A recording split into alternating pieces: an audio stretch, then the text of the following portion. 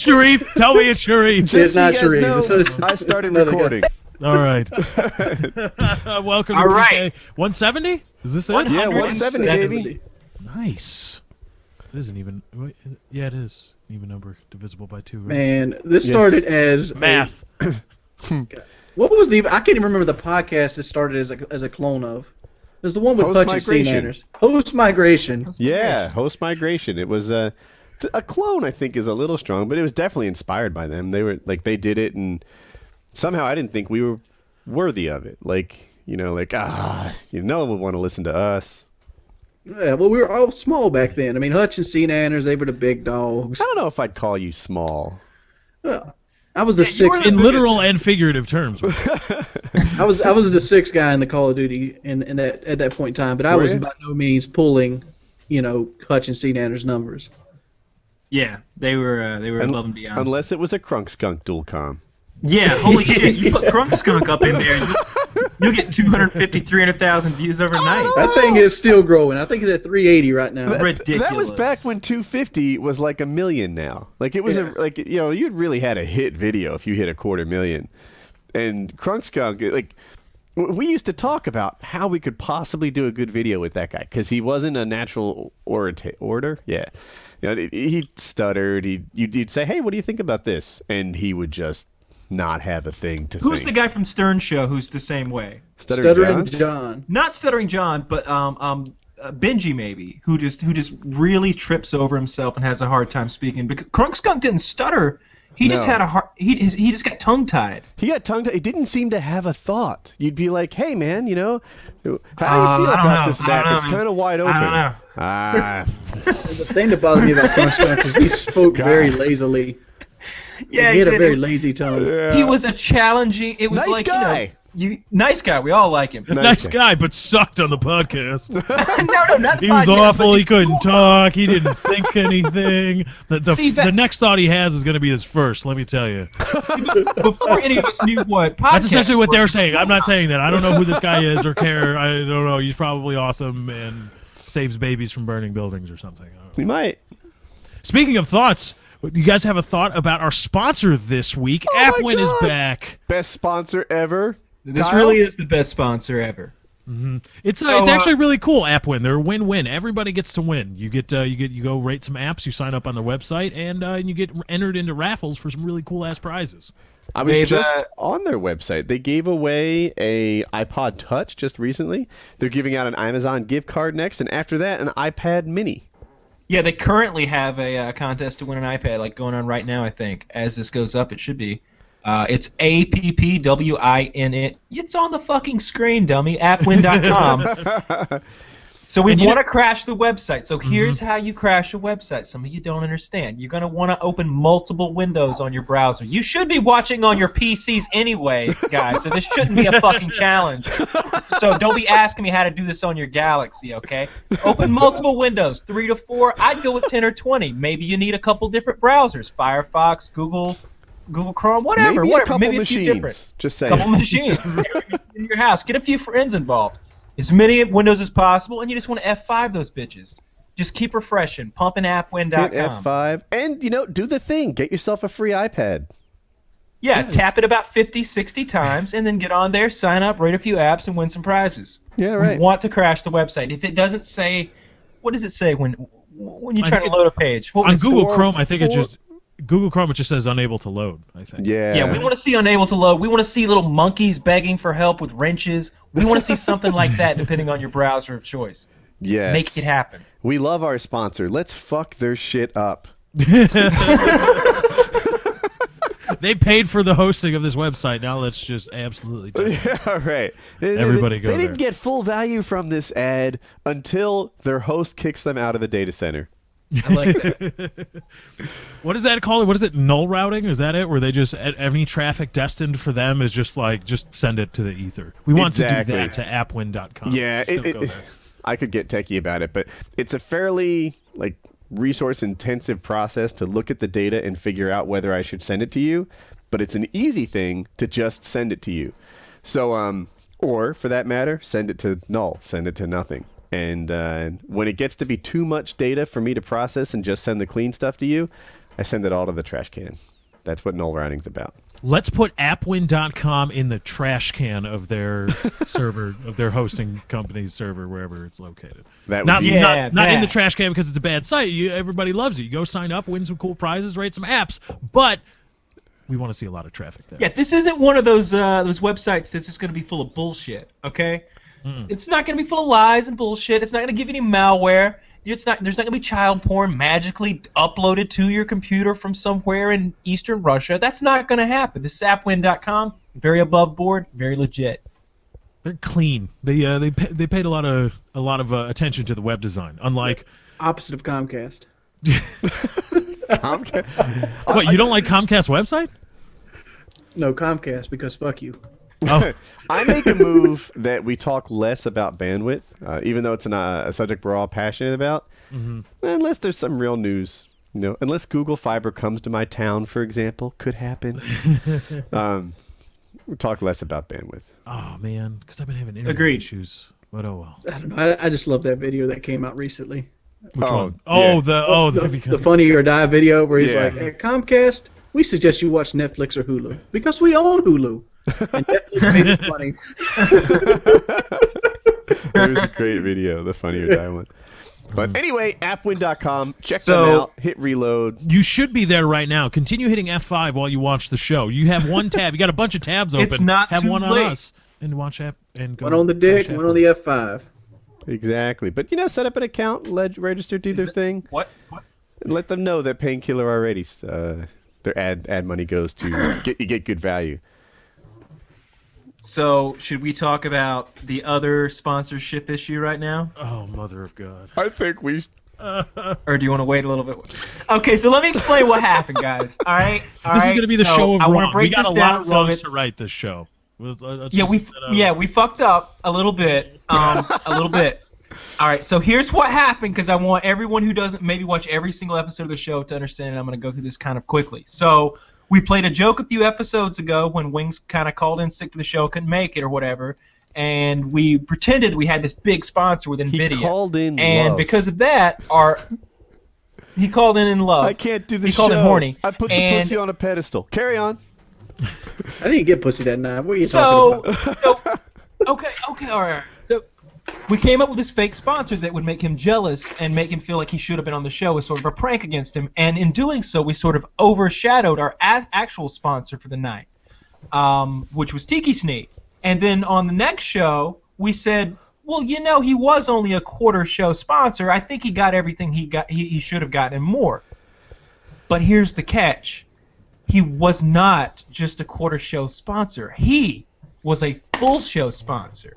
And we are fucking assholes. And we all feel really bad. We feel so bad that we're going to shift all the blame to Heather. So send all of your penis pictures, the angry penis pictures, not the happy ones, to Heather. Because we were not informed correctly, or we just made a bad mistake. I don't know what happened, but I feel shitty. I checked the email. She did say he was a full show sponsor, but not in a way that got my attention. There were no bold or italicized letters. It's really her fault. It wasn't in like a different. She didn't change the Times New font. Roman, She didn't increase the size. I mean, she just been wrote it waiting. using regular text. What kind of bullshit is that? I'm a busy man. I can't read regular text. Okay. You put that shit in red. Angry red. All the blame to Woody. All the blame to Woody. Clearly. No. We were doing so No, good. but Heather,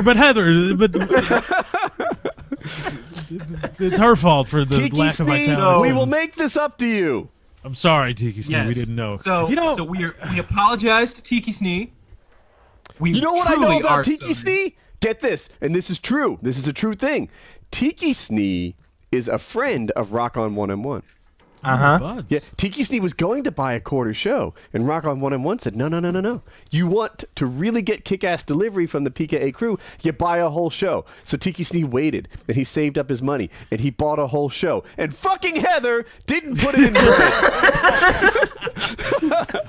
Now that you tell that story, I feel infinitely worse about that. Because Yeah. first of all, we overshadowed him the first time, and then we kind of gave him a little We bit of a shit middle on him. That's finger what I the said. second time. It was just kind of Yeah. just quit crying. You paid for a quarter show. No, you bought First a whole we show. sold him short, and then we spit in his face. Oh. Really did a bad thing, Tiki Sneak. We feel shitty. And even worse than that, I feel worse about this and that, Tiki Sneak. Turns out my acetylene torch is not as hot as the fucking sun.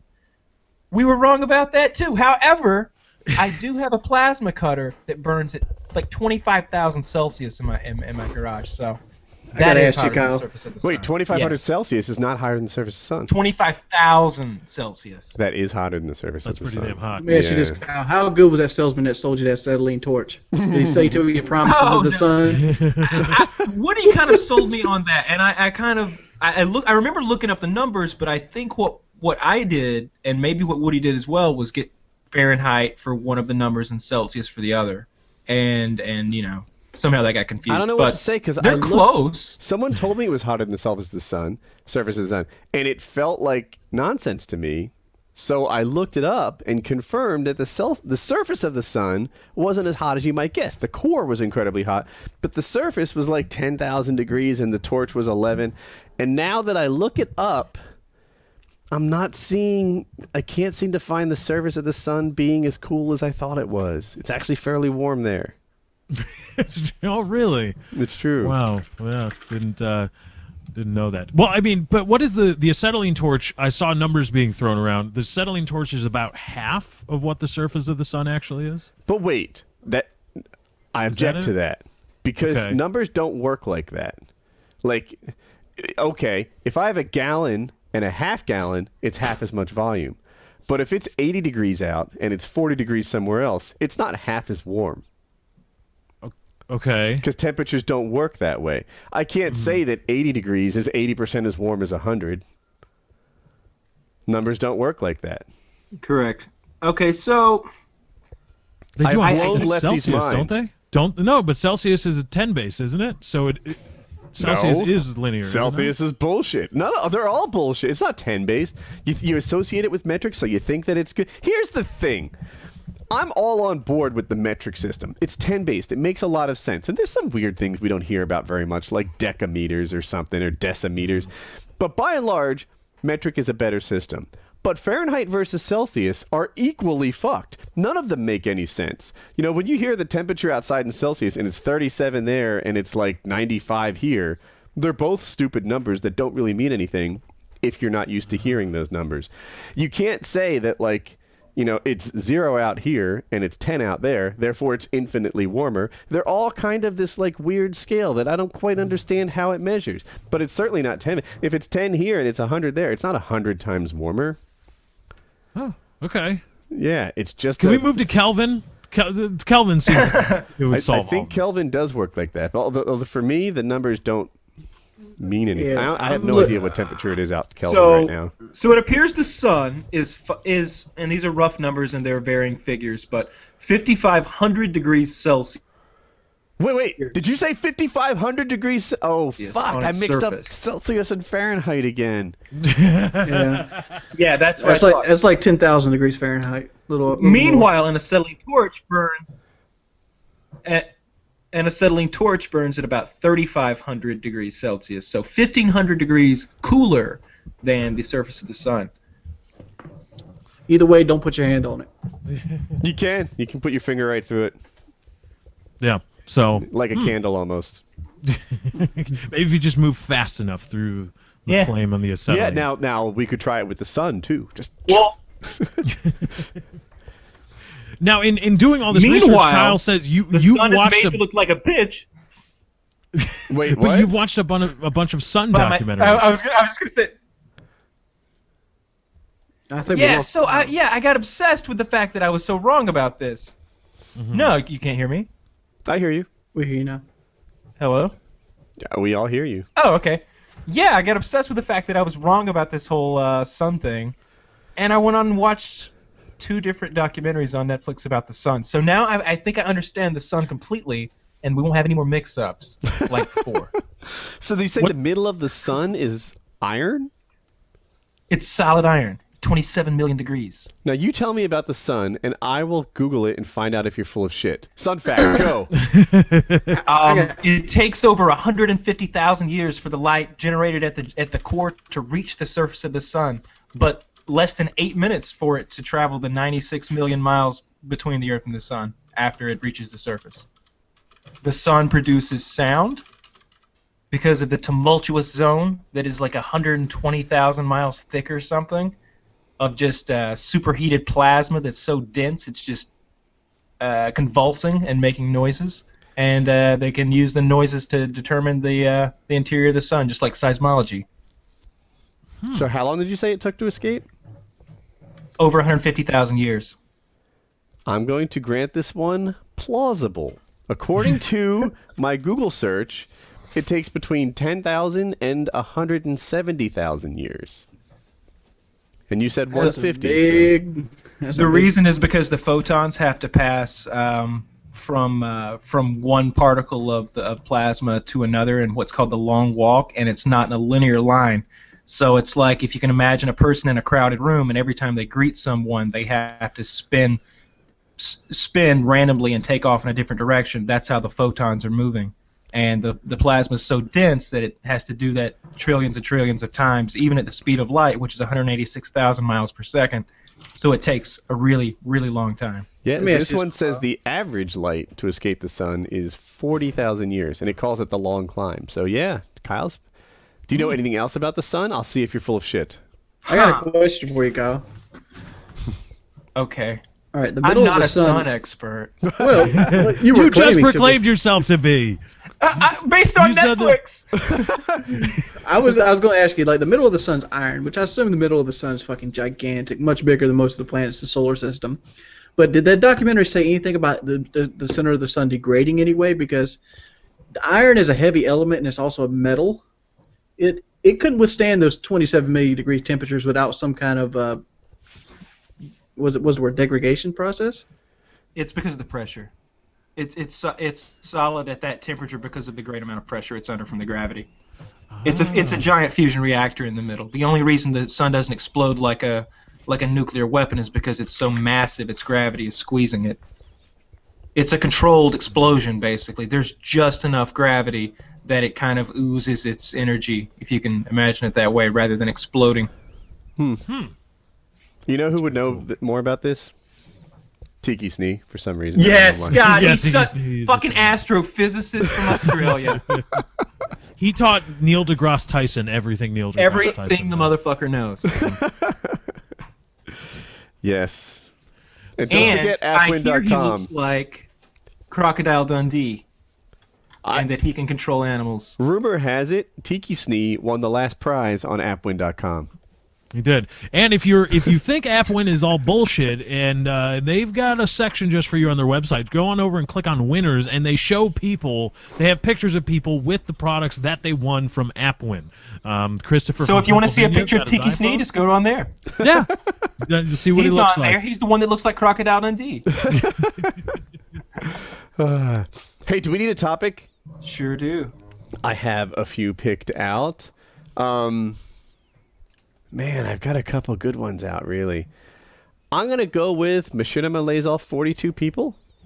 Ooh, wait, when did this happen? This happened March 6th, yesterday. Oh, wow. Yep. That's... Yeah, forgive me on the PKA numbers here, but 42 people represents about a third of their staff. I think they're down to 100. Didn't this company worth like close to like $1 billion like 2 or 3 years ago? It still seems like about $1 billion seems high. 60 people more than it takes to do that. You think they need 40? I don't know. It was argued a few years ago that Machinima could be handled with like 6 people in a room full of computers. They you know why I think not? I think they need to have a staff of salesmen placing premium ads. Just out there. That's who the 6 people are. No, it takes 6 people just to manage all those partners and stuff. But yeah, Machinima continues its downward trajectory, and I don't mean to fuss at them or anything, but there's really not another way to look at the situation.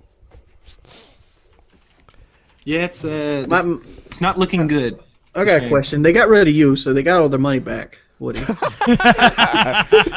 why are they still dumping employees? Now that they're not paying you $18 million a year. I saw on Drama Alert they got rid of those 42 people just to meet my pay. Oh, that's what it was. That's where all the Google seed money went. That's where it all went, to pay Woody to stay with Machinima. I hope my life is as amazing as the bullshitters say it is. It sounds like you're like Frank from House of Cards. Like you just got a web of deceit and like back dealing scariness going on. I'm just keeping track here. The layoffs, this is a real one. The layoffs, and every small partner had to take a pay cut. A real one being it was actually said, so that they could meet my gigantic paychecks. That's one. I made $500,000 off Painkiller already. That's two. My Minecraft servers make $100,000 a month. That's three. When you hear bullshit, ask for proof. That's all I ask. Wait, hold on a second. I have a question now. I have a question now. You think he made it? Did we catch Woody in a lie about Tiki Snee last week, and that's why we're talking about it now? Did Woody try to tell us, oh, no, Tiki's just a quarter show sponsor, and don't worry about it. That's what it was. He kept the full show Woody money. was trying to keep the full show money. Damn you, Woody. When will it be enough, Woody? How many yachts can you water ski behind, Woody? How much is enough? How many diamond toilets do you need to shit in? The real truth is, I usually distribute the ad money once I'm confident that the advertiser's happy and isn't going to like charge back and everything. So I actually have all the Tiki Snee money. There's some truth behind this. Oh my god! I haven't paid everyone because I haven't delivered on the Tiki Snee contract. And once we do, then I'll feel totally comfortable knowing that we earned it and we can like keep it. It's in like what I'd think of as an escrow account right now. Right, an escrow account that you have direct access to, and neither of us. I don't care. Let's get back to Machinima. We're sorry, Tiki Snee. I take all the money for me. I'm reading this article, and it says Machinima is still trying to create studio content. Why are they doing this? That I don't agree with on their business model. I don't know why, really. So it is really, really difficult to be a star, right? Like that's a hard, and not like the job is hard, although it is. It's that, it's a long shot to be a star. And if you are a star, it's fleeting. You look at all the people who were big on YouTube from like 2 years ago, and they're not on top of the game right now. So why Machinima wants to get into that thing, being the fleeting star, trying to constantly recreate and cast who's on top, it's just a bad business to be in. The business they should be in is agent. If you could be agent to the YouTubers and get a cut of their earnings again and again, that's where Machinima belongs to be. Go ahead, land a branded integration deal and then share it with the YouTuber. Land an advertising thing, with whatever, Mortal Kombat, Titanfall, I don't care. Place ads on Jordy's videos. Do that as a business model, and you will sit here and make money forever by taking a slice of all the views that are out there and providing some value by getting them better ads than the Google filler ads would have been. The business you don't want to be in, it's tremendously expensive, and it's, even if you do knock it out big, it'll go away, is being the star. Being the star isn't where you want to be. You want to be the agent to the star, because that guy stays rich forever. The star comes and goes. Yeah, I mean, there was a time when Machinima respawned. Like, Machinima was the big dog on the block just a few years ago. Respawn was almost eclipsing the Machinima main channel, wasn't it? When they had Sark and Nanners and Hutch, and they were all doing that Respawn stuff. Those were huge videos, and then they got, I believe this timeline is right, then they got the Google seed money. What was it, $12 million? I wouldn't know. Yeah. Okay. It all went to me. You found it anyway. And then they used that to start to get into, they wanted to make content, and because they wanted to be a TV channel at some point, if I remember correctly. And it's just, it didn't make any sense when you had all these people clamoring for contracts and you were giving out contracts and putting ads on videos, why would you rock that boat and run your business to the brink of solvency, but just to make content? It didn't make any sense. I could be wrong. I don't know the numbers, but in my head, the most successful show they had was the one with like Hutch and Sark, and then eventually like CNanners played a role with that too. And then they brought on like APL Fisher, and he did a really good job. But I felt like the show had kind of peaked already.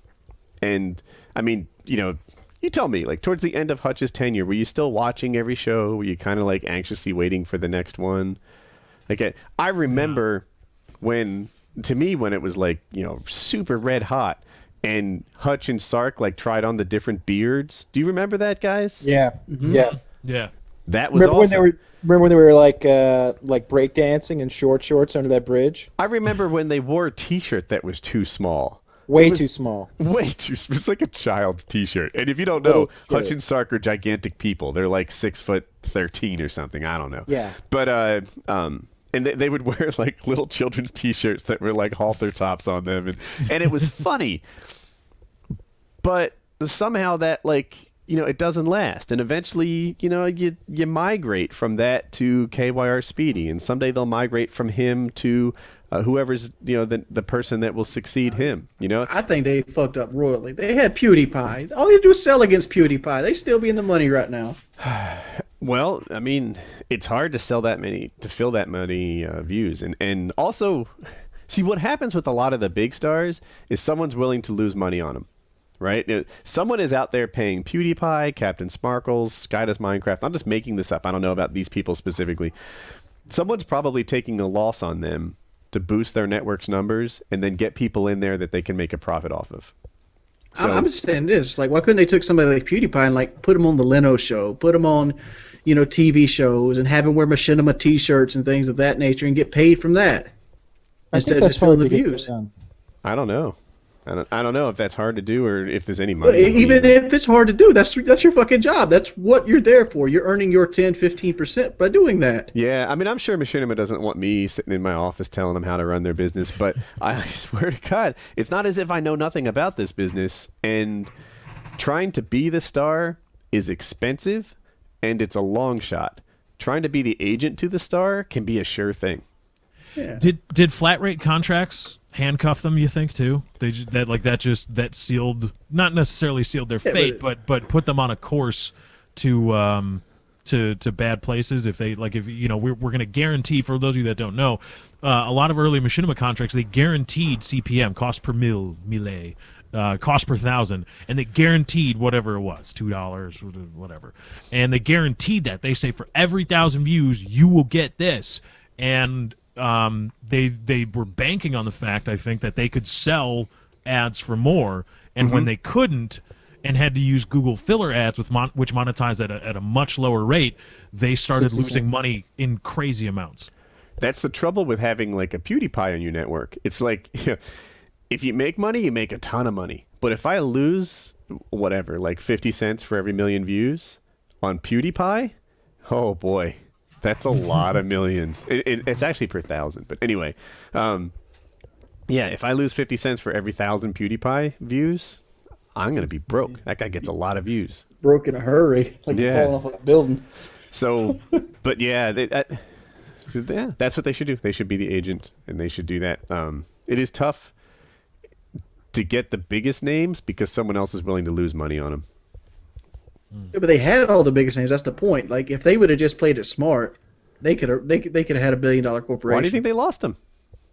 Because somebody else paid more. They're not equipped to utilize those people. That's the problem. The problem is they grew too big. Like that to me is the real problem. It takes an amazing. What did they get? Was it 1 billion or 2 billion views per month? I think it was 2. Yeah, it's something crazy. I don't know where they are now, but I think they hit 2 billion views per month.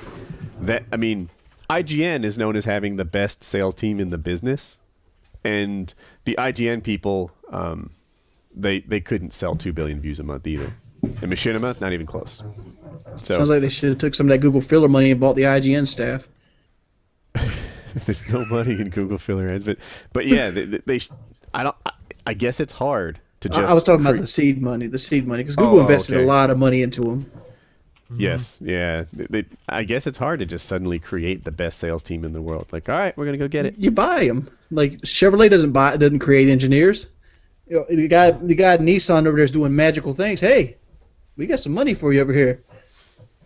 Don't know. I bet they do create some, but Like you were a very high level guy in software, weren't you, Woody? I guess. When you picked a company that you wanted to work for, was it because of what they stood for, or how much money they were willing to give? It was about pay and location. Those were like the primary things. I wanted to live in the place I wanted to live, and I wanted to make money. Oh, so and I also valued other jobs. Like there were some places that I was looking at that like, oh, this would be a great gig. But since this is the only company in town, screw that. Because I need my company to compete with me for the entire time I work there, or compete for me the entire time I work there. You know what I mean? Like if I got a great offer in Fayetteville, Arkansas, I'd probably turn it down because, you know, I'd be whatever. I'd be an indentured servant. I'd have to work there. Whereas here, we've got IBM, Cisco, EMC, a bunch of pharmaceutical companies. Like there's a lot of great IT jobs in my area. You love that fuck you backdoor, don't you? You need it. You need it. You don't have an FU backdoor, they will F you. That's what big companies do. You know, the whole idea of loyalty towards their employees is so... I mean, Cisco was better than most. I don't mean to badmouth them, but they might have been better than most because they had to be. That's like Machinima, too. Machinima signing, 16, 17-year-old children to... perpetual contracts. I remember when that whole thing blew up. But it didn't make sense from a PR standpoint. Why would you do that? Somebody at Machinima or some lawyer who works for Machinima had to read that contract that they sent out and raise their hand and say, "Excuse me, this isn't going to work." And just from a public perspective, why would you do that to that's going to come out bad for you? Even now, they're like 3-year contracts. They're like, all right, we don't do perpetuity contracts anymore. We do 3 years, which is your entire YouTube career. Right. And okay, I mean, don't take it at that point. But when they signed somebody to a perpetual contract and then were threatening to sue them if they didn't perform their contract, if they wanted to break from Machinima, just the hard stone wall they put down when somebody was like, hey, I want out of this perpetual contract because it's crap, and they were like, nope, we got you. Who was making the decisions there? So just say, you say, well, we really want to keep you around. Why they really came off as just very caustic to their talent there. It's worth noting the people that did this are like no longer at Machinima. Villain. I'm sorry, Kyle, what did you say? They come off like a Disney villain. I've seen more of those contracts than any of you, I promise. I've seen a lot of them. They're all just a little bit different than the other one, and it's just a centimeter that they pull the penis out every rendition. It takes a long time to get the penis completely out of your ass with one of those contracts. It takes volumes of those contracts before they pull it all the way out. I know. Sometimes they won't. You just got to get them to use protection. That's all you can do.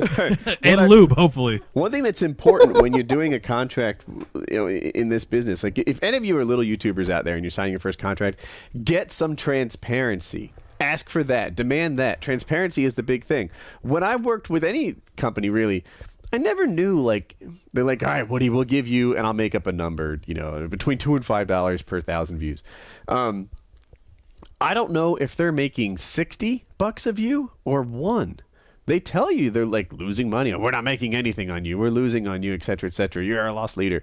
We gave you the best contract we've ever given anyone in the history of our company. These things lay off people to give it to you. It's not true. Then you talk to your peers and you're like, oh, really? Best contract ever given out? Turns out wasn't to me. They said it was, but it wasn't. If they're giving out that contract to that guy, then, how much money are they making off of me? Transparency would have been huge. Yep. I'd love to see that. It's hard to get. Yeah. So read your contracts. Read your contract. That reflex response that you see a lot when somebody's like, "I'm unhappy with my position," and then somebody just blithely replies, "Well, read your contract." Well, I read a Machinima contract, and you are obliged to do everything. Machinima is obliged to do nothing, and it's all double speak, back talk, and just all the crazy things that they put in there. It's very hard to follow. And can I jump in for a second? Yeah. So I'm trying not to come off like a douchebag right here, but I'm educated. Right? I have 2 college degrees and a master's degree. I have read lots of contracts. I'm old. One of the old people's superpowers is they've read contracts and they're like, I understand what an escrow account is. Right? Like that's the old person superpower. Right? Holy shit, he knows what an escrow account. I really do. When I read a Machinima contract, I need help. And that's not just Machinima, actually. Like a lot of these contracts. When I read any of these, I had a Machinima contract for like an X game thing. I think it was 27 pages long. It covered like software that was written out of this deal. I'm like, it was huge. People say read your contract, and what they really mean is hire an attorney to read that contract for you, because even I, and there's the douchebag part of it, can't read this contract very effectively. You could probably slip something by me. If you're like a young guy, like 16 years old, and you're signing your first contract, then you're in over your head and you need some help. And the like knee-jerk reaction of, well, you should have read your contract. No, man. Like this is a difficult contract. Mm-hmm. Woody, does your brain get numb when you try to read the specific language of contracts? Do you just get like sort of dulled? Like, because when I try to read, when I was signing with Twitch again for their partnership thing for the subscription button, I was like, all right, I'm going to read the whole thing, and I was just halfway through. I'm like, wait, what was that last paragraph? Like my eyes read it, but my brain didn't. What I do is paragraph by paragraph write notes on gotchas. Like, you know, like, all right, here's some language that implies that they own everything having to do with what I do. Hold on. Not everything I do is with Twitch. You know, you don't get to have copyright things to my YouTube videos. And like, and that's not a specific, it's an example, but it's not one from Twitch. I go through and I just sit there and look for stuff that I need taken out. And if I do it in bites, I can do it without going numb to it. And then sometimes I get Paintball Kitty to help me, which I recognize is not a service that everybody has, but she's fantastic. I think I may be wrong, but I think she's offered that service, and I think she's made videos where she offered that service to anyone of a certain size channel, like maybe 5 or 10,000 subscribers. All I have is wild rice. You're fine. Okay. Sorry. My Did daughter. she just bring a menu to you? Like, oh, here's what we have this evening. No, what you saw was first she came up and said, Hope spilled water all over her computer. Should she turn it off? And I said, yes, and put it in rice. And then she came up with like a brownie pan filled with computer and rice saying, is this good? And I said, that's good. So if you don't know, rice sucks like moisture out of things. So she'll just bury it in rice overnight and should be fine. Because it attracted Asian people. to work on your phone? I don't think it works. Do you think maybe you sprinkle some rice out and you might attract some Apple employees? Is that it? Who could quickly rip that thing apart with their tiny little hands? Pheromones for IT guys. It's just, they smell and they come running. But yeah, anyway, I feel for the guys at Machinima. It sucks that they laid off 42 people. I feel for them in particular. If I ran Machinima, I'd focus on the whole agency, branded integration, placing ads part of their business. It's surefire moneymaker. And I wouldn't focus on trying to be the next Jenna Marbles. Although I did like the approach to the Mortal Kombat thing. I don't even remember. I was like, that's kind of cool. But from like 3 years ago? Yeah. It was one They from did the Halo 2011. thing. They did the Halo. I totally remember. They're like, hey, Woody, can you make this thing autoplay on your channel so that we get all the money from the autoplays on your thing? And I was like, yeah, I'll do it for like an hour. Because, It was the same thing with their favorite bot. Like I would always disable that for my channel. So, like, yeah, you can use my channel as a favorite bot, but of course, my channel doesn't display favorites, so good luck with that. Yeah, there was a time when I was like one of the top 5 or 10 Machinima like channels that they had, like in terms of views per month, and I like a couple times I was like, hey, I'm doing a big thing. This is like a song parody. I'd like to get the push. My success rate 0%. Zero. Machinima never gave me the push. Really? Yeah, never. I thought they did once. Never. Aw. Never, ever, ever. I got the fuck you, Woody, every single time I asked. It was always a separate thing. Like, well, we're going to need to see the video 2 weeks before it comes out. Or, like, I do that, they're going to need some other thing or some other. There's always an excuse. Nah, man. We're giving That's one of those fucking Johnny Nobody. That's one of those things. I've seen it happen firsthand, where somebody made a phone call, said, "Hey, look at this video. It needs to be pushed." The person on the other line went, "Hang on, let me call another guy," and that other guy pushed a button and it happened. Yeah. Oh, that's how easy it can go. I made a video about this recently, but look, if you expect your network to promote you, your expectations are wrong. Networks don't grow you. They lie about it while they court you, but they don't grow you. They never do. Ever. I'll tell you one thing, that Machinima contract didn't have in it an NDA. That's why we're spilling the beans.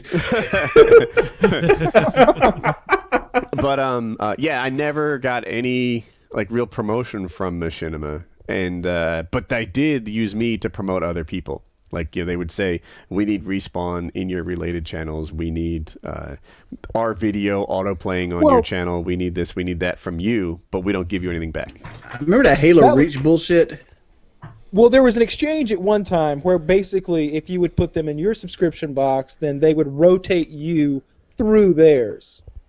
And it was like, all right, we've been doing this project for 9 weeks now. Is it my turn yet to get featured on this homepage? Because I've gained like 3 million subscribers. Come on, give me something. Right. It's always shitty. It's like, here's the deal. All 2,000 of you put my channel in yours, and then over the next 40 years, each of you will get a week in mine. Does that seem fair? And hang on. Now, I will say this about that. I can definitely understand that as a business thing. I imagine a scenario where, they had really invested some money behind something, and it going big could bring ads that would sprinkle down. It'd be kind of trickle down, ad sourcing. So I could see it working that way. But at the same time, they never got in your ear like that and said anything. Can you get like closer that. to your mic, mic, Kyle? Hey, are you far from your mic? Am I? I'm really close so now. much better. Are you serious? What the fuck? You people can't use mics. All of My you. mustache is touching the... Okay. It looks like I'm about to eat a hot dog, but all right. Apparently, that's the kind of mic you got. Some of them you got to be right on top of. Okay. Maybe we get you in a headset so that, it's always there. Oh, not mic talk. Don't do it. Okay. No, mic talk. I think we need a topic. We beat up on Machinima for like an hour. I have a new topic.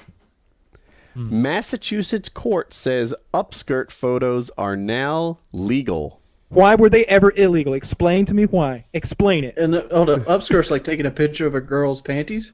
Yes. Yes. Okay. Then just make sure it's not code speak. No. Okay, here's the way I see it. If you don't want someone taking pictures into your windows, you close your drapes. If you don't want someone taking a picture of your skirt, don't wear one. I disagree with this, Kyle. Here's because I think women dress too much like men nowadays. But why is it against the law? Explain to me, like I don't understand why it would be against the law. It's definitely a shitty thing to do. Mm-hmm. It shouldn't be against the law, but I don't want anything to discourage women from wearing skirts and dresses and things of that nature. I agree completely. Like, I don't want my fucking woman to wear like a Billy Bond shirt. We should take it to the next level, right? Like there should be a culture where if they wear like a sports bra and a booty shorts, that you just tip them. Are you? There's a lot of places where women can be topless. It's perfectly legal for women to be If a topless. woman is topless, like on the subway or something, it should just be culturally accepted to slip $1 in her panties. It is legal. There was a lady who won some lawsuit recently against because she had been arrested like 8 times for being topless in public. It's not against the law. Well, it's regional. I know it's not against the law in New York City. What about that old cowboy lady that does Times Square? Cowboy guy, you That's mean? a guy. No. There's an old cowboy lady. Oh, God. Let me find a picture. I don't know what's worse, Wings focusing lady. on the cowboy lady. There's a cowboy lady? I thought it was the naked Old as cowboy. shit, too. Old as shit. Nice. Wings, can you get your mic closer to your mouth, too? I'm going to fix all your free... Look at Lefty. Lefty doesn't need mic talk. Look at him. He's right there. I'll just turn mine up. Right here. Is that better? I can taste my microphone at this point. Wings, but when you turn it up, you're the frickin' it's gonna sound like this when you type. Hold on. Yeah, but Google mutes my shit when I type. But why you gotta have your mic 2 feet from you? Because I don't want to lean in like this because I hit it. That and sounds then y'all better. That sounds and you better. complain about Yeah. me hitting it. Do that. So is this where we are now?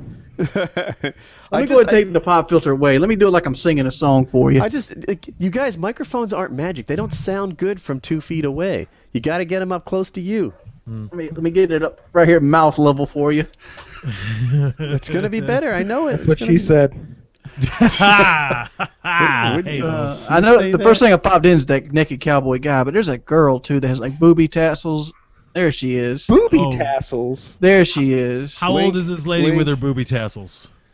Let me inspect the link here. I don't know. This is actually a clothed version of her, but this is the woman. Mother of God. It's That's like not a cowboy. woman. Oh, wow, that's a woman, but that's. No, thank you. No, And thank like you. if you look at the right side of the pictures, you can see her. You know, naked cowgirl. There's one that's not bad. There's a MILF naked cowgirl. But this is the one. Like if you look at the pictures on the right side, and then it's like, oh yeah, there we go. Naked. I don't want to read off. Her that name is website. Sandy Kane. That's her name. Sandy. We didn't just show a bunch of people this naked cow lady, did we? No, they're all covered. Yeah, they're not really naked. You know, they're just kind of. So do you guys want to hear more about the upskirt thing? Yes. Yes. It turns out that nobody likes it being legal, but the way the law was written, like it clearly mentioned that like you can't take a picture of naked people. Let me see if I can find the language. Hold on. I know we've done this before, but like, why is filming two people fucking legal, but paying for fucking illegal? Well, it's because not. she's an actress if there's a camera present, okay? I'm just saying, like, I could pay somebody to suck Lefty's dick, but I couldn't get that same girl to suck my dick. I'd have to give Lefty the money and have him pay for her to suck my dick, and then there'd be a camera. Who's gonna film it? You got to pay that guy too.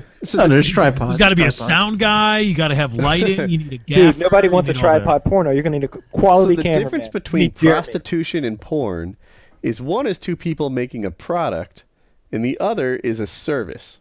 And the service is illegal. You can't buy the service, but you can make the product.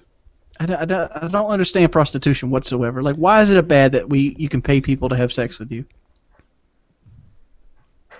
I don't have a problem with it. I don't have a problem I with think it the either. one case that I think could be reasonably made is that you don't really know what you're getting into. Like this is something that will be better for you overall if we just blanket don't let you do it. What about drinking, Lefty? I consider drinking destroying a lot more lives. I don't like that kind of nanny state. I do like this. Regulate it. I think you should have to be 21, right? And then regulate it and test it and all that stuff. Why 18? 21 though? I mean, Here's the question: No, do you think the prostitute should have to be 21, or the consumer should have to be 21, or The both? prostitute should need to be 21. The consumer, I'll go with 18. Do you realize 18? Do you know why the 21 limit's there, Woody?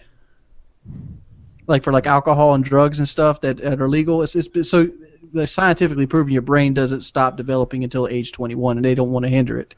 That might be a reason that some people have used. Like, I'm not saying you're wrong, but I think that a big part of why it's there, is that people trust 21-year-olds more than 18-year-olds. I'm just saying, like, at 18 you want your dick sucked just as much as you want at 21. Maybe more.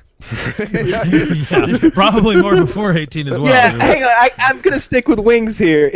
If at 18 years old you wanted a prostitute to go down on you, at 23 years old you're gonna feel exactly the same way. Yeah, I don't think that's gonna change. I'm with you. No, what I'm saying is, So the on consumer could alcohol definitely thing, be the 18 versus 21. I think that a lot of people push it out to 21 just because they feel like they start making better decisions a little later in life. I think we should just use this to lower taxes. Start taxing prostitution and take it off the federal tax level. How do you worry about STDs and that kind of stuff? Because that was my only reason is that you don't regulate know it. that they have you don't herpes allow or syphilis or whatever. It's the same way alcohol. You're not allowed to drink and drive. You're not allowed to do street prostitution. You have to be a part of a brothel. Make brothels 100% legal. Yep, that's it. It's done. It's done all over the world successfully, and they eliminate STDs, and it's much safer. The girls are safer. The I'd Johns make are a good safer. pimp.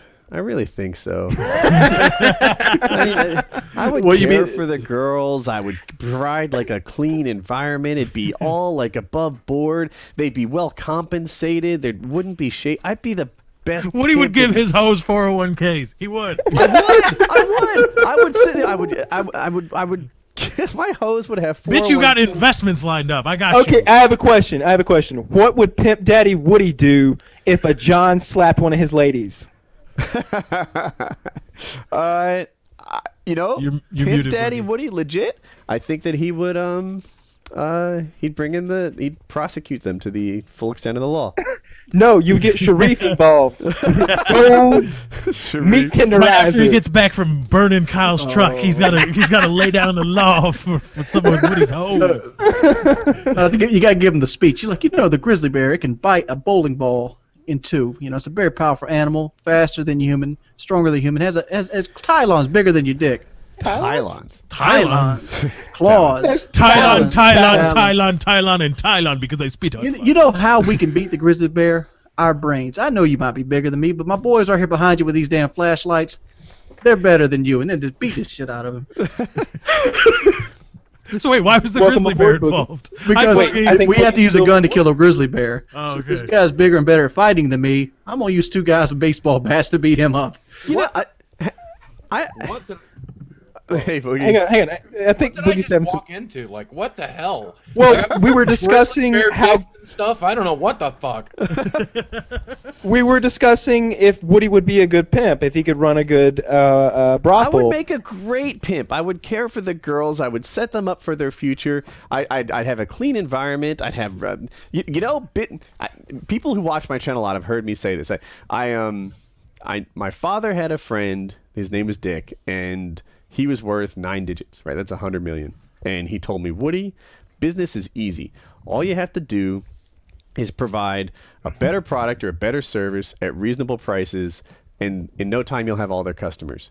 That's how I'd run my brothel. I would get hotter girls with competitive prices, with great service, and in no time you wouldn't sounds want like to you go don't want anywhere to but pimp. me.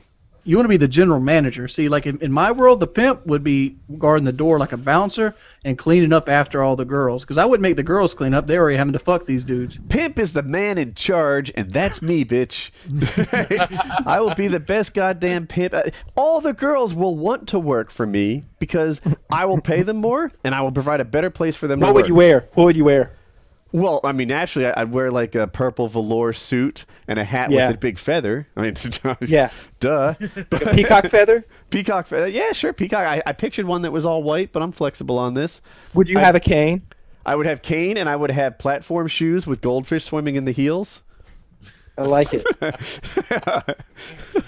I Just like so you it. know, Would rim you glasses get that Jack are involved prescription. at all? He'd just be there on a horse with his like Cannibal Lecter muzzle all the time. With like like one of those studded collars, but it's like diamonds instead of spikes, and he's like incredibly vicious, like trying to eat any all the guys. It'd be great. Yep. I might provide Daddy- job training programs for these girls when they age out, Job which would be training like 26 at my brothel. Oh shit! What Just so kind of you know- healthcare? Just so you know, even though I'm a married guy, I would frequent that establishment if I wasn't a married guy. Okay. Oh, you're getting a clean, wholesome product at a tasty price. Come Probably. on down to Woody's brothel. Would you run like half off sales? Would you weekend?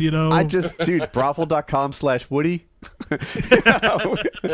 I live in South Carolina. Could you get? Would Heather get ad placement deals for you? Would Heather line up like ad placement deals for the brothel? Can Like, you imagine we that? use Like, Tempur-Pedic mattresses here. and- she would be like a hoe to client matching service. You send her your dick pics, and then she finds the appropriate vagina for you. You give that a test run you want, Heather at WoodysGamertag.tv, because she still needs to be punished for the whole Tiki Sneed debacle. Which was not her fault. Woody says it was hers. I defer to Woody. I mean, on that one. yeah, that's how I remember it. So Oh, everybody probably knows, but Boogie, welcome to the show. Hi, everybody. What's up? Yep. Ladies and gentlemen of YouTube, Boogie2988 coming at you live. Let's get through the power of the internet. Boogie2988. Subscribe to him. He's awesome. Almost as awesome as Tiki Snee. Are you guys having fun tonight? So far, so good. Yeah, So far, so I good. think I am personally. How are you? Yeah, Woody's like, man, I want to open this brothel now. Yeah, dude. Dude, all Woody's these going to have a businesses- business plan by the weekend. I swear to God, he's going to do it. He's going to have a business plan by the end of the weekend. He's like, you know, what do I need? Do I need a house, 4-bedroom, 5 maybe? Got to be a sitting room. Do I rent? have Do mulled lease? over What do in I my do? head getting into this marijuana thing at the ground floor. I'm like, dude, like, legalization's coming, right? And North Carolina is a tricky one to figure out. Like, on one hand, we should be one of the first people to legalize because we're a huge tobacco state, right? And tobacco is a declining business. If North Carolina were to get on board with the marijuana thing, then all these tobacco farmers could switch over and still have a really profitable crop. There's a business incentive that makes a lot of sense. On the other hand, we are so ruled by Republicans right now that they passed a law against studying climate change. What? Yeah, it is literally illegal to measure the level of the ocean in North Carolina. They're like, No nah, more fuck- learning, boys. La la la la la la. Like, you cannot study climate change in North Carolina. I forget, we're anti-school right now. We're pro-gun, which I kind of dig. We're what else did North? So it was already illegal for gay people to get married, but that wasn't good enough. They made it a constitutional amendment, so it will take a 2/3 majority to overturn the idea that gays can't get married. They're like, it's illegal now, but let's lock in this illegal thing and make it so that it stays illegal. And that's what they did.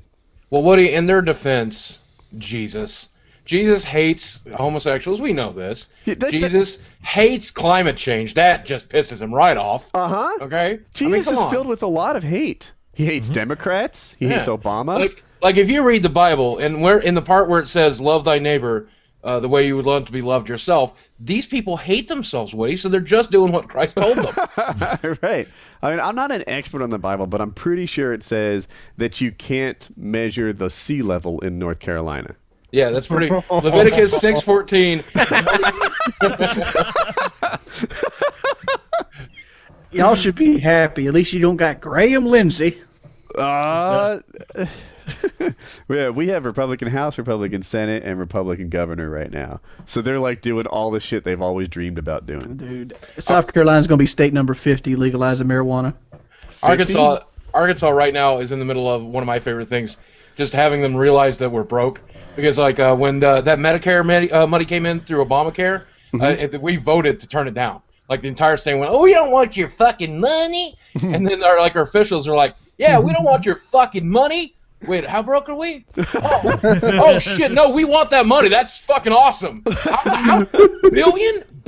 Oh my fuck. Okay, no, let's pass a secret law that the people don't know about that gets us the money. Can we do that? Is that possible? All right, let's start doing that. And that's what they're doing right now. They're passing that law right now as we speak. It's awesome.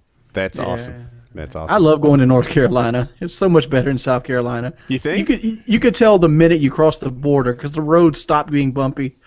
Our roads are really nice. I've always thought North Carolina had excessively nice roads, and New Jersey has bad roads. And I think it's, here's my theory. The federal government dishes out highway money partly based on how much roadway you have. Like if you're Texas, for example, you get a lot because you have a lot of roads. But the states in the Northeast get particularly abused because of the snow and the ice and the plowing. And they should get more per mile in my head, but they don't. Oh, South Carolina just steals our money. I mean, like they just increased gas tax in South Carolina 2.5 cents, and that's supposed to go to the roads, but my road's been unpaid for almost 18 years now, and I've never seen them pave a road.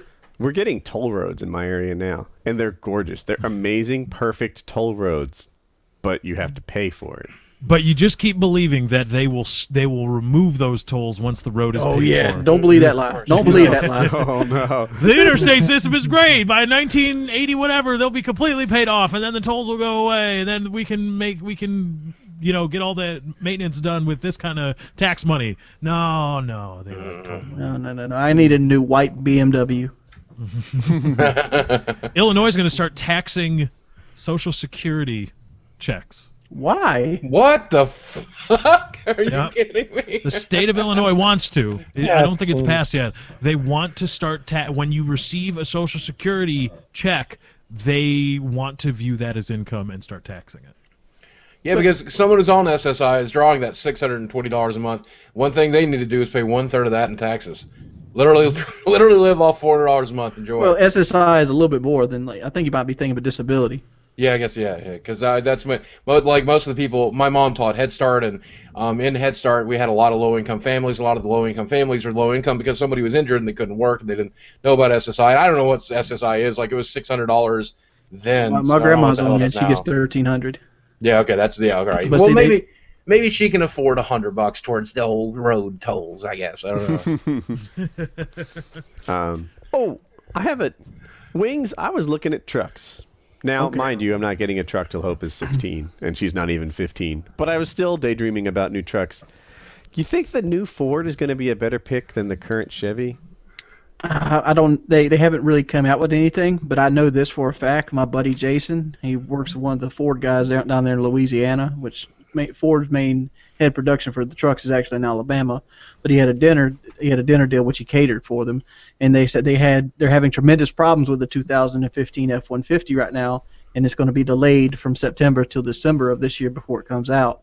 So they're supposed to be coming out with this new kind of body style, and it's just not working. It's all aluminum. That was actually really attractive to me. Like it's aluminum, therefore like it. I want to say it doesn't rust, but aluminum does a different thing. But it's apparently far more resistant to weathering than steel is, and it's lighter. Look, here's one problem I'm going to have with it. How's the bed going to hold up? If you rhino line it though, the same. The Rhino line is like a protective coating. It's like putting, like a piece of plastic over your arm. If you hit that piece of plastic hard enough, it's still going to damage the skin underneath. I don't think it would have an issue. I remember the Aluminum's original. tough, man. I remember the original. Everything's made out of fucking aluminum. The 2007 Chevrolet Silverados, they have this horrible thing, and in 2008 they upgraded the steel on them because they've made the steel so thin on the 2007 Silverado that you could stand on the bed rails, like you were going to wash the top of your truck or something. You might stand on the bed rails of your truck in the bed, and people were bending them. And like I'm feeling the Ford's going to run into that same problem. I feel like that's the problem they're running into with the all aluminum trucks. We'll see. I mean, a lot of times strength in materials comes from the shape of the material, not the size of the material. Right, like correct. If you do it right, that's how that works. And if anyone's out there thinking about it right now, imagine a thin sheet of metal that you could almost like wiggle and it makes that noisy sound. Then you take that same thing and you bend it into a U, all of a sudden it's rigid. Like it has a strength to it just because of the shape that it's been creased into. That's one of the reasons that cars have all the creases and bends in them that they do. So that I think it's not an that egg would big, be a better loose. example. The What's top of an egg can hold a human's body weight, but the side of it crumbles. Yeah, sure. I mean, right. I used to design roll cages. When I was in not like I'm an expert in it or anything, but I'd poke around with it, and you never want to use the material as the strength. You want to make sure that all the nodes are connected and that the impact points have like 3 bars going into them at least, so that if it hits something, it's strong there. It's the shape of the roll cage that gives it strength, not the material it's made from. If you're daydreaming about trucks and you're thinking about the Ford over Chevrolet, here's something that Ford has going for it. Ford updated their engines in 2011 with the EcoBoost and the new 5-liter, which is called a Coyote. General Motors just recently re-updated their styles with a dual overhead cam 5.3 with the direct injection. So their engines they put out just recently, which are Chevrolet's notoriously for running engines 10 to 15 years, still don't match up to the engines that Ford put out in 2011. And Ford have a small diesel engine in the works for their trucks for like the 1500s. That's supposed to get way better gas mileage. They also have a 4-liter EcoBoost in the works, and they also have an upgraded V6 EcoBoost that's supposed to carry over 400 horsepower in the works as well, on top of the aluminum frame, because the aluminum frame is going to create better power to weight ratio. Right. I don't know. Someday I'm going to buy a truck, and it's going to be a glorious day. It's going to be cool. You got to take me with you. I love trucks. Trucks is something I study on. Like if I'm sitting here doing nothing, I look at trucks and daydream. Yeah, you've been planning this truck for a long time. Right? Like in 2012, we had this same conversation. And then Nerd truck's coming. You guys are truck nerds. I didn't know there was such a thing, but literally now I know what it's like when I'm like talking about video games or like Magic the Gathering in front of my wife. And she's like, "What the fuck are you even saying? Are these words?" Like literally, I've just heard like, "Meh, meh, meh." It's like when a Charlie Brown teacher talks. It's like, "Meh, meh, meh, meh, truck." I know the word truck. I've ridden a truck before. What the fuck? Now we're talking nerd. That's what we're talking about. Looking good, Wings. Oh Jesus! I didn't know there could be truck nerds. I didn't know, but now I know.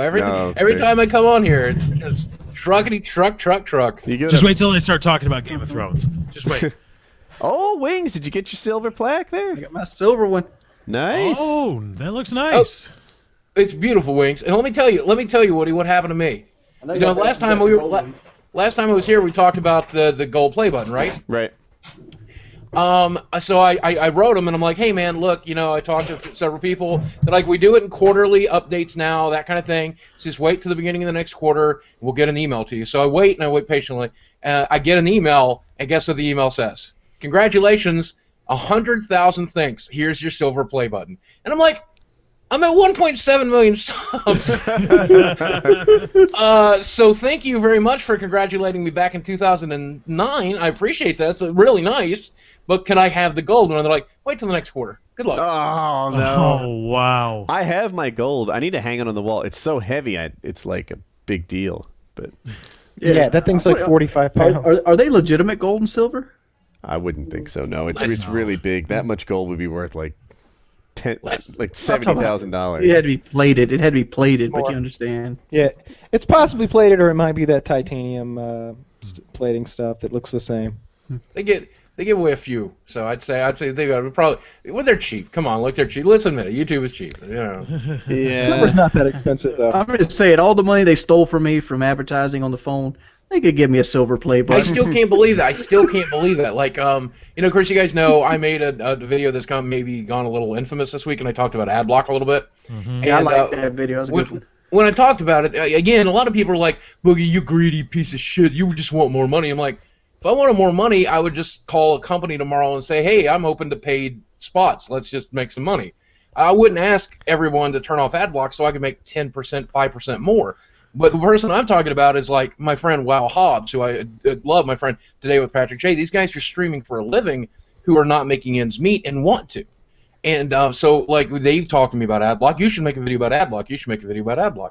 So I make one after watching Jim Sterling make one. And holy crap, people just shit themselves. Like, people just shit the bed. What do you mean by that? My favorite comment, my favorite one is, Boogie, I would never turn Adblock off for YouTube videos, specifically yours, because the content you produce is worthless. I watch advertisements when I watch Breaking Bad because Breaking Bad is quality entertainment.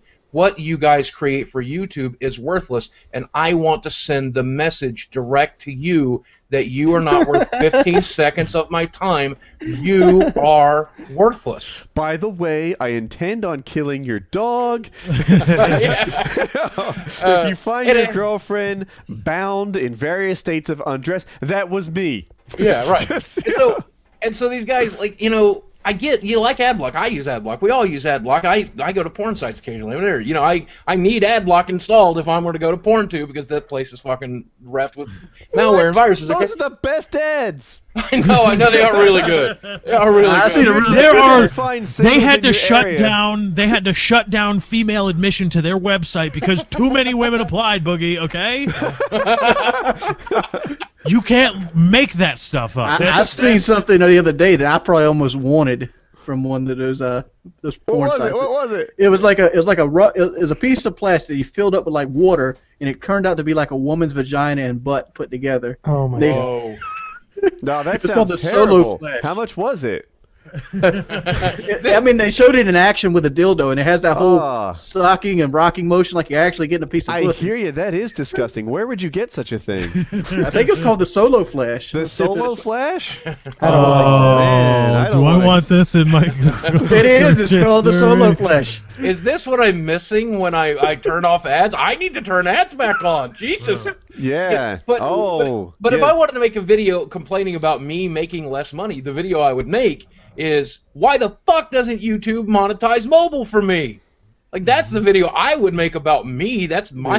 Mobile's like 65% of my views. Yeah. Boogie, this thing is compact and stashable when not in use. Yeah, you can just drain the water out of it, put it in a it's drawer. life size when filled with warm water. I didn't recognize what a beauty this is. Let's see the front close up. Yes. The rear close up. I can't. Now, can you confirm whether or not this is sturdy enough for a man of size? Hold on. A man of size. Frequently asked questions. How big a dick do you got there, Boogie? How big is your cock, Boogie? You need the do you need the halo? Do you need the blood transfusion when you get a hard on? Yeah, it's true. It's true. It's terrible, man. How much body weight can the Solo Flesh PSD support? The Solo Flesh PSD is not designed to support body weight, although is it extremely durable for designed use. Subjecting to body weight could cause a failure that could result in personal injury and property damage. All right, so important lesson here, Wings, when we use this thing, cowgirl. Cowgirl style, that's what we're doing. Okay. Oh, there's a demo video. Come on. There is a demo video. Oh my! It's on YouTube. The demo video. Yes, they use a dildo. All right, I'm watching this thing. I'm gonna get flagged. If All I this show it to entertainment that you're getting right now is Oh my because God, I did it not blows use up like a Adblock. balloon. You put it under the faucet, and then the ass cheeks just swell out. The guy's squeezing the butt cheeks right now. He's doing it. That's so dumb. Oh, he's lubing up the girly bits. Oh no. Always use lube, kids. Always. It's always. I wonder if it actually feels like skin. Why is he not rubbing plastic. it like that? It's just a piece of plastic. It's not like it likes it. Oh, he's spreading the lube. I see. He's spreading the lube in a way that this toy might like. Oh, wow. Wow. Oh, in there. Okay. Now he's got the dildo out. Sure enough, he's tapping it balls deep with this fake dildo. Sad man. Oh, is that Jesus Christ. Oh, this thing doesn't have a butthole. Oh well, never mind. Yeah, I can't Damn it, buy I that. was with you up until the lack of butthole. Yeah. Yes, this thing it has the lady bits, but it does not have the the rest of the package. I would argue. Because my thought was, and tell me now, if you didn't have this thought, I'll be surprised. But I was going to fill that anus with fudge. That way, I had a snack while I was fucking it. Fill it with like some ranch dip so you can dip your Doritos in. Yeah, that's right. Just go to town, dip those. Yeah. Oh, look at the one at the very end, like 125. It's going to town. Yeah, that's the reverse cowgirl that you guys were talking about. Mm-hmm. This thing is fully I solo mean, this play. thing looks so realistic. It almost looks like you're watching porn. It does. Oh, there's another one where you see an interior cutaway view. Well, I have to check this out. It's Good guy, Solo Flesh. Don't put ads on their video. there's like an uninflated balloon on the inside of this thing that you can see just kind of. This looks like a solid masturbation product. I think it should get the PKA stamp of approval. I think they should donate these to prisons to like lower the rape population. You know who likes this thing? Tiki Snee.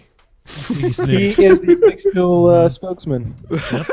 By the way, if you're watching this video That's right now, him in the video. Are you at appwin.com yet? You should be. Yes. F5, sign up, rate some apps, win yourself some cool ass prizes, and let's bring down that site. Solo Flesh might be on there.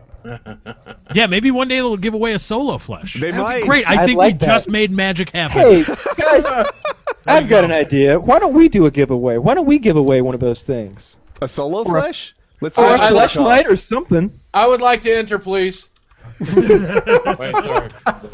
Hey, let's do that. I mean, Alright. we could use a little bit of our sponsor money to just go ahead and purchase a flashlight and a solar flesh and give each away to a random What subscriber. happens? What if the winner's like 14, Kyle? You must be 18 years or older to enter. Huh, you can get it in If You you think can Woody get this- approve of that? He just said you had to be 21 to go into his whorehouse. I don't know, man. Yeah, they have an ebony version and they also can package it with Astroglide. I want the ebony version. That's what I'm saying, man. It's all about equal rights, you know. You gotta, you gotta have that mocha ass. Oh, oh dear. Oh god. So anyway, back to Adblock. Personally, I think I'm one of the very few on this call. I don't use Adblock at all. I don't use Adblock either. Lefty. I resisted Adblock for the longest time, and then when I started doing more and more live, it was impacting my show. Like, I'd be like, am I working? Am I working? I don't know. I'm sitting through a 45-second ad. If I could not see ads on my own content, it'd be way easier for me to run Adblock. Mm-hmm. I whitelist YouTube and I whitelist Twitch. I whitelist Reddit because these are literally the 3 websites I use 90% of the time that I'm on the internet. Mm-hmm. And other than that, you know, like I do block a good chunk of stuff. Like I recently unblocked the Escapist and Kotaku and NeoGAF because those are websites I go to pretty regularly now. But I mean, other than that, yeah, I use it, and it's okay to use it, and I don't. And if you want to use it for YouTube, that's cool. Like, I don't really give a shit, you know. But you know, for the people like Wow Hobbs who are still struggling and still trying to get there, for the people like Today with Patrick J from Mufasa Prime, these guys, these streamers who are streaming every day, trying to earn out living doing, and they provide people free entertainment. Those are the people you should turn it off for. I don't give a fuck if you turn it off for me at the end of the day. But I'm the same way. I don't even run ads on my Twitch. So I usually stream with other people, like with a small party. Yeah. And my thought process is like, you know, watch all of us together, kickasscrew.tv, use my audio since it never has ads, and that way, you know, and then watch all of our videos at the same time. Mm-hmm. Yeah. That's smart. And you're a handsome boy. But I think what Adblock users don't really understand, and because I see a lot of this, is, well, I get to decide whether I'm going to give my. Well, I don't really think that's up to you. The price of admission is, you know, to enjoy the free content is you watch an ad, and then you watch the content. That's just that's the. Yeah, I always thought that was like the unspoken contract that you had. Like, look, I make videos. Hopefully, you enjoy them, and then you pay for it by every so often sitting through like a 15-second ad. Like, I know this is probably the shittiest thing I'll say on the topic, but it's shitty, but I'll say it anyway. I can't understand the mentality of, I don't want to spend 15 seconds so someone else gives you their money. Like, that doesn't make any sense. Like, literally, that 15 seconds means that Coca-Cola, Toyota, Volkswagen, some fucking giant corporation out there is going to give a little guy a little piece of money, of their fucking money, and all you've got to do is wait 15 seconds to watch some Muppet show up and go, buy a Toyota, you know, or whatever, and that's it. And I don't understand where that fails. Like, that doesn't sound right. Multitasking. I mean, like, when I watch an ad and it pops up and it's like, 30-second ad, non-skippable. I click onto another tab and start reading an article. That's exactly what I do. Like, I'll tab over to Reddit and I'm like, I'll read some shit, you know? Mm-hmm. And then when it's over, I'll just pull the video back to 0 and press play. Yeah. And I know some people might say, advertising doesn't work on me. Really? Do you drink Coca-Cola or Pepsi? Then it fucking does. Yeah, I think we talked about how ads work the other week. Yeah, ads obviously work on me. Look at his damn stomach. Well, no, look at you. You're wearing a Guinness shirt. You don't even drink beer. And you fake drink beer. I actually have more beer shirts than I ever have drank beers. And I hate Guinness. Guinness is fucking nasty. I'm still pissed that you fake got drunk. Yeah, yep, unacceptable. Yes. Unacceptable. Not forgivable. I think I'm going to put it this way. When marijuana is legal and we all decide not to smoke marijuana, how is that different than drinking beer since marijuana is safer than beer? Well, marijuana becomes legal. Don't you worry, baby. Lefty's going to hold us down, huh? It's going to be a very different show in those days. Those were the pre-marijuana PK days. We're going to see the real racist Lefty then, huh? I am excited. I'm excited about edibles, honestly. I like to eat things. If the things can make me high when I eat them, I'm excited to at least try that one time. You know what? So I'm not a pot smoker, but me either. Yeah, if I were to be one, I think edibles would be the product I like the most. Edibles or a variant of them. I've heard there's pot lollipops, which which sounds like if I wanted to consume pot, that seems like the best way to do it. Mm-hmm. You know, the whole time I'd be scared. Like, is this LSD? You know, I was reading the other day there are pot suppositories. So if you really want to get high, you can put some weed up your butt. Doesn't sound... You want to get high and get off. Pot suppository. Better than a gerbil. Yeah, absolutely. I'm going to fill my solo flesh with pot. And, you know, Like marijuana oil. yeah. There you go. Oh. Yeah, that's This last 30 minutes of entertainment is brought to you by not having Adblock. You should do it. but what they don't realize is that you are forcing people's hands into making the advertisements native to the content.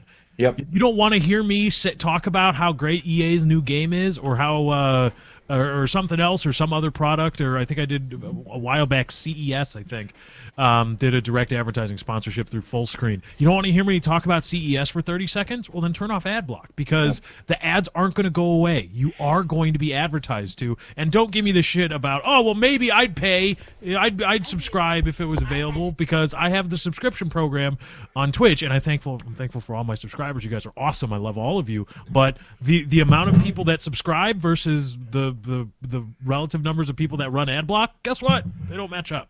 Let me prepare for the Adblock future that we're all going to be facing here. Ready? What's up, ladies and gentlemen of YouTube? Boogie2988 coming at you live once again through the power of refreshing Diet Dew. Coming to you through the power of Time Warner Cable.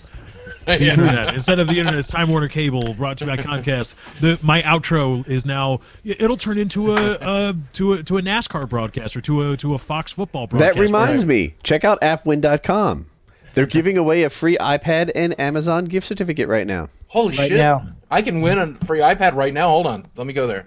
What is it again, Woody? What is it again? It's AppWin, and there's 2 N's in win. AppWin. I'm gonna win this sucker. There you go. Sign up, rate some apps, and Play some Candy Crush, huh? Did you see they gave up they relinquished their trademark on Candy? King did. Oh yeah, you know why? Because when literally the internet calls you the devil, you fucking have to react, don't you? Yeah. Like literally, like how many uninstalls did we get yesterday? 6 million, sir. 6 motherfuck. Well, fix this shit. What did we do wrong? Fire him. Like, yeah, that's exactly what you do. There's no other way. You pick one guy to be the scapegoat and you ruin him. Oh, do we need a whole new topic? Think so. Sure. I have one. Congressman Steve Stockholm threatens to arrest anyone who publishes his mugshot. So here's his mugshot. In his defense, now this is Congressman Steve Stockholm, right? Mm-hmm. His constituents really love him for some reason, and some people could say that he's holding him prisoner, but none of his constituents will say that. They will just say he's a wonderful captor. Steve Stockholm syndrome. I pronounced it wrong. Yeah. It's Stockman. Anyway, in 1977, he spent a weekend in jail for traffic violations, which I would argue not that big of a deal. And right now he's running against John Cornyn, and because Cornyn isn't conservative enough. So anyway, Steve Stockman here doesn't want anyone to show off his mugshot, and I thought, well, wouldn't it be funny if PKA did? Mm-hmm. So wait. I threatened to arrest you. Do congressmen have arrest power? They Maybe. do, because they have the police in their pocket. Right, but when he says "I will arrest you," that I just in my mind, here's this guy coming up to you. You are arrested now. Like he's wearing like a big old timey revolver, and he gets that old, like manticles. Mm-hmm. Takes you downtown. Well, I see the guy get her. This guy's a pleasure, man. He tries to impeach Obama because guns. He's compared Obama to Saddam Hussein. He defended a militia group, appeared on a Holocaust-denying radio program. Oh no! Favorably compared his constituents to Branch Davidians. He traveled to Denmark to protest climate change wearing a blindfold. And so this guy's like full-on crazy conservative. And here's his mugshot. Does he realize that? Bless you, Woody. Does he realize that when protesting climate change wearing a blindfold, that's kind of exactly what people are making fun of you for?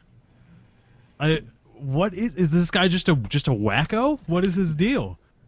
Just line up a bunch of Republicans and have them do the see no, hear no, smell no evil. I don't know the third one, but apparently. I'm not telling the story properly. Apparently, there's something to do with hiding Valium in his underwear while he was arrested. And he tried to dispose of the Valium or something and got busted. And yeah, so he Wasn't keeps a perfect citizen.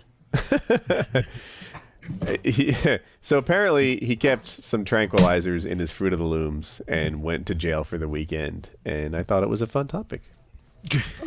In his defense, Valium is amazing. So You know what I hate about these mugshot pictures is that the police are allowed to like sell them to like third-party companies, which put them in like magazine papers and sell them again. Really? Yeah, you never seen those little things like my local store here. You go to the store, you get whatever you're gonna get, and right there is a stack of magazines like police mugshots, and like these mugshots are just like people that went to jail that week. Yeah. Oh, they call it like the dumb and the bad, or the bad and the crooked, or some shit like that. And it's like a local tabloid, and you buy this thing for like $3, and you look for people you went to high school with. Yeah, but the fact is, these people are charged with a crime. They're not convicted of it yet. But it's just their mugshots. Yeah. And it's pretty, and their crime is listed. It's like John Smith, cruelty to animals, and you're like, yeah, that's a sick motherfucker right there. Like you start like judging these people in the newspaper. And like you can call up and pay these people to take your thing out, but Can they you? want you to pay them to take their picture Oh, off. I'd pay anything. Has anyone here ever been to jail? Do we have any jail stories untold? I was arrested actually Tell me one more. time. I get arrested for not returning a video game to a rental store because I forgot about it. You son of a bitch. I know I'm the worst kind of person, but it was a copy of Sim Earth for the Super Nintendo when I was in college, which like sold for like $20 at the time, I guess. Mm-hmm. Really old. I'm renting it for like $5 for 3 days, so I forget the stupid thing, and they actually come to the university, and they arrest me, and they take me, they book me the whole 9 yards, they take a picture of me, they fingerprint me, but it's with the ink, back in the like early 90s, Sure. And they're like, son, do you know what you've done? And I'm like, yeah, I'm pretty aware. I think I forgot to return a video game for like a month. And they're like, this is a very serious crime. And I'm like, you can have it. It's like right in my dorm room. I'll give it to you. And they're like, no, you have to go to court to answer for your crime. And I'm like, are you really going to spend taxpayer money on this? Okay, well, that's the what court we'll cost do. cost more than the video game. Yeah. So the worst part about it is the best part about it is my mom comes and gets me. They don't bail me. They don't put me in jail. They don't make her pay bail or anything like that. They send me home. And so as long as I agree to come to the court date, so I come to the court date and they're like, so what exactly happened? Mr. Williams rented a video game under his mother's account and then forgot to return it. And so the judge looks at him and says, you rented a video game to someone who wasn't on the account? Well, it was his mother's account. Case dismissed. You people are fucking stupid. And I'm like, well, can I give him the video game? Because I brought it with me today, sir. And he goes, keep it, son. Oh, Do you still have it? No, I sold it all. Oh man, you should have sold it. I mean, you can make so much money off of it now. Be like, this is the video game. That game's Yeah, worth $500 now. It is. But now every time I get pulled over, somebody's like, you know why I pulled you over, son? And I'm like, no, sir, I'm a law-abiding citizen. Not according to my police blotter. It said right here in the 90s, you stole Sam Earth.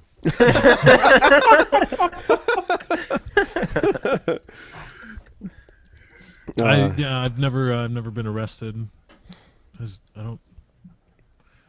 Luckily, I've never been arrested either. No, I've told my story too many times with the I've told mine. the crazy little twin and the house destruction. Kyle's yours is the open carry, right? Yeah. We were open carrying in a Walmart. We had licenses, but they arrested us anyway, and then had to go to court. And I argued my own case, and it was basically, and we barely got out of it because the judge didn't know the law. So luckily, I did my research and went Matlock up in there, and then had a panic attack and got to go home. Yeah, you should have wait, turned wait. around and countersued. You had a panic attack? Oh yeah. Tell me more. Oh, it was when so I had to. So I went in there and I had printed out the law, and I had printed out like precedents, and I had printed out quotes from the Georgia Attorney General, and I'm reading this stuff to the judge, and he's like, nah. them permits ain't no good. This is a year in prison and a $50,000 fine. And I'm just like, hold on a goddamn minute. I came here to pick my shit up, not to like go into a whole court proceeding. But that's the direction it took, and we were just standing in front of the bench, my cousin and I. And it was one of those things where I felt like, you know, I was arguing for our freedom there for a while, and he wasn't acknowledging what I was reading to him until I made him read it out loud for the record, and then he was kind of stuck. And I kept asking for water because I was fucking about to faint. I was having a panic attack because I was so stressed out by the whole thing. And they were like, we ain't got no water. And as soon as I hit the floor, though, there was like Coca-Cola or Sprite, like Little Debbie's, like ice water, like coming from every direction. So you really fell? Yeah, went unconscious. I don't think I know this story. Does everyone know this story? I know the one where it didn't get this far. It got to the point where he had to defend himself. He didn't say nothing about fainting before. This is a new. Well, I may have left that part out, but yeah, I had a panic attack. I don't think I knew what it was at the time. It was a panic attack, though. Yeah, I think cops should be should be responsible if they do bad crimes. Like this thing was complete bullshit, though. That cop kidnapped you. He kidnapped you. Oh yeah. He did. Oh yeah, totally. And it was late at night. He armed kidnapped you. We didn't actually have to go into a jail cell. They let us like sit in the lobby while we waited on our uncle to come get us out. Woody's a pedophile. He didn't have to go to a jail cell either. He just wanted to listen to a stereo. I was 17. I'm just kidding. He didn't want to put him in a jail either. Don't mean he wouldn't be charged with kidnapping. I said it before. I say it again. I get this pedophile accusation so often. Now I pull out my flaccid penis to show that I'm not aroused by their presence. Oh my God. Solves all my I was talking problems. about the guy that was trying to give you quarters to listen to a stereo. That poor guy. He just wanted. I bet something happened to his son or something, and he just wanted to connect to someone, and you just burn him. I'm just saying, like, realistically, the cops committed a unlawful act, but they get nothing done to them about it. The same cop who actually arrested me, like 2 or 3 years later, like got in a situation where I don't know the exact thing. I think he was defending himself. The suspect had a screwdriver and he had a baton, but he hit the guy in the head so many times that the guy's eyeball popped out. You do that? Yeah, they do that. Hit him in the side of the head with a baton until his eyeball came out. Does that even happen? Yeah, and put your thumb in there and dig it out or something. It popped out. I don't know if I'm buying it. Oh, then you don't know much about skull crushing. You never seen You might be right. Yeah, you ever seen what is it, Casino, when Joe Pesci puts the guy's head in the vice? Oh God! Made me pop your fucking eyeball out your head. Yeah, that's what happens when you squeeze somebody's head. Their eyeballs pop out. That was a rough scene. Dude. I've seen that one fight with what was that guy's name? Akimbo Slice, where he punched that one guy in the side of the head and his eyeball popped out. That did not happen. It did happen. What? You need to prove. You need to prove this. It was a backyard fight, right? It was a backyard fight. He hit that one guy on the side of the head and his eyeball popped out. That's such a crazy thing to happen. Later someone asked him, well, how did that fight go? What'd you do to him? I hit him in the head so hard that his eyeball popped out. Enough said. And you just be like, yeah, enough said. If I was Kimbo, every one of those backyard fights, I'd start with my opponent seeing that video. Just destroy him around. Did his eye really pop out? Like it shows his face for like a few frames. Tunneled. Yeah. The instance I'm speaking of, the eyeball popped out and the guy lost it, and now he wears an eye patch. What? In fairness, he's more badass now. Oh yeah, very Samuel L. Jackson from the like Avengers. A pirate. In fairness, he could have got shot. I've seen cops shoot people and shoot to kill for less than a screwdriver. You've seen that? You've seen that, on the news? When Wings decides it's time to be angry at police officers, I'm gonna go start looking for some videos that make me angry. It don't take me long. Live League, World Star Hip Hop, just put police brutality in. There's hundreds added every day. Like, here's the thing. Bad cop, good donut, something like that. Here's the thing. Like, people suck. No offense. Like, there are no people are watching this, but there's a large number of people that suck, and that's just the facts of life. And so, cops are made out of people, and you have good cops. I've known some great cops. I've known some people who are cops who are just wonderful people, and I've known some I've heard of and I've never known personally. Jimmy some Quinlan. real shitheads, You know? We had a You know cop what? on You the know what show. makes me Wonderful. so upset about cops, Steven? What's that? Recently, a cop pulled over another cop that was speeding for 120 miles an hour on a Florida interstate, and then after the fact, like she had a record, she had like her driver's license and stuff like that run over 100 times, and she sued him for it. Well, I went to a cop forum, and all the cops on that forum, guys, are like 4,000 or 5,000 posts. You know, guys that just there all the time, all defend not pulling other cops over. Never pull a cop over. And that kind of way of thinking should not happen. Absolutely. There should not be a good old boy system. The authorities, though, totally backed the person who did the pulling over, and the person who got caught speeding got in a lot of trouble. In that instance. And Wings, that happens everywhere. Yeah. That's just a human thing. Would you drop the dime on any of us? Like for nickel dime crap. But Lefty, I mean, you would protect. You would say, Lefty, oh no. if you were high on the interstate going 120 miles an hour to get to your second job, I would throw you the fuck under the bus. That's pretty rough, Wings. That's rough, man. I mean, like if you like stole a bag of chips or something, no, we good. Well, we Lefty, would have gone to bat for Nvidia for you if it were real, Wings. Well, but I guess that's not reciprocated. I see. I want to raise the ante, actually, Lefty. If I ever catch you jaywalking, I will personally shoot you in the dick. On site. Lefty, I am known to make shit up about you. Even when you're innocent. It's just the thing. They don't do the small crimes. They do the big ones. Like this guy beat this guy half to death, and nope, we lost the dash cam footage. This begs the question: who watches the Watchmen? Am I right? Nobody Is there any does. other Watchmen men to fans? That is all internal I follow the investigation. reference. Yeah. Internal investigation should not happen. It should be up front in front of the city council. When a cop goes up for the board, the evidence should be right in front. Everybody in the community should be able to come and watch it. Yeah, well, I mean that's only right, and I think, but at the end of the day, I think most people are good, and I think most cops are good, and we hear about the egregious cases because people are fucked up. We're easily broken. We have mental issues. We're stupid. Why are they- we get power hungry? Why are they don't think fighting most against cops are wearing good. cameras? Do it. I don't think most cops are good, and it's. I don't think most cops are actively bad, but they're passively bad. You know, the whole look the other way thing is huge in cop culture, and my expectation is higher than that. You know, I'll get that most cops don't beat people to death, cool, but a lot of cops would let you get way too far. If you, I can were the agree bad with one. that. Yeah, I can agree with that. I can definitely agree with that. Yeah. If you work at Best Buy and you see your manager beat someone to death, you rat him out instantly. Yes, you do. Look, here's the thing. I live in Arkansas, and if you are unfamiliar with the stories of the Arkansas State Patrol, you'll understand why I'm defending cops today. Please don't break into my house and kill me. Thank you. Here's a story I don't think I've told on PKA, but I've told before. I lived in a small apartment complex. Tell me if I've told the story in a previous PKA. I lived in a small apartment complex here on Raspberry. If you guys want to Google the police blotter for this. In 2008 or 2009, one of those years. The girl upstairs that lived above me was in dire straits. She had a boyfriend who got her pregnant and then got arrested in Oklahoma where he lived. And so since he got arrested, he got out on parole during the pregnancy, so on and so forth.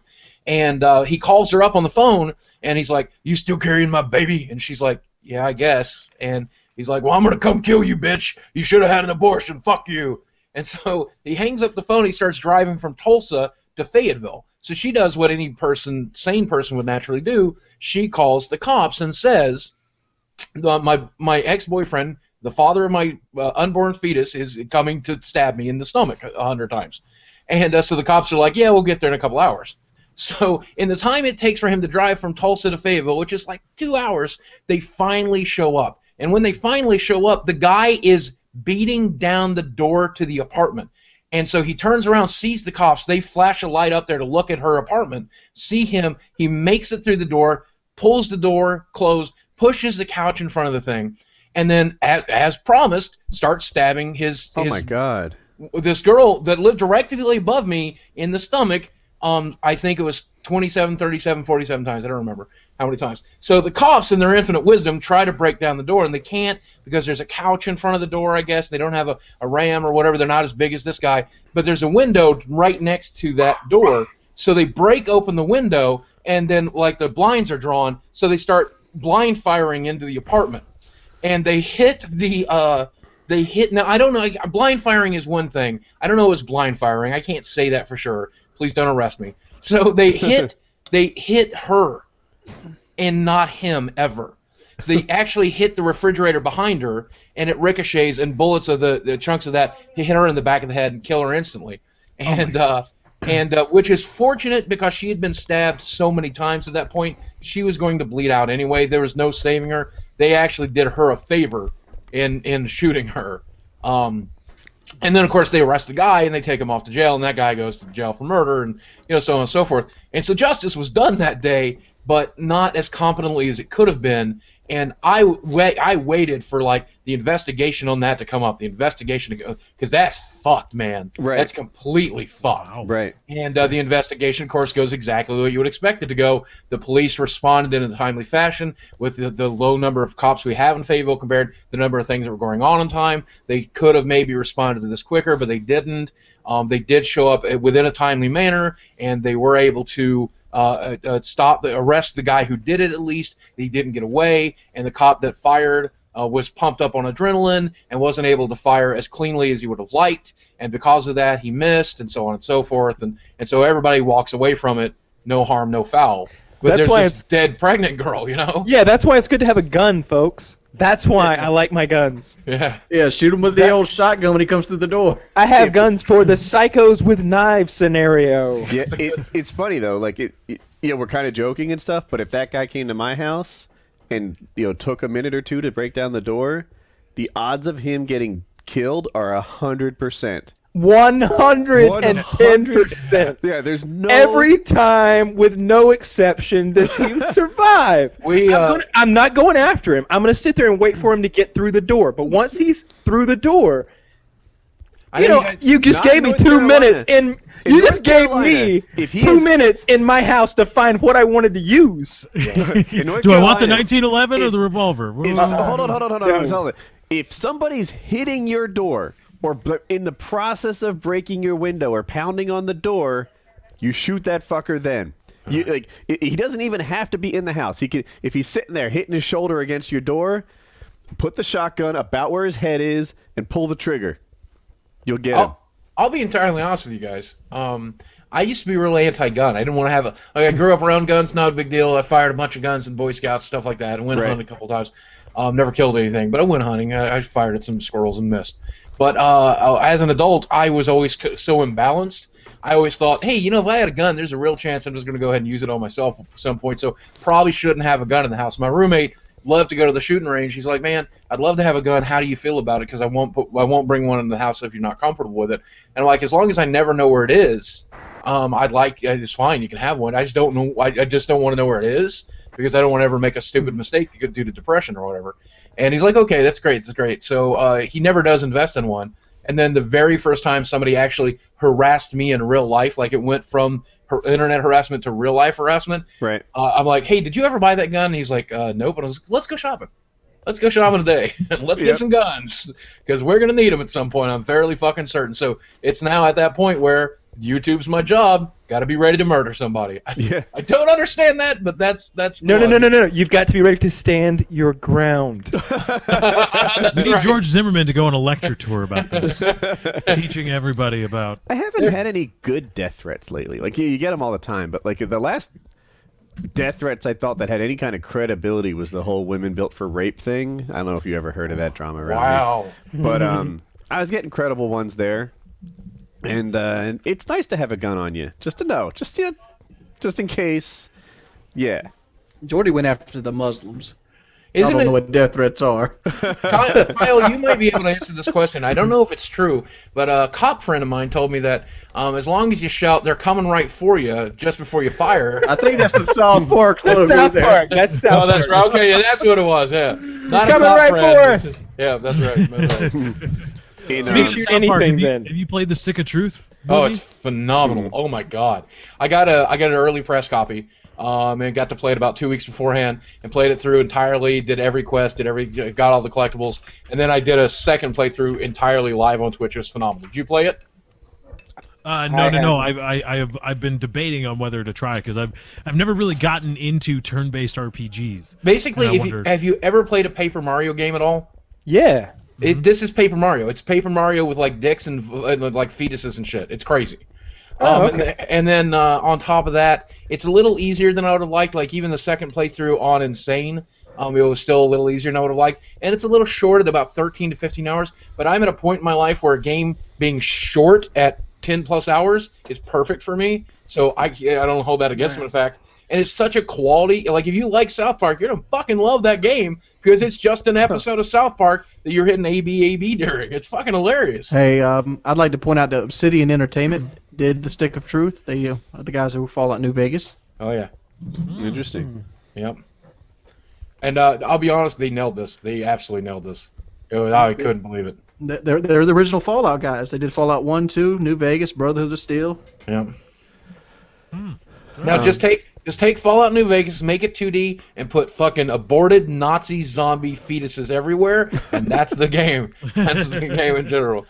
I heard the Australian version was like edited or censored. It's like a total of 40 seconds of the game that's censored out of the 10 to 15 hours that you play. But that 40 seconds is really frustrating. But my favorite part is the Australian version, and when they censor it, they have a koala holding onto a tree, and he's crying. It's fucking hilarious. Like, sorry, Australia, we were not allowed to show you this. But in this scene, Randy and the other kids from South Park are getting ass raped by alien probes. You know, I'm like, wow. You can describe it, apparently. Yeah, I'll check that out. I was just, because I saw it was huge on Twitch. It was this. I don't think it was ever. It was the curiously #1 popular, game. Yeah. A lot of people liked it. So I was like, oh man, maybe I should check this out. Somebody offered to buy it for me. I like Twitch. I love Twitch. Yeah, so as a content producer, which seems like a grandiose title for me, like whatever, playing Minecraft, but as a content producer, Twitch treats us pretty well. They don't attack you with like copyright infringements and tricky contracts. They're not always trying to dog you or like find a way to extract every like trick you into stuff. And outside of Twitch, that behavior is the norm. And and then as a viewer, like I can see why people like it. Like I'll hop on and see a real person doing real things, being real, and like there's a connection to the Twitch guy. I remember you did a video. I think you were talking about Total Biscuit, and the kind of like access and connection that YouTube or Twitch fans demand to their content producers. That's not there for like a movie star. And but I enjoy it. I like it. I like that I sort of connect with that guy, even though he's not connecting back to me in a real way. You're not playing a character on Twitch. I last night booted up my Xbox One patch, and I know that they're working on streaming with Twitch, so I didn't know if that was live yet or not, and if it was, I was going to stream Little Plants vs. Zombies. And so I fiddled around with it, and I ended up just watching Twitch for an hour. And I watched some girl play South Park Stick of Truth, and her character looked just like her, and she was, I don't know who she was. She was a little like slow, to converse and stuff like that. But wasn't that great at the game, but it was just fun to watch, And I popped around and watched other people play South Park Stick of Truth because I know that experience really well, and it was fun to watch people discover parts of the game that I had discovered. And then I can't interact on the Xbox necessarily, but when you're in front of the PC and you can interact with them, and somebody actually says your name, and it's somebody you really like. And they're like, "Oh, hey, Boogie, welcome to the room." That feels good. That feels really good, Yeah, I get that. Yeah, Twitch is awesome. I get that a lot too. It's sometimes I like it. Like like if I pop a Nade Shot stream and he's like, "Hey, Woody's here," I'm always supportive of the Optic guys. That feels good. But other times I'm like, man, I just wanted to be anonymous today. Sometimes when I pop into a stream, it becomes more about me than the streamer. Woody, when are you going to do this? How are you doing that? What's Colin up to? How is Jackie? It's like, I just want to watch a show. Yeah. But whatever. It's the thing I have 2 Twitch accounts, one for watching, one for, so. Oh, yeah. Cool. The thing I really like about Twitch is that I've said it before, but they really, and I saw it today, like in action, they really make me feel like we're in it together. And because they tweeted out two things. One, they were talking about an embargo on Titanfall, and they were reminding people it was just a reminder, like, hey, if you have Titanfall early, don't stream it. We don't want to close down your channel, but we'll have to. And they do that routinely. They say this game is on embargo until now. And then like Elder Scrolls Online was in closed beta for a while, and you couldn't stream it and record it or monetize any content. But they moved to a different phase of the beta, still closed, you still had to get a code, but the embargo was lifted. And Twitch said they sent out multiple tweets saying, okay, ESO is now streamable, so go ahead. You know, they keep me up to date, and it's not just like a wait and see and hope your channel doesn't get shut down. And also, Machinima used to do that too. Oh, they did? Yeah, when I was with Machinima, they'd send emails and say, hey, like, this is the time zone, this is the date that you're allowed to upload videos, you know, obey this. You know, no one wants to get in any trouble here. Oh, well, man, I wish... Okay, well, we dogged on Machinima a little bit earlier, but that's really odd. That's something I wish I had. I'm gonna dog back. That's probably because they didn't want to have to deal with like trying to get strikes off channels. Well, of course it is, but it's them doing their job. Yeah. Doing a good job at it. Did you guys talk about Machinima downsizing? Is that what you guys talked about we earlier? Talk about that. I have to watch this so I can hear what you had to say. We kind of dogged them a little bit on their business model. Like a big part of it for me was they have a lot of people on staff, and it's about them producing content, and producing content is not where you want to be. You want to be, like, I would much rather be the agent to everybody out there and take 15% of your earnings than me trying to be the star. That's a long shot. And no offense to any fans of Machinima out there, if whoever the hell those people are, or people that work for Machinima, but the content they were producing was not good. It was like appealing to some of the lowest common denominator shit. It was like boobs and video games, and I watched some of it, and I was like, man, why? I haven't watched much of their recent stuff. I saw a video where there were two guys talking about... Remember Machinima did that Xbox thing where they weren't allowed to talk about the fact that they were being sponsored by Xbox? Yeah. Mm-hmm. And they went out there and they're like, hey, just so you know, we're completely unbiased. But in my personal opinion, Machinima did nothing wrong here. And they should always do under-the-table deals where they don't talk about this and contracts. And like, it was like, whoa. And I was happy that I personally have always talked about my relationship with sponsors. You know, I used to do this a video series called Does It Really Work? And I'd be like, all right, I'm going to be looking at this keyboard. I have no relationship. I just bought this thing off of eBay. I'm going to be looking at this controller. I have a relationship with these guys. And if you think that hampers my review, then that's on you. But I'm putting all the info out there. Yeah, exactly. And I've always done that. And when all the heat came down on this, it was actually on the PKA subreddit, like, hey, let's talk about Woody. And they linked to a Battlefield video where I like straight up told them what my relationship with EA was. And, you know, because I've always done that. I've always said, like, you know, hey, this is my relationship with these guys. If you think that, like, I'm risking my entire, like, credibility on this one deal, then you're crazy. But, you know, that's on you. We lost all credibility when we lied about the NVIDIA sponsorship, though. Don't forget that, Woody. No. We lost it. No, whatever. I still think that was funny. It didn't work out exactly as we had planned. But it worked out really well, though. I was totally happy with how that went down. And there was one post in particular where the guy's like, I'll never believe you again, Woody. And I'm like, bullshit. You believe me when I said Wings was dead? You believe me when I said NVIDIA was our sponsor? And I'll get you again. But let me go in this guy's defense. A heart attack is not out of the question with Wings. No, what you had done in that lie was you went out to work on your desk and you had succumbed to the fumes. Yeah, the fumes, man. We came up with a great lie. Yeah. I personally wanted to blow you up. I wanted the fumes to hit the pilot light on the hot water heater and you to have died in a fire explosion. But they went with the asphyxiation route. Yeah, we wanted to be as believable as possible. We wanted people to cry. Right. That's why we chose NVIDIA, too, because we were like, well, what if we just say we got like $15,000? And it's like, yeah, but who's really going to give us $15,000? What we should have done is Woody's first idea, and that was saying that Tiki Snee did it. then we would have been like blowing him out of the water as the greatest sponsor of all time, you know, with this fake $15,000. But we decided to go with NVIDIA because I think I said that. I think everybody was up for Tiki Snee, and I switched to NVIDIA maybe. In retrospect, we are very sorry, Tiki Snee. I feel shitty. Yes, I feel terrible, even though it's really Heather's fault. She should have used red text. Yeah, when Boogie. she told If you don't me. know, we had a quarter sponsor one show, and we decided to troll Wings with a fake NVIDIA sponsorship because he tried to reschedule the show to go to a Flogging Molly. Was that it? Yeah, Flogging Molly concert. Flogging Molly concert with his girlfriend, and so we had what we thought was a quarter show sponsor, Tiki Snee, and we said, man, we really want to make Wings jealous. What if we said there's another sponsor too?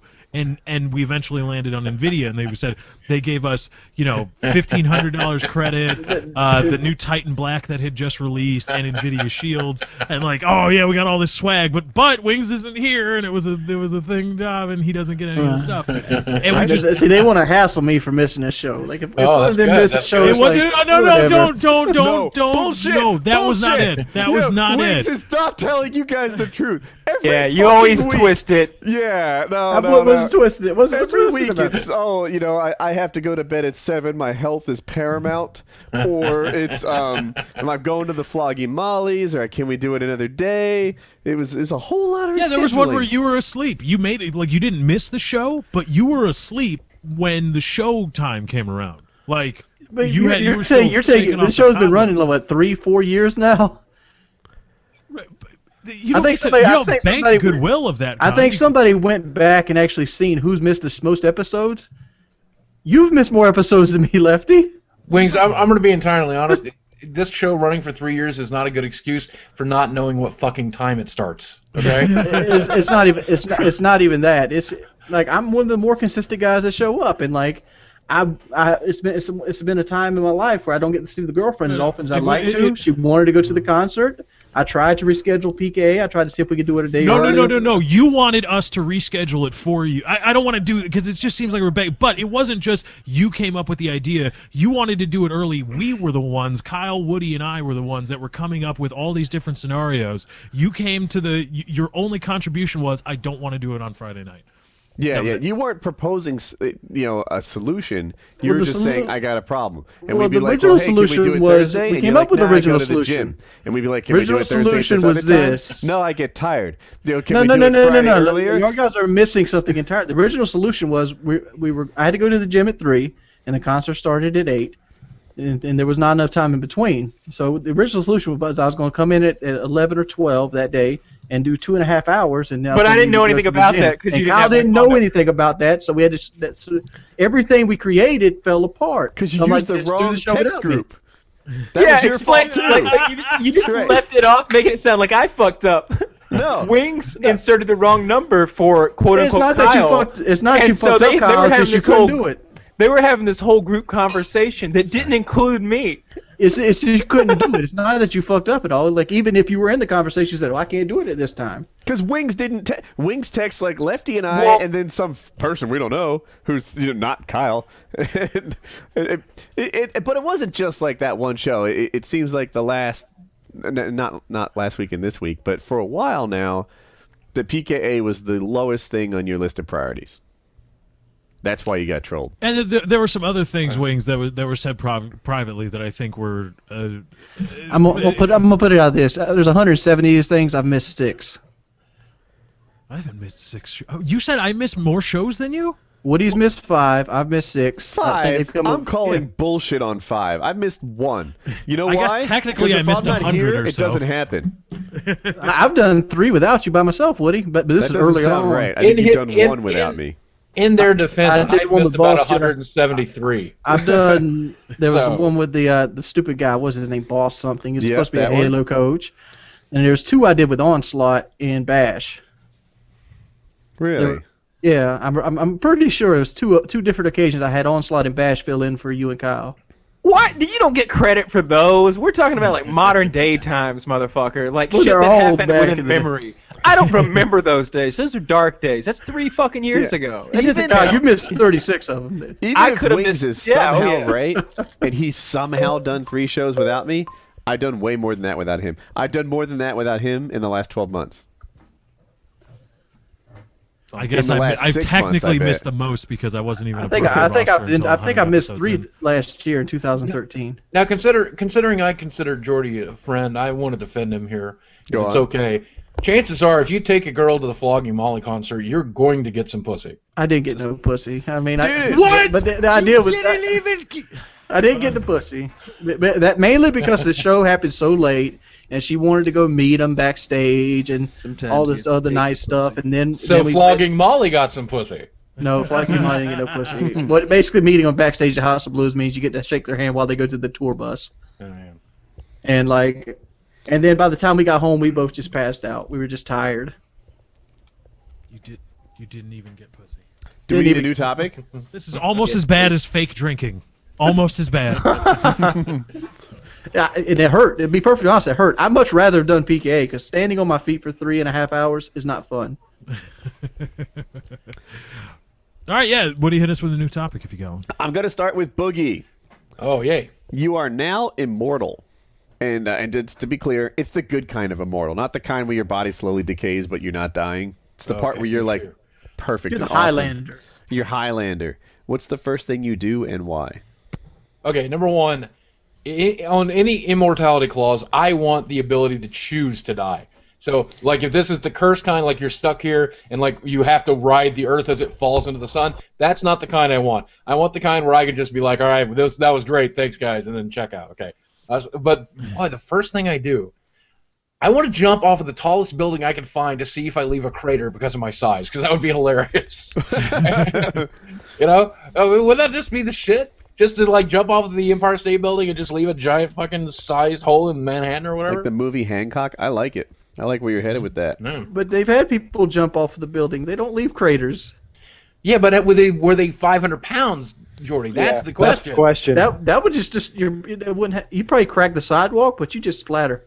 Well, No, but you see, he's immortal, so he won't splatter. That's the whole Oh. idea. Yeah, and so that's the best part. Like I want to understand how the physics work, but the best part is since I'm immortal and hopefully not easily injurable, because I mean, I hope that comes with like we're hoping That's part I of the want good kind, yeah. Yeah, I want the tick kind of, like nigh invulnerable kind, and I want to be able to stand immediately up and then look around like it wasn't me, like what the fuck just happened? Look, there's a giant hole in the sidewalk. Who did that? Oh my!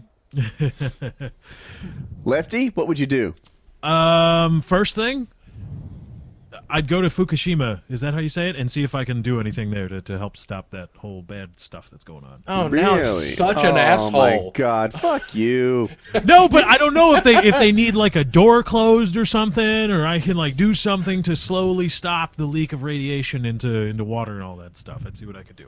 Or go save some miners or something. There's probably some You in Chile or Debbie something. fucking Downer, Jesus Christ! I am way too I'm lazy. using it for good. I am Lefty essentially a has got too superhero. much good into him. Like Yeah, suck a I could dick, start Lefty, digging that you tunnel hero. for that miner. I would give up because I'd be bored. What? Then how are you gonna deal with immortality if it's like, oh man, fuck digging Oh, with the I miners, got man. PlayStation. The PS4 just came out. I'll hold it down. Oh, you know what the best thing about immortality? I don't have to diet no more because I'm not going to have me a triple bypass heart attack. All right. Let's go get the biggest fucking couch and see if I can fill it up. Oh my God! So Jesus. Wings would use his immortality to pursue gluttony. The absolute. McDonald's every day. Oh yeah. Oh. McDonald's would be the filler meal. Like you get a salad before your steak. Give me a Big Mac. Wow. Stop on the way to your favorite. What's that one place you really like, Wings? That does the they do wings and stuff. Oh, Zaxby's. Oh yeah. Good. And when Lefty gave his answer, I wanted to change my answer immediately to his, and now I want to change it immediately to Jordy's. So this is great. Oh man. What are you doing, Woody? You know what? I really want to be a pro athlete. Now, let's assume that this good kind of immortality comes with something. Like, would I be a decent UFC fighter if I couldn't be injured or hurt or knocked out? Right? Like, I'll admit, my offense would suck compared to a UFC fighter. But maybe But it'd he'd be get good. tired. If I didn't get tired, if I didn't have to do defense at all, if it was impossible to submit me or knock me out, maybe this would be fun. we wouldn't get paid very well. You get paid very well at the beginning, but eventually people will get tired of seeing that No, somebody he'd couldn't be get hurt. invincible. Maybe I'd win. I understand You it, would but people get tired of a person that wins every time. Andre the No, Giant. that's not true. Andre the Giant was always billed as a winner, and what he found is what the promoters found that people stopped coming to the shows because they didn't think he'd lose. John Cena disagrees with you, Wings. This is professional wrestling you're talking about. And we're talking about Woody standing there, and this guy's just wailing on him, hitting him. You know, people will show up to begin with, but after about 10 years of Woody just having no chance of losing, it's like it's like gambling. You ever Anderson see Silva the went like 5 Twilight years Zone? without losing, and he You ever was. see the Twilight Zone where the guy couldn't lose at gambling? He got No, bored but of that it. sounds awesome. It's like it's like you remember Kenton Jennings from the Jeopardy run, where he yeah. like won 1 million Jeopardies in a row or whatever, and like at first everybody's like, oh yeah, fuck 'em, fuck Jeopardy, ruin that game show, and then like after about like the 3rd week of it, people are tuning in and like, I hope this fucking asshole gets hit by a goddamn meteor. I like Ken Jennings. Yeah. I like him too, but he literally, it's true, you know, either you die the hero or you live long enough to be the villain. That's what he became. Everybody in the Jeopardy community and the people outside of the Jeopardy community started hating him because you're ruining the show, dude. You're ruining the fucking show. And that's why they had to do the whole cap on how many you're allowed to win and shit like that, you know? I was totally rooting for that guy. I was too. He won a huge amount of money. Yeah. Kyle, you're immortal. What do you do? I would embark on some sort of Chuck Norris-style one-man mission into North Korea. But let me throw some salt in your game here, Kyle. Even though you can't die, you can still be restrained. So what happens if they shackle you and throw you in a dungeon and leave you there? They're going to have a hard time tying me up because I'm going to be on fire. That's stage 1 of the plan, okay? Like, does your body regenerate? Like you have Buddy? Yes, I'm a super Wolverine. That's exactly what I am. So even if they shackled you up, you just really take. They can't touch me. I'm fucking on fire. I like it. I like it because I had a similar thought in the Ukraine. That's where I was going to go. I was going to go to the Ukraine. Fucking bring your Molotov cocktails. They just help my defense. Well, now it's the Russians. They've got tanks and stuff. What are they going to do with tanks? Would it still hurt if a tank ran you over? No, not a bit. No. Yeah, it's the good kind. We covered this. Yeah. Yeah, it's the all the great Not things that even you a want out of little. invincibility, invulnerability, immortality, all that stuff. Would you go to Crimea? Yes. Yeah, that was the idea. Go there, see what you can do. Did you see that quote where Obama is joking around about making Iron Man? I did see that. Oh, it's fucking hilarious. No, what did he say? He was like, we should really find it. I'm sure you could play the video. It's wonder the if you news. could- But he says something along the lines of like he's like, you know, we've got these kind of scientists working with this technology and this group of experts working with that technology, and well, you know, the long and then the short of it is we're making Iron Man. Just kidding. and everybody laughs, and then he goes, maybe. he goes, it's classified. It's a really, really good news clip. It's only like 15 seconds, but That's good. I like that Obama's got that little streak in him. and I kind like of think that. he might be making Iron Man. I think he wants to be War Machine. Is that racist? Is that racist? I don't know if that's racist. No, because the black guy's War Machine. Yeah, that's what makes it racist. Like you're like, oh, he's the black guy. He doesn't want to be Iron yeah, Man. the black he guy wants knows to be to be War Either got to Machine. be. Look, there aren't that many black superheroes. It's either that or what's he going to be? Spawn, or he's going to be Hancock. Cyborg. Can we talk? Hancock's not in the Marvel universe. Can we talk about racism in the Or Marvel DC. universe for a minute? Or DC. Do you guys know what they're doing to the Fantastic Four? Have you heard about this? No. What are they going to do? Okay, they have made. This is so fucked up. Okay, you guys familiar with the Fantastic Four at all? Yeah, very much. Okay, so you've got Johnny and Sue Storm, right? And brother and sister? Yep. Okay, so they've decided to make Sue Storm black and Johnny white. No, you can't do that. That's Sorry, no, it's the other way around. Johnny is black, Sue is white. Johnny Okay. Storm is. Johnny Storm will be black in the new the Fantastic Four, which I have no problem with, like a black Johnny Storm at all. Like, you can make black whatever. You can make black Mr. Fantastic. You can make a black Iron Man. I don't give a shit. Like, you can be black, white, purple. I don't give a fuck. I don't think so. But consistently, shouldn't Sue be black as well? Like, why half-ass it? That's my problem with it. Yeah. So wait, I help would me like out that here. better. I would So- like it better if they were both black. Johnny Storm, he's the Firestorm guy. Yeah, he's the fire guy. And now then he's what's the sister's name? Sue Storm, and she's Invisible Girl. Invisible woman. She's got the invisible jet. So all what's that the stuff. fire? He's the Human Torch, right? Yeah. Right. He's the Human Torch, and he's the fire guy. And then there's Invisible Girl, and she's the Invisible Girl. Right. And is there That's a Sue mom? Storm. I don't know if they ever covered the mom. Wasn't in the it Johnny movies. Blaze, You not got Johnny Captain Fantastic. He's all stretchy and shit. And then Now you got that's the fucked up part, right? Like, all right, Invisible Girl is Invisible Girl. Human Torch is Human Torch. And Stretchy Man, no. He's Mr. Fantastic, that cocky fuck. He's also a super genius. Like the whole way they got exposed was because he was doing some kind of crazy space work. What kind of did like Miss Fantastic cheat on him with like a black man? Is that they got split siblings? So maybe one of them's adopted Kenyan. I don't fucking know. Maybe. But and I get that you want to change things up a little bit. It's not Marvel making it. It's Did you just Sony call or him a whoever. Kenyan? An adopted Yeah. Kenyan? Yeah, maybe it's like an adopted Kenyan. I What don't is know. is their mom Angelina Jolie or something? The They just- Obama man? Like was he raised by Muslims? I don't. And I'm all for Still diversity. refuses Like, to show his look, birth certificate. look at me. I am the diversity king. Like, I don't give you your black, white, purple, gay, straight, you transvestite. You like. I don't care what you're into. I don't care. I don't You care. say he would buy the ebony solo flesh. Yes, that's exactly what I'm saying, because that's hot. I want it to smell like cocoa when I'm fucking it. Now listen, Kyle. the boy that mentioned, yes, We care if they're trannies, right? We have a slight preference for that. Back me up. absolutely, 100%. but don't change things just for the sake of changing them. And if you do change things, be consistent. Use fucking logic. Like if the brother's a brother, the sister's got to be a sister. You know what I'm saying? Makes perfect sense. Has Francis done a video about this yet? Have No, you I talked to haven't. him? I'm waiting until the first trailer drops or whatever. But Francis is absolutely going to be doing this. I can't wait to do it. I like those puns. I like those puns where you're going with that. That's good. Thank you. Write those down. Make sure you.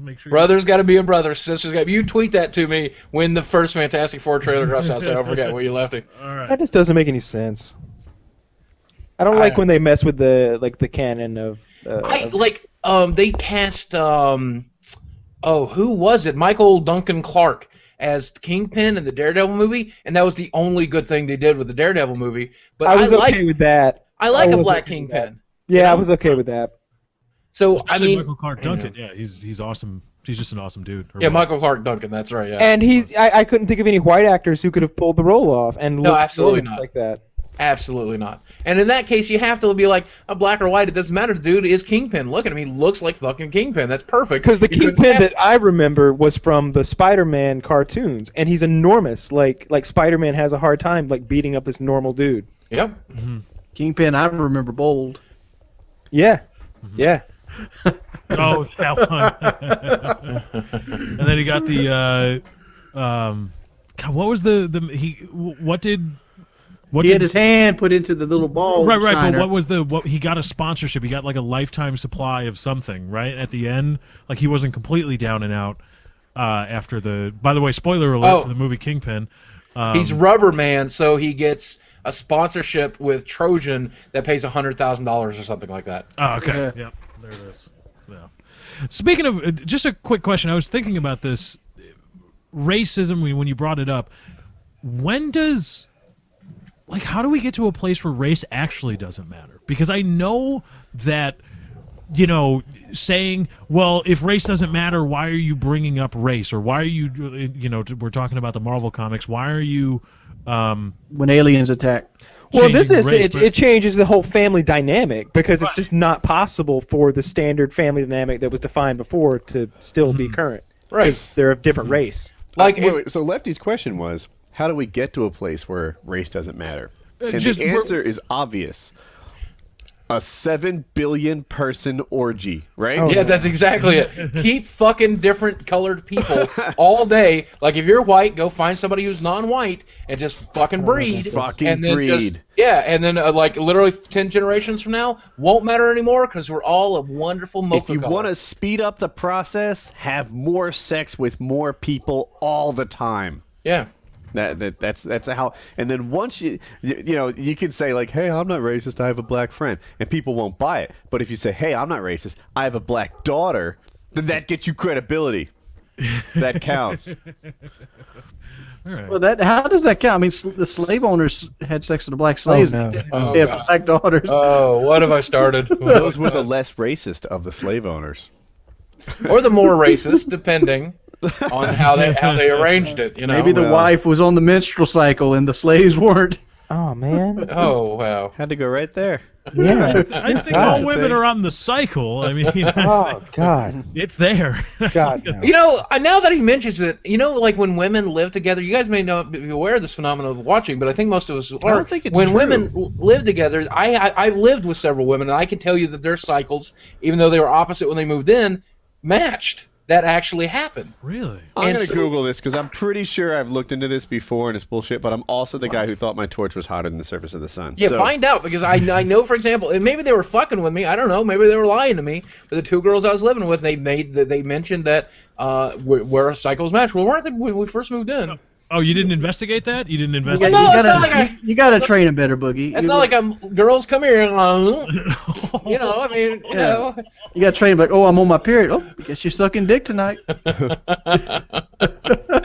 Jesus Christ, man, what have I fucking started? It's always such an experience coming to PKA. Really, truly is. Love it here. Yeah, You we're get not wings we're not talking about- professional. No. But we'll still take your money if you're a large corporation that wants to sponsor the show Yeah. and give us a lot of money. Like Appwin. Are you guys at Appwin right now? Appwin.com. We're supposed to be crashing the site for the Did you entirety know? Are they of the lifetime of giving? this podcast. Are they giving away an iPad Air? Is it an iPad Air? They're giving away an iPad Mini. 2? Mini. Oh God, that's so good. I don't have an iPad Mini. I've got an iPad. I can't wait to enter. I'm going to Appwin right now and try to get me an iPad Mini. They also got a $50 Amazon gift card. So Well, you could use that towards an iPad Mini if you don't win the iPad Mini. yeah, you'll much- still how much have does to pay iPad like Mini cost? $1,200. You still got a couple $1,000s left to go for that. You can get a 16 gig iPad Mini. It's only $300. Really? Yeah. Well, that's not bad. Yeah, but you want the Mini too. I don't know why. It's just newer. Fuck you. It's newer. It's from Apple. iPads How cost different way is too it? fucking Well, much. a little bit different, kinda, in some ways. I don't have a laptop because I don't have a lap, you know. So it doesn't make sense for me to own that laptop, but I have a tablet because, you know, it's like pretty much a laptop. So I got an iPad Mini, or sorry, an iPad 2. Well, the new iPad, the iPad 3, that whatever. Anyway, I have an iPad, an older iPad that I use basically as my Reddit machine, and because the Reddit app that's on there, that's only on iOS, is so good, I could never use an Android tablet ever or a Windows tablet ever because this is just the one.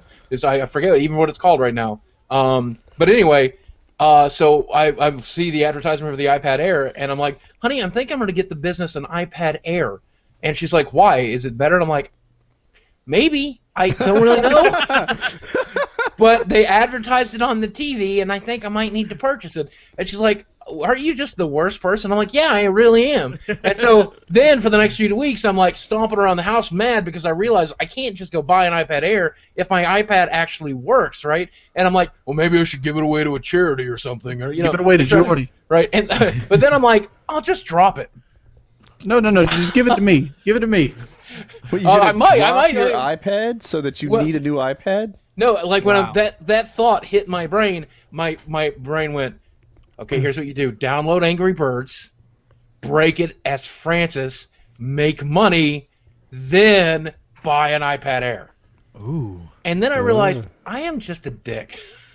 Like, wouldn't that just be, like, I went from giving it to charity to smashing it with a hammer. $4. Yeah, for $1. I'm the worst human. Louis C.K. said something the other day that made me really think. He talked about being a bad person and how we're all bad people. He said that whenever he flies first class, sometimes a soldier will get on the plane, you know, and he'll think to himself, I should give that soldier my first class seat and I'll go sit in coach instead. And he says he never does it, but it's good that he thought that. You know, he feels good because I had the thought that maybe I should give up my first class seat. And so I'm a good person. Well, I'm a good person because I thought about giving that iPad to charity. I like that. I like I don't that. think that's how that works, but okay. It works for me. I thought about giving $1 million to charity. Yeah. I haven't done it yet. You're such a good person, Wings. Let's pat each other on the back. Last PKA, I took the 1% pledge. Which is If I make $500 million a year, I'll live on 1% of it. I will do that too, Woody. Yeah. When we get there.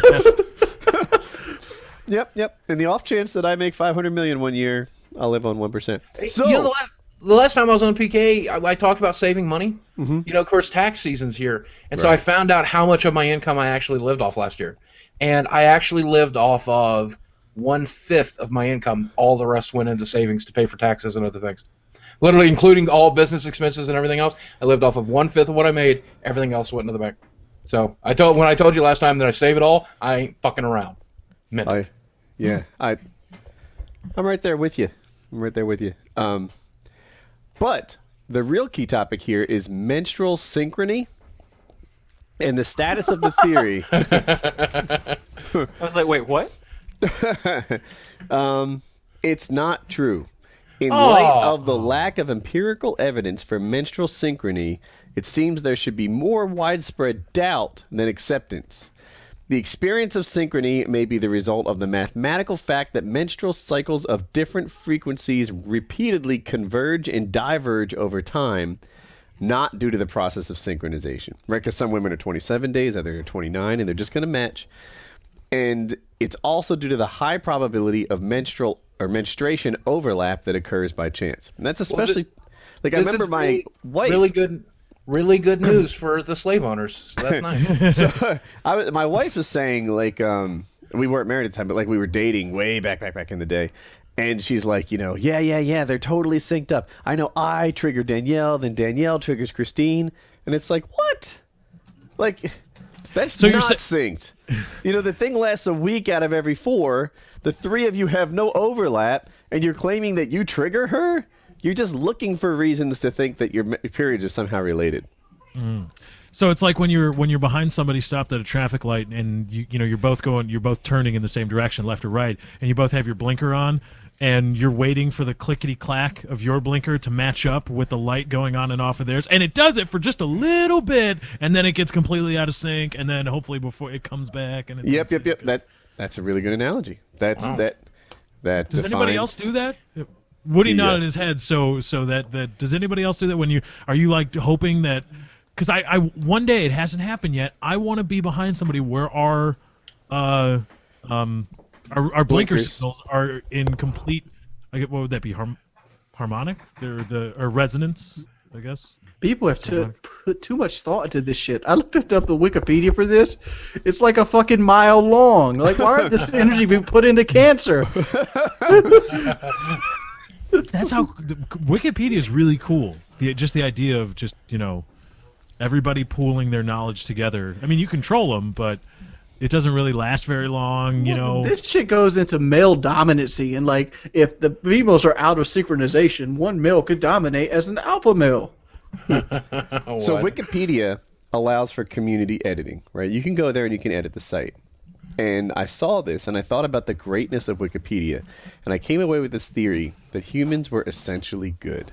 That if you give the whole world the ability to edit stuff, that eventually you'll get something amazing because people aren't the douches that you think they are. So I founded Huppet, helping unite players into teams. And version 1.0 of this thing it was like a giant spreadsheet where you'd enter your information and I'd enter mine. Everybody could edit it, right? So you'd put in your stuff, and if you saw someone's name was fuck you, Woody, then you could delete that one. Turns out humans are fucking assholes, and all they did was grief it. Every legit entry was gone. It was 90% F you, Woody. It was total bullshit. We had to come up with more versions later on. I don't know why Wikipedia. I guess they have a really strict editing process. And maybe they don't have the same people that I do, but when I tried to do a Wikipedia model of everyone can edit, it turned out terribly. Oh, humans. When I think. Though some hilarious shit has happened. I don't know if you guys heard, but Jack Tretton, the CEO of Sony America, president and CEO of Sony America, has decided to move to greener pastures after negotiations for his income fell through. And which is sad because he's been with PlayStation for 19 years. He's been there since PlayStation 1, Mm-hmm. And during last year's E3, 10 minutes after he delivered his big, explanation of how it's just going to be the best system ever and his wonderful presentation, but you had that little smirk on Somebody edited Wikipedia to say that he was wanted for murder for killing the Xbox One, and I thought that was it was up for like about 2 hours, and that's one of my favorite screen grabs. Somebody tweeted to me yesterday. I was talking about Jack retiring, and I know he'll never see this, but Jack, bye, you were wonderful. He's the one who brought me into the whole PlayStation fold a little bit there, so he's the shit. Nice. So, yeah, so I guess they didn't want to pay him as much as he wanted to get paid. Is that the deal? Well, Sony's in the middle of restructuring, and like if anybody, I mean, I don't know if it's just talk about it. I don't really give a shit, but they're in the middle of restructuring. They're trying to figure out the PC division, and they sold that off. They're trying to figure out, basically, they're not as profitable as they could be or as they should be, whereas the PlayStation division is rocking. Hold on a minute. Boogie, I think, is being very kind to Sony. Sony's not just not as profitable as they could be. They're not profitable. And yeah, they will actually go bankrupt. If they existed the way they entered this year, they would go bankrupt after 4 years. Sony put out bonds, like to borrow money from investors, and they are rated as junk bonds. Sony is a junk company right now when it comes to investment grade. Yeah. Now, this doesn't change anything with the gaming division. The gaming division is still on top, and if the worst scenario happened and Sony went to shit, the gaming division would still be on top. They would sell it to somebody who wanted to keep it going. The PlayStation brand will live. But that said, there are other divisions when it comes to the entertainment division, the music division, the PC division. All that shit has to be restructured for them to be worth anything. Maybe they should look at the prices of their damn televisions. Their televisions are like $600 higher than the competitors. Yeah, that stuff's getting affordable now. Yeah. 4K is going to be out soon. I think it's going to be affordable as well. Yep, I'm just saying, but like, what makes this TV better than the Samsung? I get a Samsung with the same specs for $400 cheaper. Yeah. I'm a Vizio guy. I'm a dirt cheap motherfucker. Vizio. I got Vizio too. Vizio's what all my TVs are. Yeah, I have the TV that I'm on, looking at you guys on. I have it hooked up for gameplay capture, and right here this is a Vizio. There's a Vizio in the living room. There's a Vizio in the bedroom, all over the place. The only time I've ever thrown a controller in rage is when I tried to play on a Vizio. Now that was a long time ago. That was like 2007 or something, 2006. But back in the day, they were terrible for gaming. The latency on my 55-inch in the living room is definitely there, but they have a game mode which syncs it up a little bit better, and then there's an audio sync so you can sync it up a little bit better. But it's not really been that prevalent. Like I did really good on the Titanfall beta, a lot better than I thought I would. I did auto pistol a lot. Fuck you. But I did. It sucks with Mario games. Like you wouldn't believe that, but out of all the games that it's like frustrating to have that latency, TV latency, it's definitely noticeable in Mario games. Such a precision tuned thing. Latency is an issue, like you mentioned, and by the way, keep in mind I'm talking about 7-year-old TVs here, but motion blur was the real killer for me. I tried to play COD, and when I'd spin, I was just blind. You were just blind. The one I have in there is a 5 millisecond response time, which used to be really good 7 years ago. Now it's kind of slow, but it's still good enough to where no, I'm not seeing any motion blur. I'm not getting anything like that. So it's a really decent TV. I've been playing a shit ton. I don't really like console shooters. I prefer mouse and keyboard. That's how I'll be playing Titanfall. But Garden Warfare is exclusively on the Xbox One, and I can't fucking get enough of that game. And so I'm finally getting used to console shooters because I have to, because that's where it is.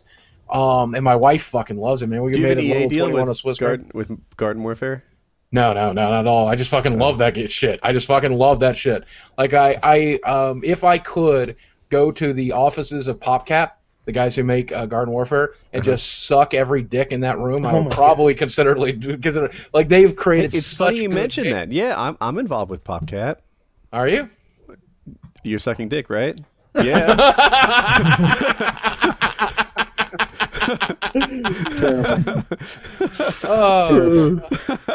But seriously, have you played fucking Plants vs. Zombies? Have you played fucking all of their mini games and fucking all their iPad? They're so good. They're so good. Like, I wish they would pay me. Fucking call me. Cut me a check, motherfuckers, because I love you. Holy shit. I might be able to get you a hookup. Hook me up, because I have a contact at EA right now. But as you guys know, my relationship with EA is really tepid because I love to just crap all over them when they make a big mistake. And so my original contact just burned me. He just put me in the burn file. And then my new contact is kind of like, yeah, we know we have to be careful with you. And I'm like, you damn right you have to be careful with me, because when you fuck up, you're going to hear about it. You know. But then just your contact, does his last name start with H? No, it's actually a female. Okay. Yeah, Definitely not the same person. Yeah, but she's a wonderful person. She's fantastic, and it's been fun. But when I made my "Don't Fuck Up Titanfall" video, I emailed it right to her. Like, literally made it, and I was like, "Don't EA this game." Send it to her. I got to admit, EA's done a lot better than they have. They went downhill for a while with the we had to pay for the online features and then Kyle and Woody buying all the damn guns on Dead Space and reusing areas in the game itself. I am seriously EA's worst critic. You will not find somebody who's more mad at them. I'm the most fedora-wearing, neck-bearded motherfucker when it comes to EA. And now with Garden Warfare, Peggle 2, Titanfall, holy shit, have we entered the renaissance phase of EA? Because these games are fucking phenomenal. I'm on the opposite side. Like, so I'll admit I haven't played as much Battlefield as I thought I was going to play. So maybe if I played more, I'd get it. But it seems like everyone's beating up EA, and not for the reasons that I had trouble. Here's my only problem with EA: Origin. I sometimes when I want to get into a game, I can't. I don't know what's happening. It's telling me I need a plug-in. I've already got the plug-in. Shit, you get that far? I install it 5 times in a row, and then I'll go to it, and I just find the experience of trying to get into a game to be really, really bad. And that's what I'm worried about with Titanfall. I spent 12 hours to get Dead Space to work. But wait, people are fussing about the play of Battlefield 4. Like it's this ridiculous rubber bandy laggy thing. You die, then you come back, and you die randomly, no one ever shot you, but you just insta-died. I don't have a ton of time in Battlefield 4, but I've seen that 0 times. I will say that at the end of the day, my experiences with Battlefield 4 have not been good. I've played it in 2 different places. I played it on PC and I played it on PlayStation. On PlayStation, it continues to crash on a pretty regular basis. It's frustrating when it happens. I've had sound issues on the PlayStation 4. I've had all kinds of issues with the PlayStation 4 build. But it's still playable and it's still fun to do, and I still play it occasionally. I'm trying to get used to console shooters because I want to be good at them. And I also have played it on PC, though not through my account. Somebody let me download it to experience the PC build. The PC build has its issues for sure. But again, it's still playable. I mean, it's not as bad as everybody makes it out to be. At the same time, it would have really been nice if they had another year for development to add a lot of cool stuff to the game and also get what they already had in the game a little more polished. But it's not the end-all, be-all. It's not the worst-case scenario. I sometimes think that they have a culture issue where everybody is kind of picking on them, and then it just leads to more people in picking. There's a group think happening that is worse than the... it makes the small problems seem giant. But someone's going to leave a comment on this video telling me, Woody, you don't understand. I died this time, and I didn't deserve to. There were a lot of more issues with, patches to fix game-breaking bugs, introduced more game-breaking bugs, a bunch of things like that, and connectivity issues, not being able to connect with servers. There were gameplay issues that was just like, oh, well, that sucks. But there were many... totally game-breaking just issues with the game itself. One of the things that a lot of people forget when it comes to EA is a publisher. It's a publisher. They're not making that game. They didn't make Battlefield 4. They didn't make Battlefield 3. They influenced the company that did make it, which is DICE. And at the end of the day, if that game wasn't ready, DICE should have fessed up to EA and say, look, we can't. We won't.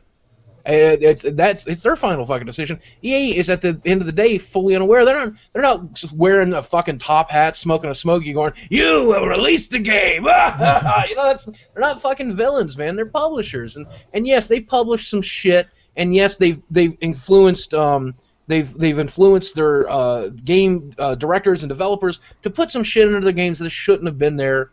But beyond that, I think we're hitting a renaissance phase for EA, and I'm excited. I'm excited to fucking play Titanfall. I love Peggle 2. I love Plants vs. Zombies. I can't wait to see what else they've got lined up this year. And if they don't fuck up the Star Wars game, and they're like, buy Stormtrooper armor for your character for only $4.99, they don't fuck up the Star Wars game, I'm gonna fucking love them. It's funny. The only time I've ever got mad at someone for including optional DLC that doesn't really impact the game is COD.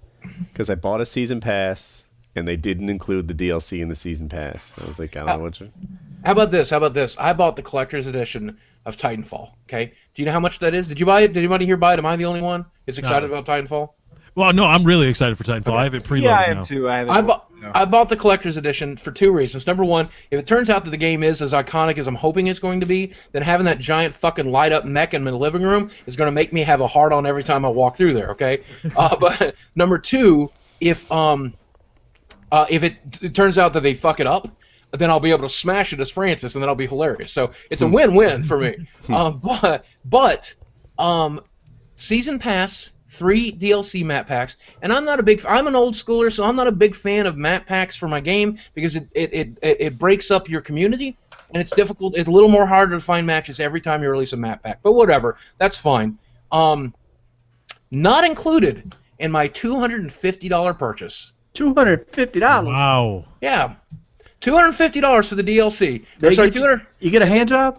I know. You get a giant mech, and it's going to be phenomenal. I'm going to unbox this fucking thing. I mean, it's beautiful. It's fucking beautiful. Does it give hand jobs? It does give hand jobs. No, but if you fill it with water, it's got an anus and a vagina, so it's better than the solo Thankfully, flesh. someone does it right. Yeah. Mm-hmm. But no season pass. Are you fucking kidding me? I spent $250 in a video game, and I'm going to have to spend $30 more on the day it comes out. Fuck you. Yeah, that's not starting off on the right foot, but I'm still pumped. It's preloaded now. It's a 50 gigabyte file on PC. It's just so fucking fun, man. That's what I needed in a shooter. I needed to be able to climb into a giant fucking mech and stomp on people. Yeah, but see, here's the thing: when you actually get good at the game, nobody's going to use those mechs. I think maybe. I can see it right now. A team of 6. All my boys are running pilots. The mechs are just in the follow mode. You sit there you double team the other pilots when your mech's distracting them.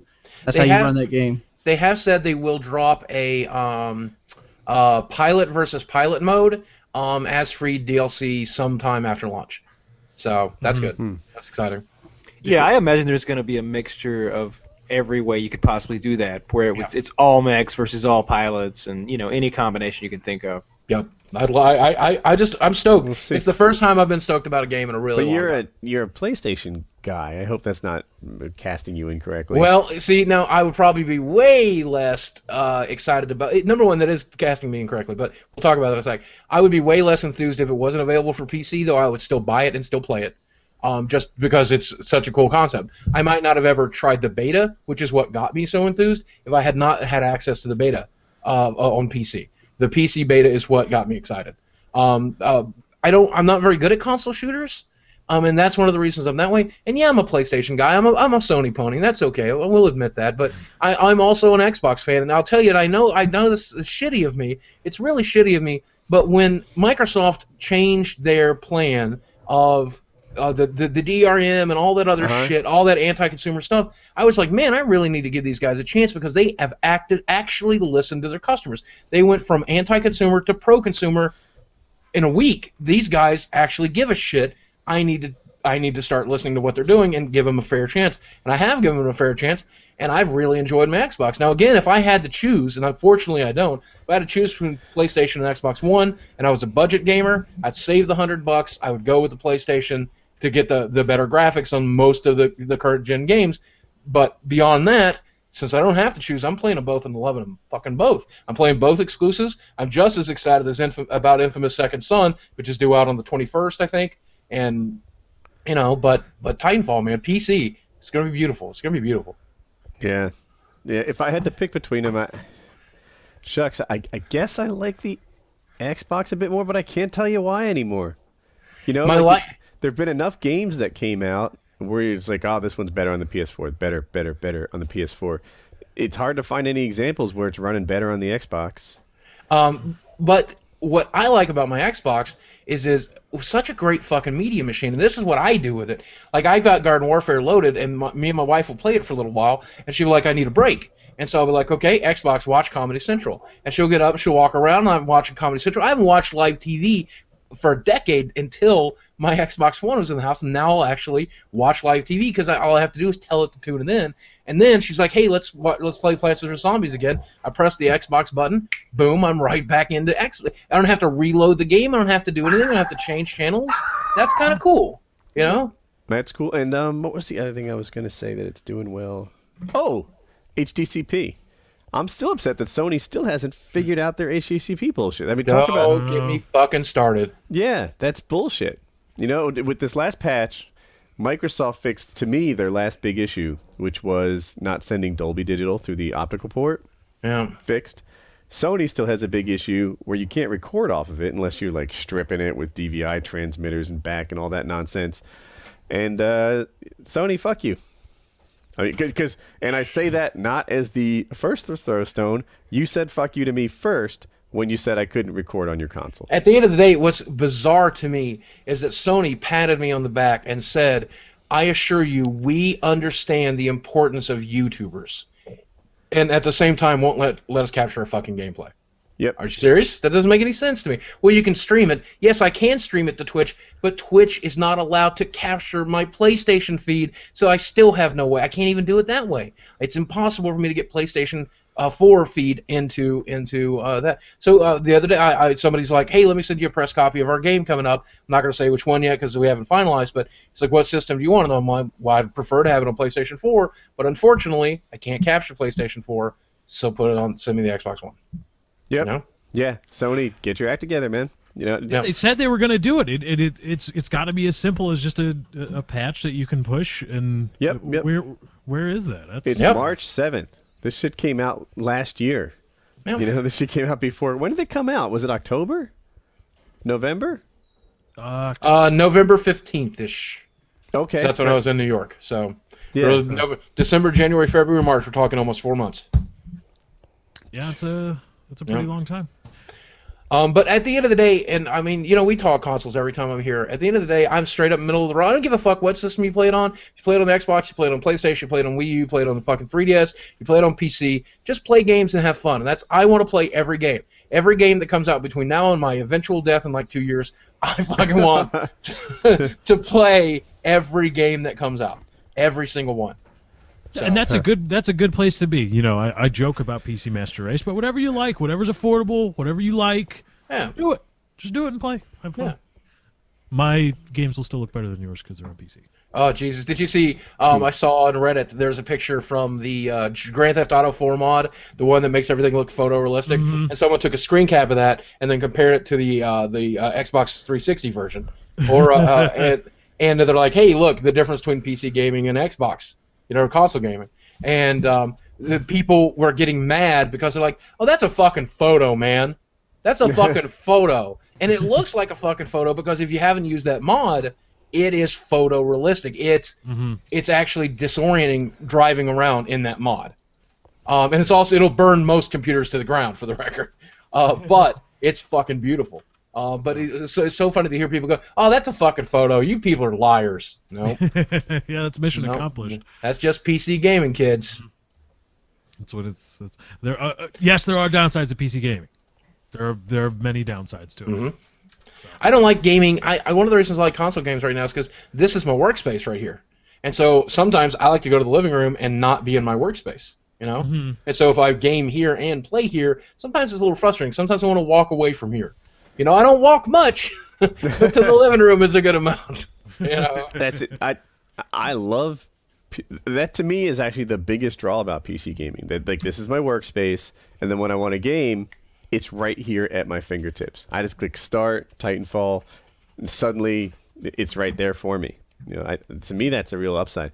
I mentioned this before, and they were all making fun of me, but the process of like setting up my HDMI switches and routing my Xbox to my capture cards and all that fun stuff is cumbersome in my head.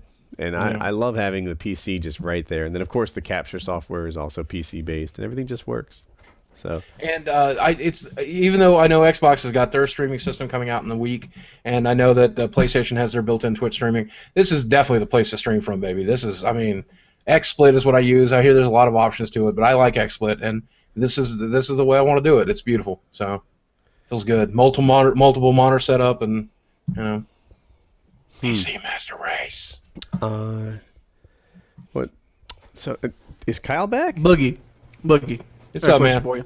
Hey, me, brother. I don't know what your schedule's like, but how would you feel if I come stay with you for a week? I think my wife might fucking kill me. Number one, you have to sleep in my studio, so you're going to be miserable because I'm going to be here fucking playing video games and filming all day. And number two, I think my wife would kill me because we I don't know, maybe we'll do that. Why? You looking to hang out in Arkansas? Part of it, I'd like to meet you in person. I'd love to fucking meet you in person.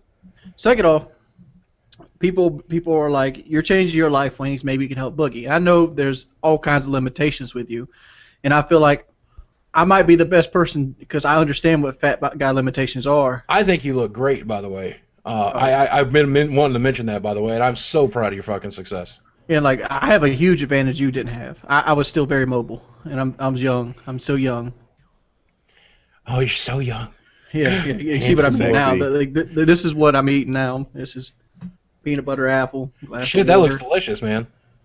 You know, just protein and non-complex sugars. I'm actually pretty open to the idea. I gotta talk it through with the wife, and we gotta schedule a time that's open. But I would love to have you here, if nothing else, to show you the limitations that I'm currently facing. That's one of the things that people don't really realize. Like, I watched you beat a fucking tire with a baseball bat, and I thought to myself, man, if I could pick up a baseball bat, I would fucking join them. If I could stand up long enough to do that, I would fucking join them. If I didn't have arthritis in my knees and in my back and just basically be disabled to the point that I can't walk anymore, I would love to fucking do that. And so I know you guys made me the wonderful offer of flying me out there and working with me, and I would have loved to have done it, but literally I would have been a bump on a log. Quite literally. Oh, you didn't think I was a bump on the log? Oh, brother, I could do 45 seconds. 45 seconds what my physical activity was when I first started. Number one, man, I'm so proud of you for I'm so proud of you for being able to do that. And I know I've talked to the guys at DDP Yoga. I have never talked about this, but they're interested in seeing. They said yoga is very low impact. Stretching your muscles would be a great way to go. What's DDP Yoga? DDP Yoga is Diamond Dallas Page Yoga, and these guys, Diamond Dallas Page was a wrestler. You guys remember him, right? I don't know. I'm older than you, so he has that video. He has that video I always go to when I need inspiration of the guy that couldn't walk. That's true. DDP Yoga, and he can run now. Oh, right. Yes. He was like an Asian guy, I think, maybe. Yeah. Yep, a transformation of, I forget what his name was. But they're like, look, man, if you're willing to record the progress, we'll send you the DVDs. We'll put you in contact with Dallas, and we'll see what we can do for you. We know about your limitations, and I'm thinking that's going to be the right path. And so it's something that we're bouncing around back and forth, because I think if I could get up to the point that I could stretch, if I could I'm get not up to going to say that this is the wrong path for you. Yeah. Because I've tried yoga before. Yeah. Yoga is hard.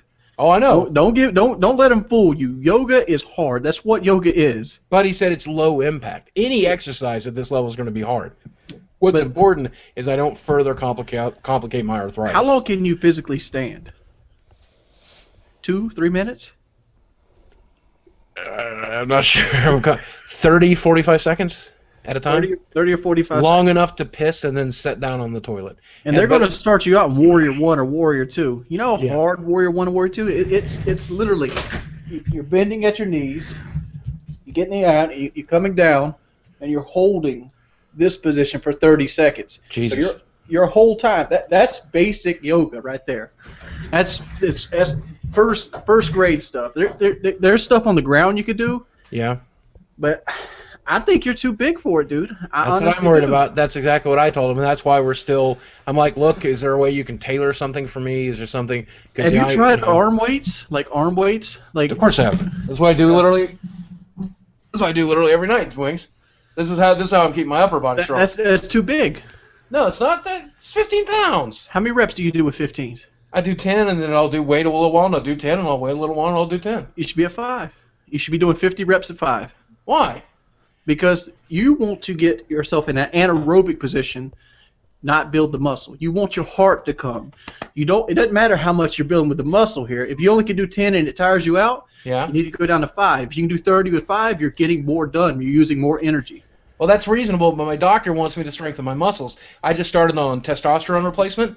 Your arm muscles don't do shit for you, though, when you're this big. You need to strengthen your core muscles, your abs, your legs. But to do that, you got to get down and weight. Yep. And that's all coming to diet and exercise. Now, so far this year, since 2001 began, I dropped about 24 pounds, and I'm pretty comfortable with that. Pretty happy with it. Can I say something? It's enough. I mean, shit. Yeah, Woody, please. Well, means. I watched a lot of Boogie videos, and Thank I you. know, like, response number one is, Woody, I already know. Trust me, you are one of a sea of 1.7 million people who think they know what I should do, right? And I recognize the truth in that.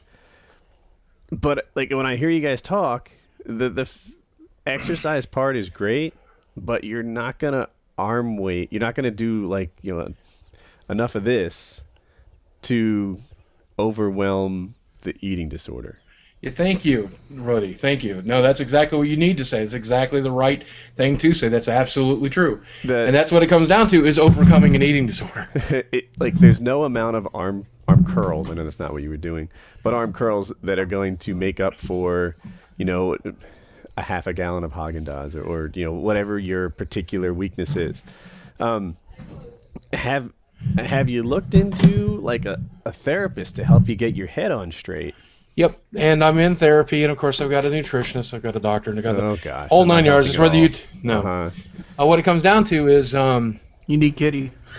what it comes down to, the point that we're at with therapy is where you understand that I'm not going to turn it around in a day, and I'm probably not going to turn it around in a week, and I'm probably not going to turn it around in a year. This is an ongoing process of healing the old brain and healing the old heart, and during that process, the two things that we learned, we first went over doing no permanent damage. Like, look, try not to wreck yourself. Then we moved on to trying to make more good choices than bad.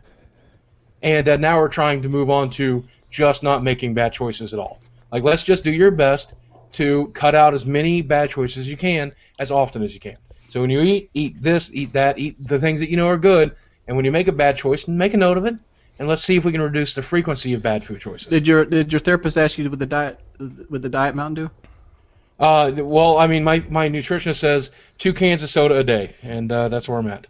Well, I know you got the Diet Mountain Dew there, and that's better than the regular Mountain Dew. But like for me, when I was at Kyle's house, I was on 100% detox. I was eating salad, I was eating chicken, and all I had access to was water. That's pretty much all I had to drink. Shit, brother. Water's the shit. I understand that, but like the thing with Diet Mountain Dew is I'd almost be an advocate of you drinking a regular Mountain Dew. Because if you drink enough water and you detox your body enough, that regular Mountain Dew will keep you from drinking that second regular Mountain Dew because it'll be so sweet you won't want to drink it. You say that, but I'm diabetic, so I have to avoid sugar at all costs, basically, at this point. Okay, that's something I didn't know about. Yeah. But no, seriously, no. Back to the point though. I would love to have you out here, and I would love to film some stuff for your channel, and I would fucking love to show people what we're working with, and I would love that fucking apple. That apple looks delicious. I have not had much to eat today. I had a scrambled egg and a couple peanut butter crackers, and I'd kill a person. Peanut butter is a godsend. Let me tell you how peanut butter, is, in my opinion, is the best food for a fat person. A couple of reasons. It's the best food I've ever found that curbs hunger. Like if I'm hungry, I can have this peanut butter. Even though I can put as much peanut butter as I want, I'm going to get 300 or 400 calories if I just slob the peanut butter on that apple and eat that apple.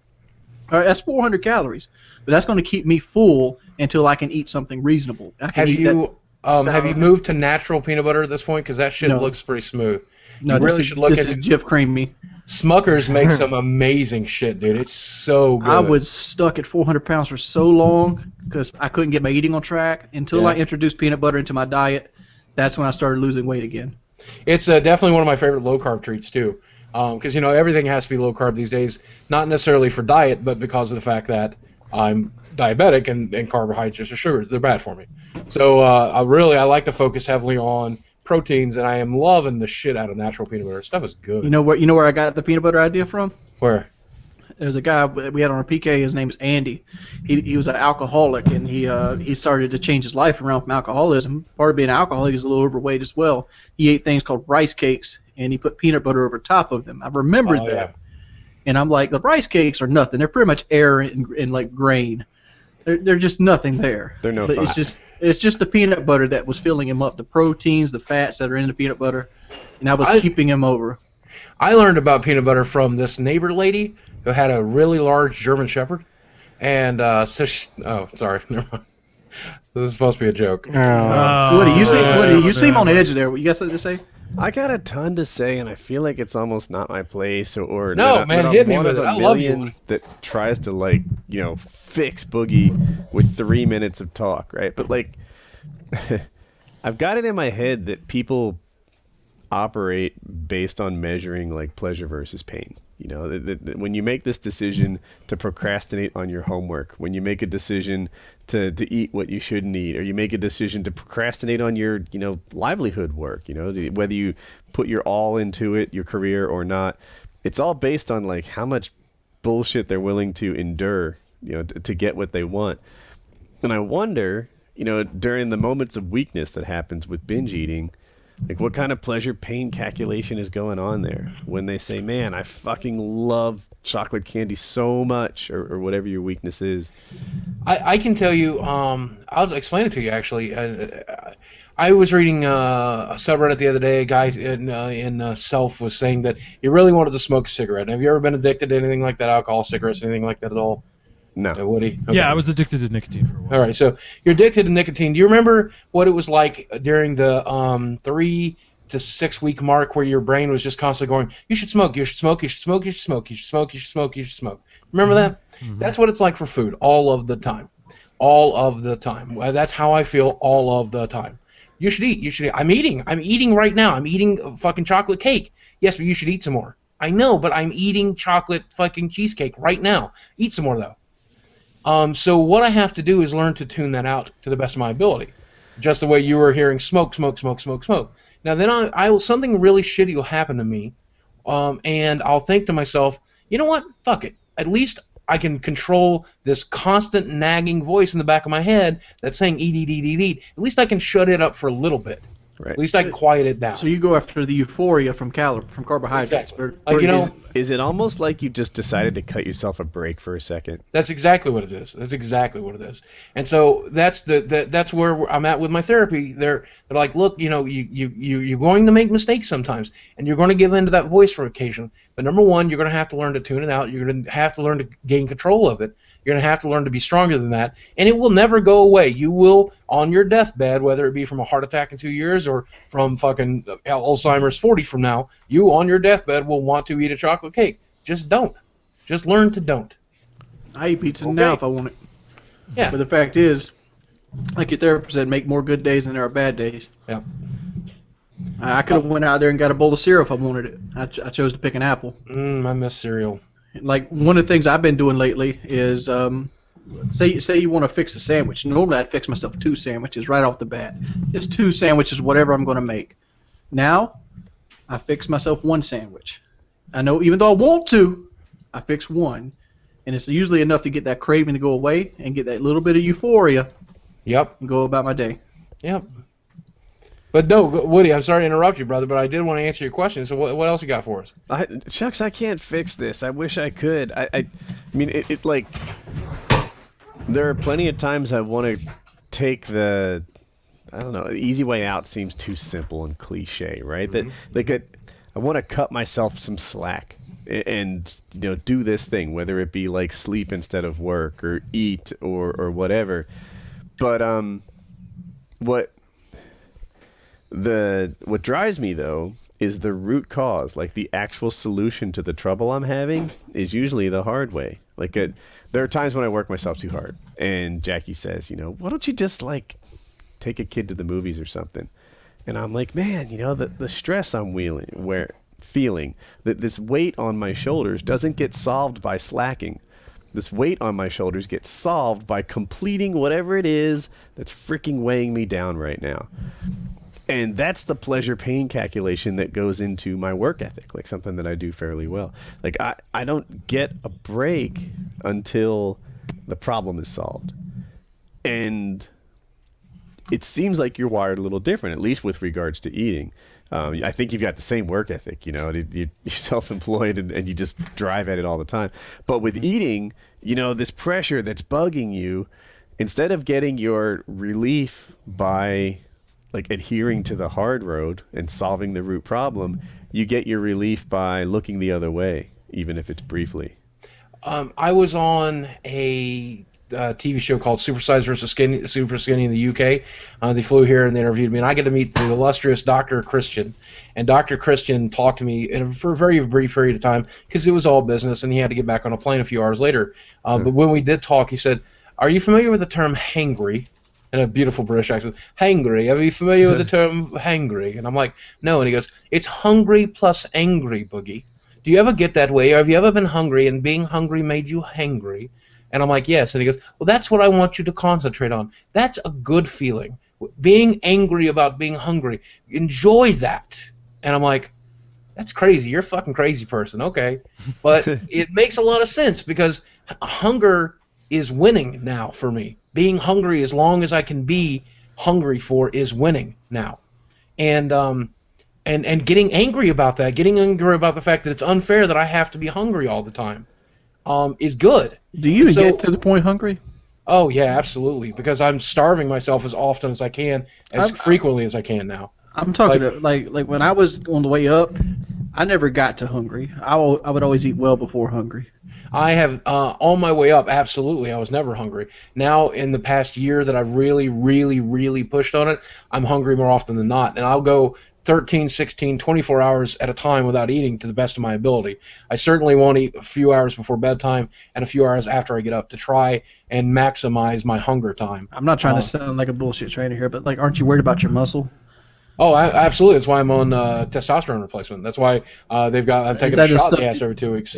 You don't do the stuff that go, like you rub under your arms and stuff like that? No, it was just so much cheaper to go with the shots, and even though that stuff is convenient, it was just smarter to go for the shots. My wife doesn't mind giving them to me, and instead of being $180 a month, it was $40 for 3 months. What's it supposed to do? It's supposed to promote like muscle growth? Well, like that's part of almost it. like a steroid? That's part of it. Basically, I didn't have enough testosterone for my body to repair itself anymore, and he scared me into, he's like, look, your heart's a muscle. You don't have enough testosterone for your body to replace its muscle anymore, and your heart's a muscle, Stephen. So you have to take this.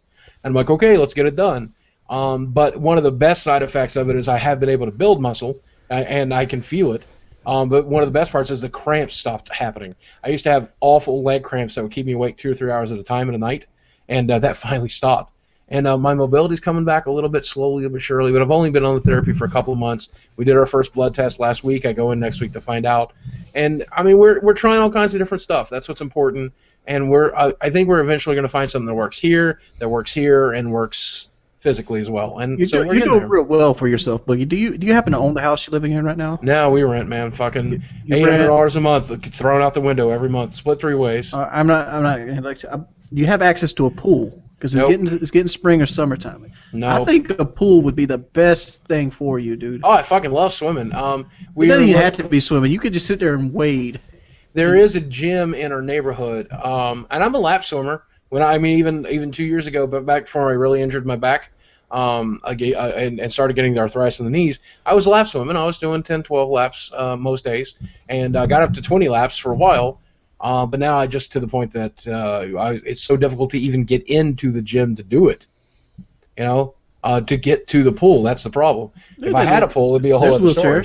There's wheelchairs. We've thought about it. We've absolutely thought about it. Nobody in any place like that is going to shame you. Fat people are so afraid of the damn gym, but people that are actually in the gym or in the YMCA or going to that community pool. Are you kidding? I'm a YouTuber, man. Like, what could you possibly say to me and to my face that would bother me? It doesn't matter. I'm a YouTuber as well. Yeah, I was going to call it bullshit on that one too. I'm a YouTuber as well. That doesn't make you bulletproof. Yeah, well, I'm just saying if somebody walks up to me in the gym, is like, you shouldn't be here, you're too fat to be here. I'm like, dude, I'm the guy who's supposed to be here. You too buff to be here. Go invest in gym equipment at home, you fucker. You're the guy that's trying. You're trying to fix the problem. Yeah. Like, what's the worst somebody could say? And, of course, people are going to point and laugh at me, but people point and laugh at me all the time. Like, that's fucking commonplace for me. Who gives a shit? Hey, look at that fat guy trying to work out. Yeah, it's hilarious. I don't give a fuck. What do you think? It's great. I don't see that. I think that might exist more in your head than in real life. It does get to you. It's like 80s bully stuff. It does get into you. It does get to you eventually, And I mean, seriously, Kyle, it does happen. People still say shit to my face. Really? All the time. At Walmart or at the gym? At Walmart primarily. I was gonna say, 'cause like the gym, you don't make fun of a fat girl who's running. Of right? the 2 gyms I've gone to, and number 1, that's not true. I can tell you that. But of the 2 gyms that I've gone to, the one that I went to, Springdale Athletic, they were awesome. They were just fucking awesome. Like, the people there were just super cool. The people who ran the gym, the people who were customers there, just great people. No one gave a shit, and I was swimming, and I was having a good time. The other place I've been to was a long time ago, was Fayetteville Athletics. And Fayetteville Athletics, they fucking were the most hypocritical pieces of shit. And they would literally point and laugh, and I had people take pictures of me. And I'm like, that is crazy. Yeah, Like getting your money's worth, huh? Yeah, like Reddit. You're taking pictures of me for Reddit karma, huh? For what? For cringe? Look at this fat guy trying to lift weights. Like, seriously.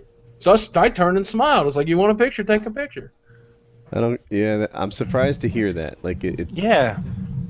Oh, don't ever be surprised when people are shitty. People are shitty. There's shitty people all over the place. I just recently quit my gym, ISI Elite Training. And the main reason is because the trainer that they gave me after Drew was a pile of shit. He was the worst trainer I've ever had.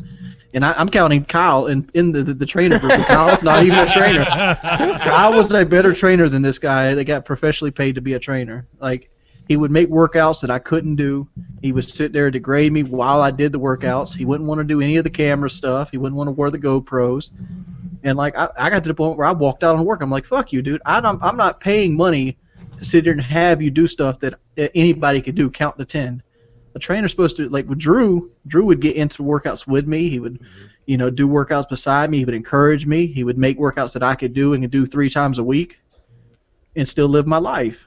I mean, there's bad people everywhere. Jeremy across the floor. Yeah. No, he did not. Drew does not have Jeremy. access to Jeremy. No, I Right. did not. No.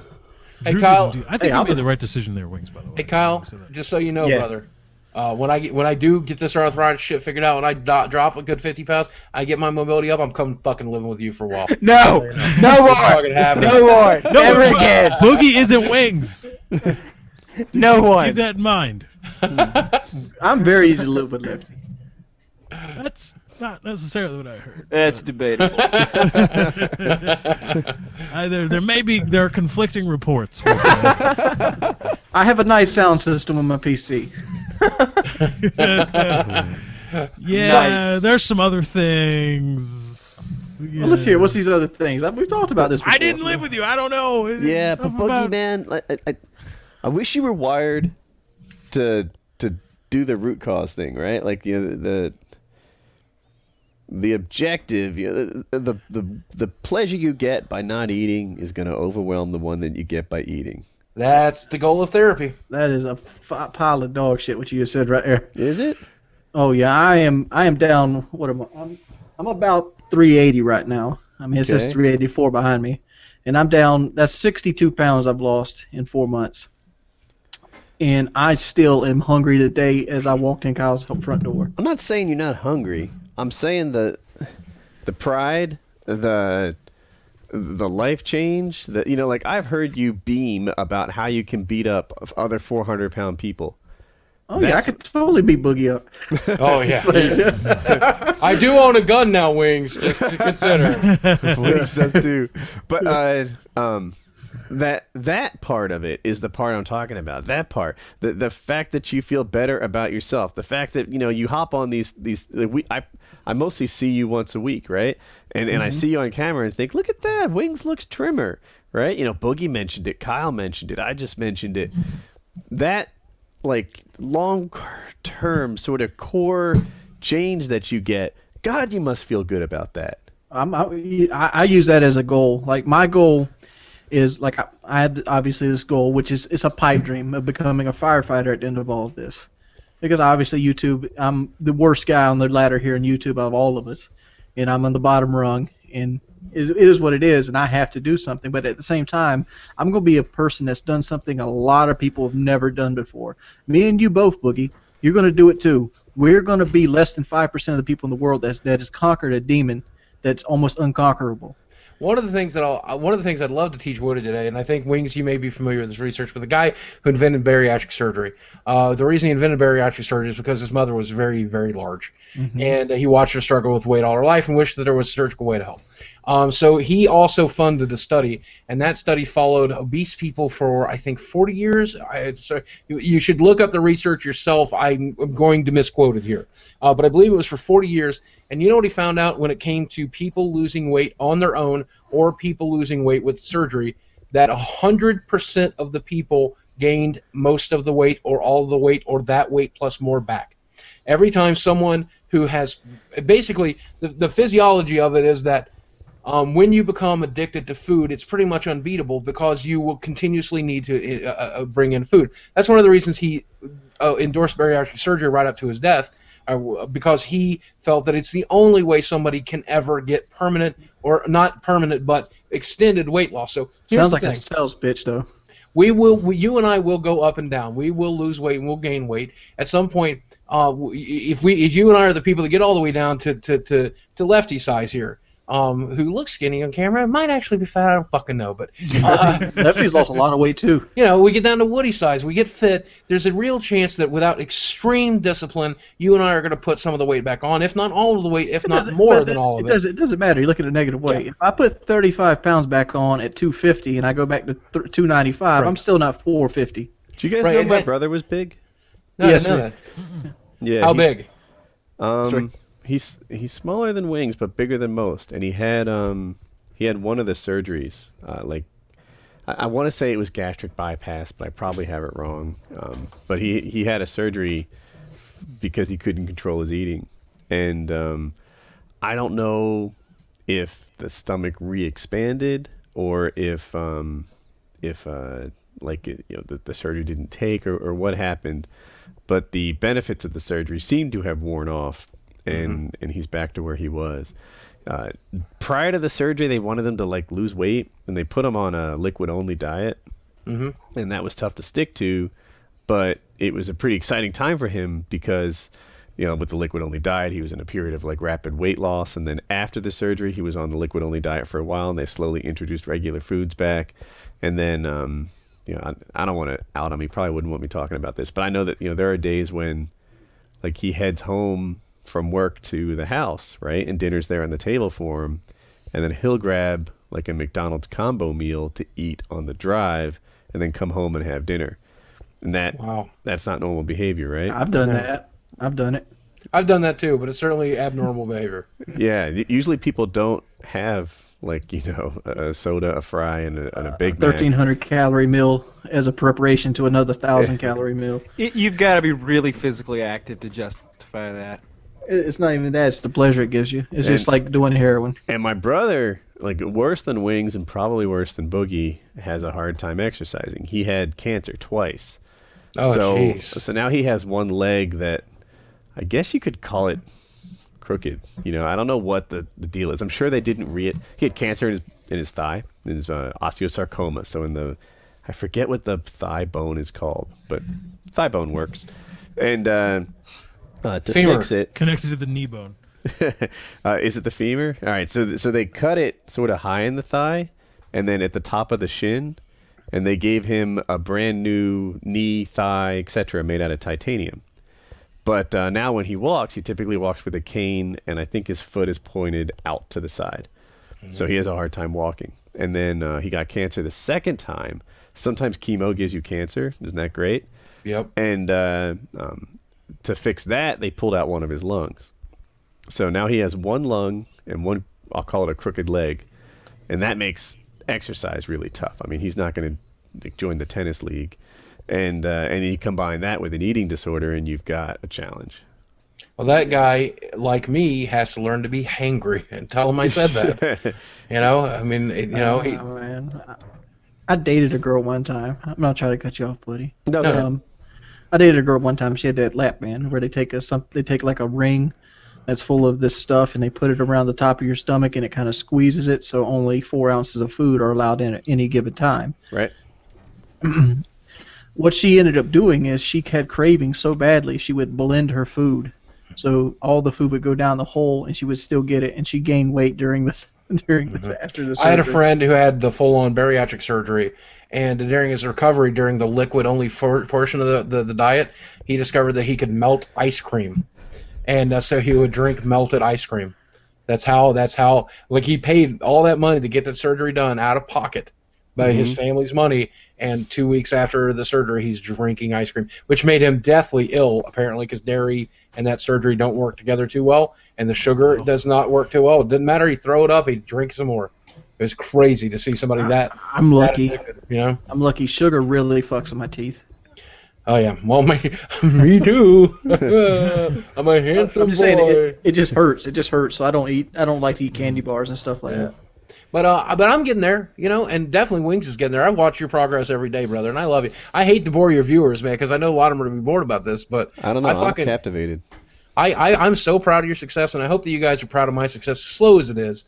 You know, it's certainly never going to be Biggest Loser number. But one of the things that was funny was when I told Dr. Christian that I'd weighed 587 a year ago, and then today I was when he was in the house, I was down to 535, and today I'm a little closer to 515. The doctor's like, "That's very, very good, Boogie." And I'm like, "Really?" And he's like, "No, that is phenomenal. I can't believe you succeeded that well." And I'm like, "Yeah, but that's been a year and a half." And he goes, "Any downward trending is good, and that's a lot of downward trending." And the people on YouTube don't get that. They are used to, like, especially Americans, we're used to Biggest Loser. I lost 37 pounds in a week. I lost another 45 the next week. You know, like, why don't you just choose to lose weight? Just go on Biggest Loser. Because I can't go on Biggest Loser and be filled with steroids and be filled with painkillers and be filled with testosterone so that my body's in super rage mode. That's what they do. I can't do that. That's I was sort of wondering because I work out 3 times a week generally. Yeah, that's exactly what they do. And like, I am wrecked the entire fucking week, and the people are like, "Why don't you work out 5 times a week?" Motherfucker, I like to walk. I like to be able to do shit when I'm at home. Hey, Wings, I'm just curious. Do you think you could work out 5 times a week if they split it up a little more? Like if you had an only arms day and an only legs day? I do that now. Like we usually have a push, pull, and max out. We do a pull day, a push day, and the last day is a burnout day on Friday since I have 2 days off. Cool. Yeah. You know what? Let Drew handle that. Why am I talking? I mean, like Drew. if they cut the sessions down and they didn't and they cut the reps down, I could do 5 times a day, 5 times a week. But like, the idea for building the muscle is so that your body has to rebuild the muscle. Then that's what helps lose the weight. I mean, just the actual movement itself burns very little calories. But at the end of the day, Wings, I just want to let you know that you've got a friend in me, in that, yeah, sometimes your progress is not fast enough for your viewers, and sometimes the process isn't fast enough for some of your friends and family. But I know as long as you're moving in the right direction instead of the wrong direction, brother, I would take a bullet for you. Did you see my picture I posted on Facebook? Because like, I get that all the time. I'm like, I wasted, you know, it's not even people that probably even donate. It's like, you stole all that money. You're wasting that money. It's like, have you seen me? I'm gonna link you this picture. Yeah, I want to. You guys watch. This is a picture of me at my heaviest. I was probably 450 pounds in this picture. I'm taking shits that big. And 450. That's a lot of poo. If you click on the right side of the picture, there's an arrow that goes over. You'll see a picture of me from last week. You can just look at the difference. Jesus, you were fat. Good God, man. Yeah, 400-pound land monster, you know? Yeah, if I saw you, I would call you a fat ass. That's pretty much. You know, I was that guy that fat people would like, look at that motherfucker, you know? Jordy, you look so good, man. I'm so fucking proud of you. I mean, like, I'm so fucking you proud haven't... of you. Wings, can you slide to your right? Am I right? Yeah, I'm hoping this works. I'm doing before and after on you right now. There we go. There it is, Wings before and after. That's the difference he's had so far. I don't think that lens is doing you any favors though. Well, that's actually taken with my GoPro. Yeah, it was trying out the GoPro. I was cleaning the GoPro off and I found that picture. The door is curved, like it's all messed up, but the right side of the door frame is pretty straight, and the monitor looked pretty straight. Yeah, I mean, it's a weird I found the picture on my GoPro because it had been so long since I used it. But that was a picture of me and my heavy, so I'm like, I'll put this on Facebook. Was that next to the porn? This picture? Was that next to the GoPro? I had already took the porn off. That GoPro's seen some shit, man. I was a big motherfucker, dude. Like, it's amazing what 50 pounds will do for you. The point that I'm making is, The point that I'm making is, ladies and gentlemen, if you're at home right now and you're watching this and you put on a little bit of weight, lose it now while you're young and reverse the habits while you still can. Don't get to a point where it's much more difficult to do it like for Wings or much more difficult for like me. And if you're a skinny, good-looking guy right now, stay that way. Avoid fucking McDonald's. Eat some fruit. Fuck you. As I hear you guys talk about weight loss, it to me reminds me of finances. Like most people, I'm bad at that too. Unless you've got a super income, you probably live your life on this knife edge of finances, where every year you're either slightly wealthier or slightly poorer, right? And if you keep it trending in the right direction over the long term, things go fabulously right. You know, if every year your net worth is better than it was the year before because you contributed to your retirement account, you put some in your savings account, you did what you needed to do. If you manage your finances, you know, I don't know why in my head they lined up like your weight loss thing, but you know, if you just stay on the positive side of this thing year after year for decades, before long, you're in a really good spot. Woody, you're coming across as fucking brilliant today, just so you know. All of the things that you're saying, and normally you sound like a dumbass. Yeah, right. The people who know me better would say that. But seriously, like you get it. Like you're quoting my therapist right now without realizing you're quoting my therapist. I pay a guy $60 a fucking hour to say the shit you're saying to me for free. It's a service. You need to come on PKA more often. There you go. Yeah, I think we needed some checks cut here. You see, Woody brought that up, and I find it funny because Boogie mentioned people that say, "Well, have you tried just, you know, working out more, et cetera, et cetera?" And then I immediately thought, you know what? I often too have been told to just try to have more money, but it doesn't really work that way. I drew the finances thing too, but just not as eloquent. Like if you're broke, just work some more. Yeah, just go get a job. Yeah, what are you talking about? Get a second or third job. It's not a problem. Just work more. You shouldn't be able to live off flipping burgers at McDonald's 40 hours a week anyway. Go get yourself a second job. Fuck a social life. Fuck, you know, quality of life. Fuck your family. You know, fuck all that shit. Thing, clearly, if you're making under like, you know, 40, 50 grand a year, it's pretty tough to really get ahead. But there are a lot of guys making, you know, between like 60 and 120. I swear they could make 250 and they'd still be living on the knife edge of just barely getting ahead or not quite keeping up. And you know, I don't know, just keep it in the positive. Keep it in the positive. I mean, learning how to spend conservatively is just like learning how to eat conservatively. Like, look, you know, I could spend the money I have, but I really should invest it and save it. I could eat that entire cheesecake. I should probably only have a small slice. You probably shouldn't buy it. Yeah, and then you can take pride in the end result too, and that's the pleasure pain balance that I think for you for eating isn't coming there, right? Like apparently you're having an easy time denying yourself a new iPad or a MacBook or all the little things you'd love to go out and splurge on, but you have a harder time denying yourself cheesecake. Yeah. But to hear you talk, you're like, hey, I live on, did you say 1/5 of your income? 1/5 of my income. I bet you have a bank account balance that you've never had at any other point in your life before. Exactly the case. And you see it, and there's a certain pride in it, and you're like, wow, you know, in some aspects of life, of this giant, you know, the one piece of the lifetime scorecard, I'm fucking winning right now. Yep. And I'm proud of me about it. And I promise you, Wings does feel that way right now, even if he hasn't exactly put in those words. And I am proud of myself. And even though my weight loss is less than 100 pounds, and even though I've only succeeded in so much, the fact that I'm trending downwards and the fact that I make good decisions and I'm making more decisions than bad decisions, when I stand on the scale, the number is the same most of the time, but sometimes it's less.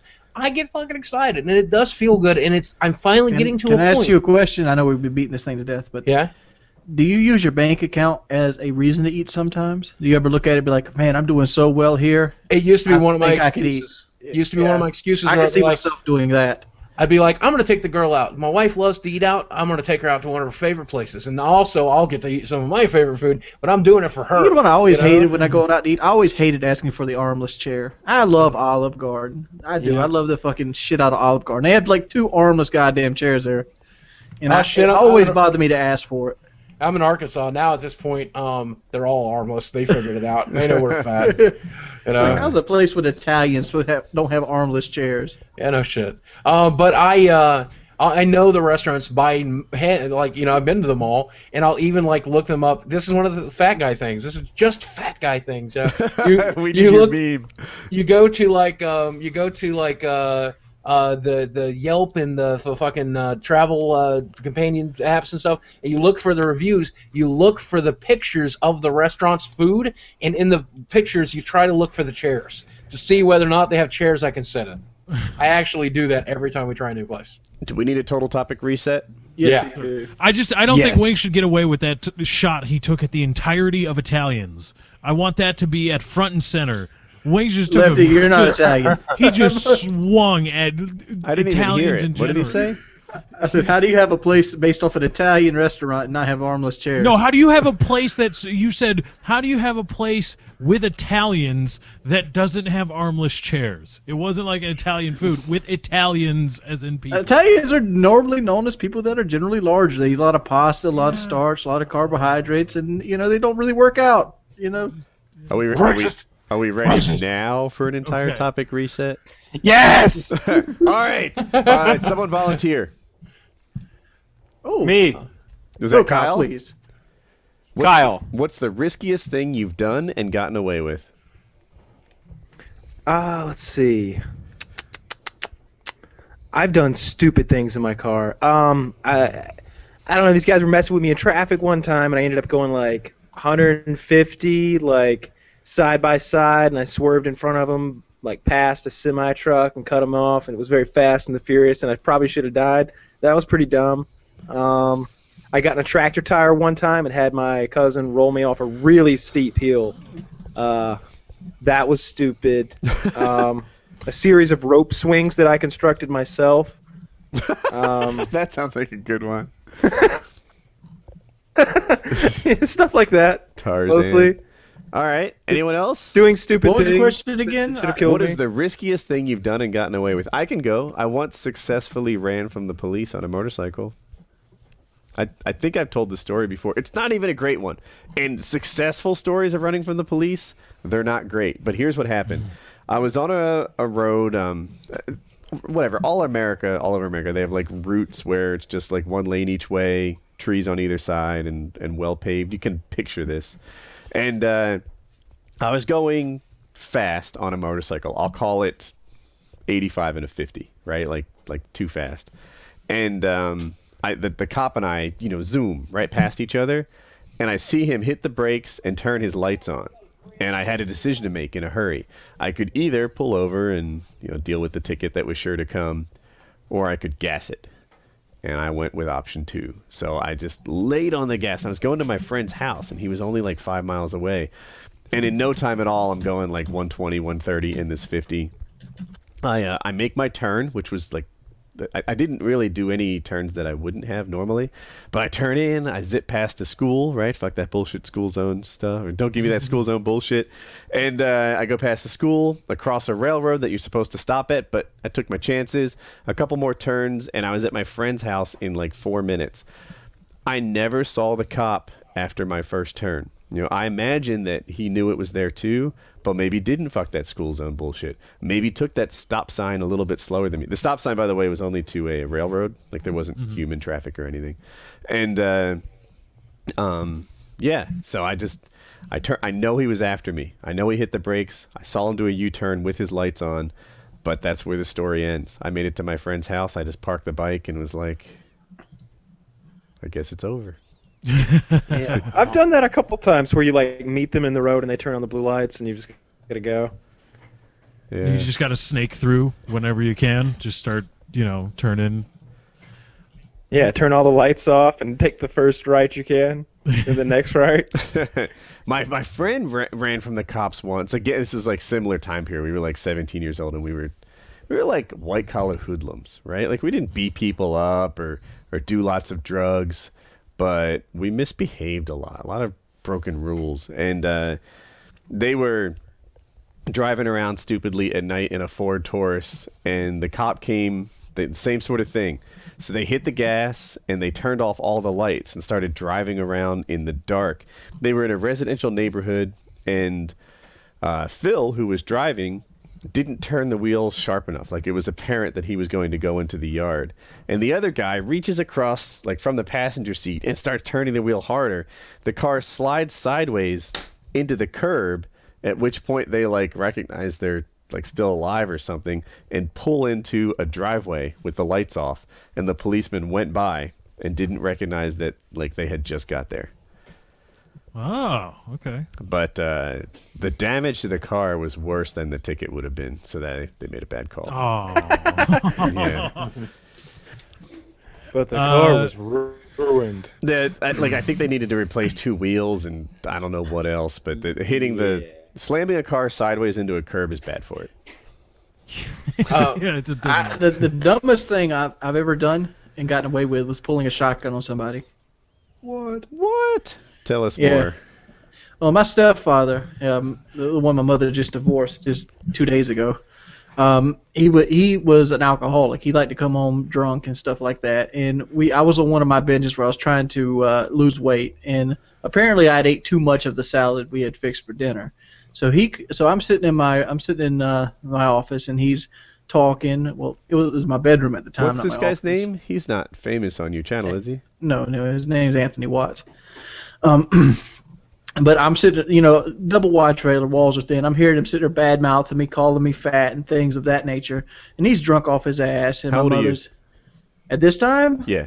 18, 19. Okay. And I'm sitting there feeling bad because I'm sitting there feeling bad because I did overeat and stuff like that. But I'm like, I'm not going to take this shit no more. So I grab my shotgun and I come out and point it at his ass. And he runs away and grabs a pistol, and he comes out pointing the pistol at me, and we have like a standoff. So I'm like, this is fucking stupid. I throw the shotgun down, but he doesn't put the pistol down. And we end up tussling, going on the floor, and the cops are called, and nobody presses charges. Okay. Damn, Wings, that's hardcore. Just You trailer both were- things. You were pointing loaded firearms with it. You were pointing loaded I was ready firearm to kill at a him. drunk man I was pointing a ready to loaded kill him. firearm at you. That's Can we talk I was ready to kill him. about That's intense, but can we talk about Bastard Brooke and the King of Cocks video? We can. I have a plan for the King of Cocks since I've registered as a show. Okay. on YouTube, yeah. Okay. So Bastard Brooke is saying that he did not steal that money now. Is that correct? Well, that's information I wasn't privy to when I asked the question because I went into it under the interview. I'm like, I'm gonna pop this question on his ass and see how he responds to it on camera. That's what I wanted to hear. And apparently one of my somebody broke into Grandma's house and stole the money out of her lockbox. Who's somebody? Wait a minute. That sounds. I didn't go into it. What the answer you've seen on the video is the answer that I was last given. Yeah, see, that seems like bullshit. Bastard Brooke totally stole that money. Like, that money went missing when he left, and we all knew it went missing. I think it's bullshit too. Yeah, Bastard Brooke stole that money, and he rented those dirty tapes. He did. He tried to blame that on Grandma. I'm like, I don't think Grandma wanted to rent Teenage Lesbians Volume 3. Oh, it wasn't Teenage Lesbians 3, it was Cum Sluts 4. I really don't Bastard think Brooke Cum is Sluts hilarious. 4 really had that. I mean, the heart was out of it really after 2. Right, exactly. You know, You can tell he's They just after changed the money. cinematographers, and it just the whole look of the film was just.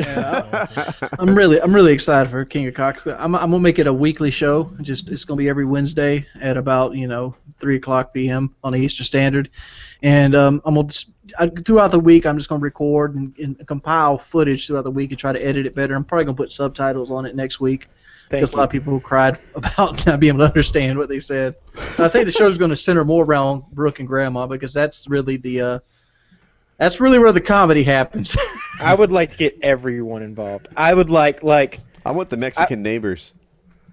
I think you should ask them questions. I think you should have a thing where you ask them questions and you kind of go back and forth to, from family member to family member. I do have something more on the Mexican neighbors. Like their Breaking Bad style tents they had up. It was actually like a wedding that took place throughout the week. Wow. Can we talk about Breaking Bad for a minute? Because I finally finished the thing. I know I'm way behind. God.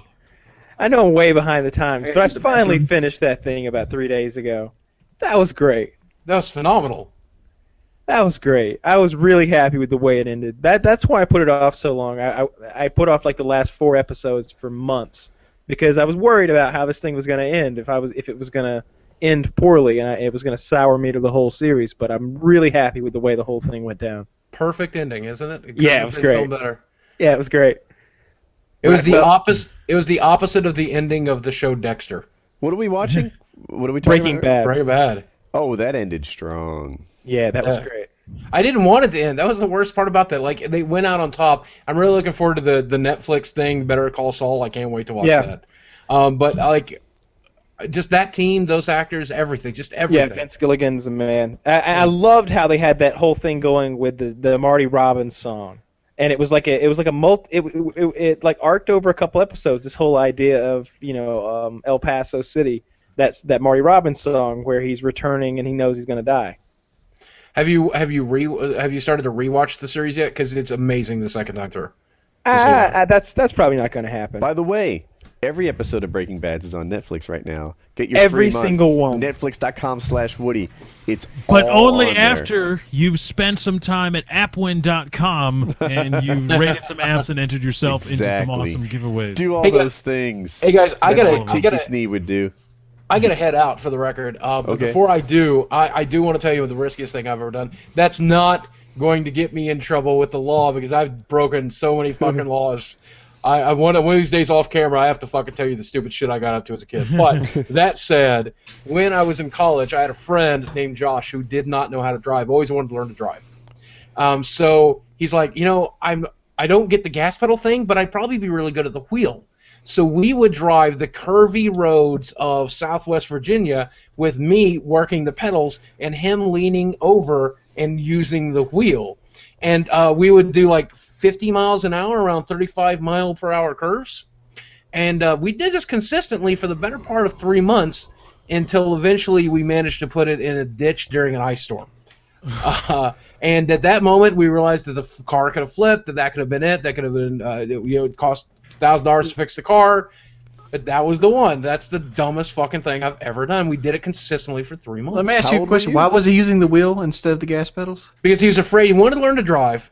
And it's like, it'd be fun if I would do the wheel and you do the gas pedal, because I'm afraid of the gas pedal thing. I'm like, sure, whatever, that's funny. Took him 3 months? It took him 3 months? No, then we just found out it was fun to do. Oh. So, because here I am, I'm in a literal state of terror, because this guy doesn't know what the fuck he's doing, and he's driving around this year. And so I would ramp it up. I'd be like, let's take that curve, that 35-mile-an-hour curve at 35. Let's try doing it at 45. Let's try doing it at 55. I don't give a fuck. I hope I die. And, yeah, that was fucking stupid. You call my shit hardcore.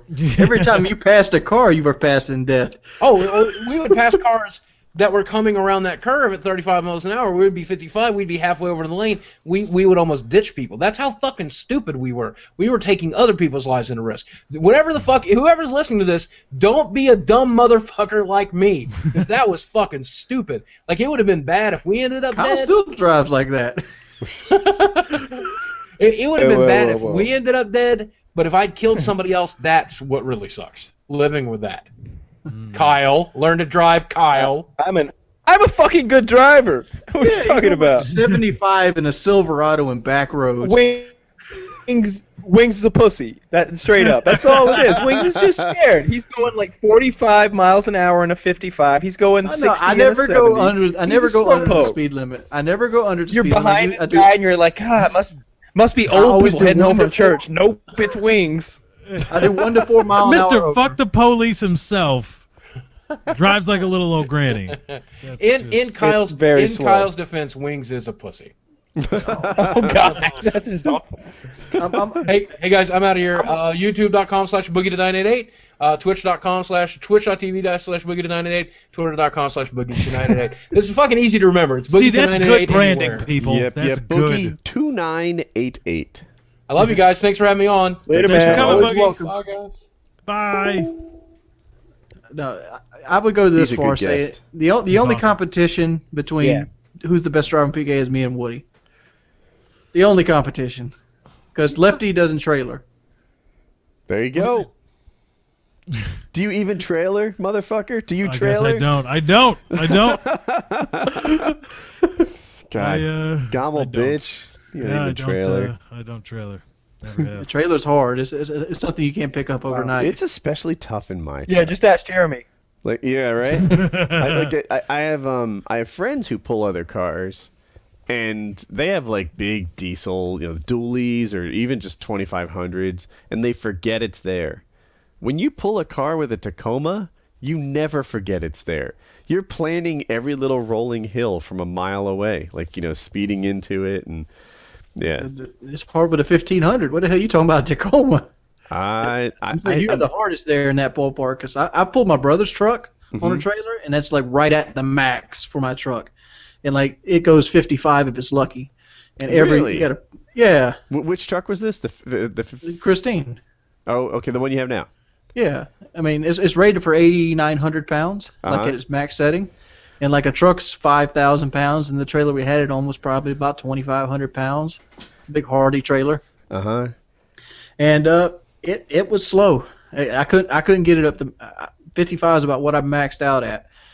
I'm not saying it wouldn't do a hill because I don't have hills to test it on because in South Carolina everything's flat. I pulled 4,500 pounds, and it was rated for 5,000, so it was just right under it. And I once pulled it 85 miles an hour, maybe 90. It was fast. You know what happened? I got an Amber Alert. No, I didn't get it. It was like on the roadside signs, and they're like, and it wasn't a super common car. I think it was like a burgundy Ford Excursion, right? And there's not a lot of Excursions on the road. And then when you add burgundy to it, there's even fewer. And sure enough, I get passed by a burgundy Ford Excursion, and there's supposed to be like kidnapped children inside of it. And I'm like, dude, that could be it. Right? Like, I'm fucking down. So I just start flooring it. And my truck, I'm rough on it. Like, I bump it off the rev limiter and stuff. I don't mind.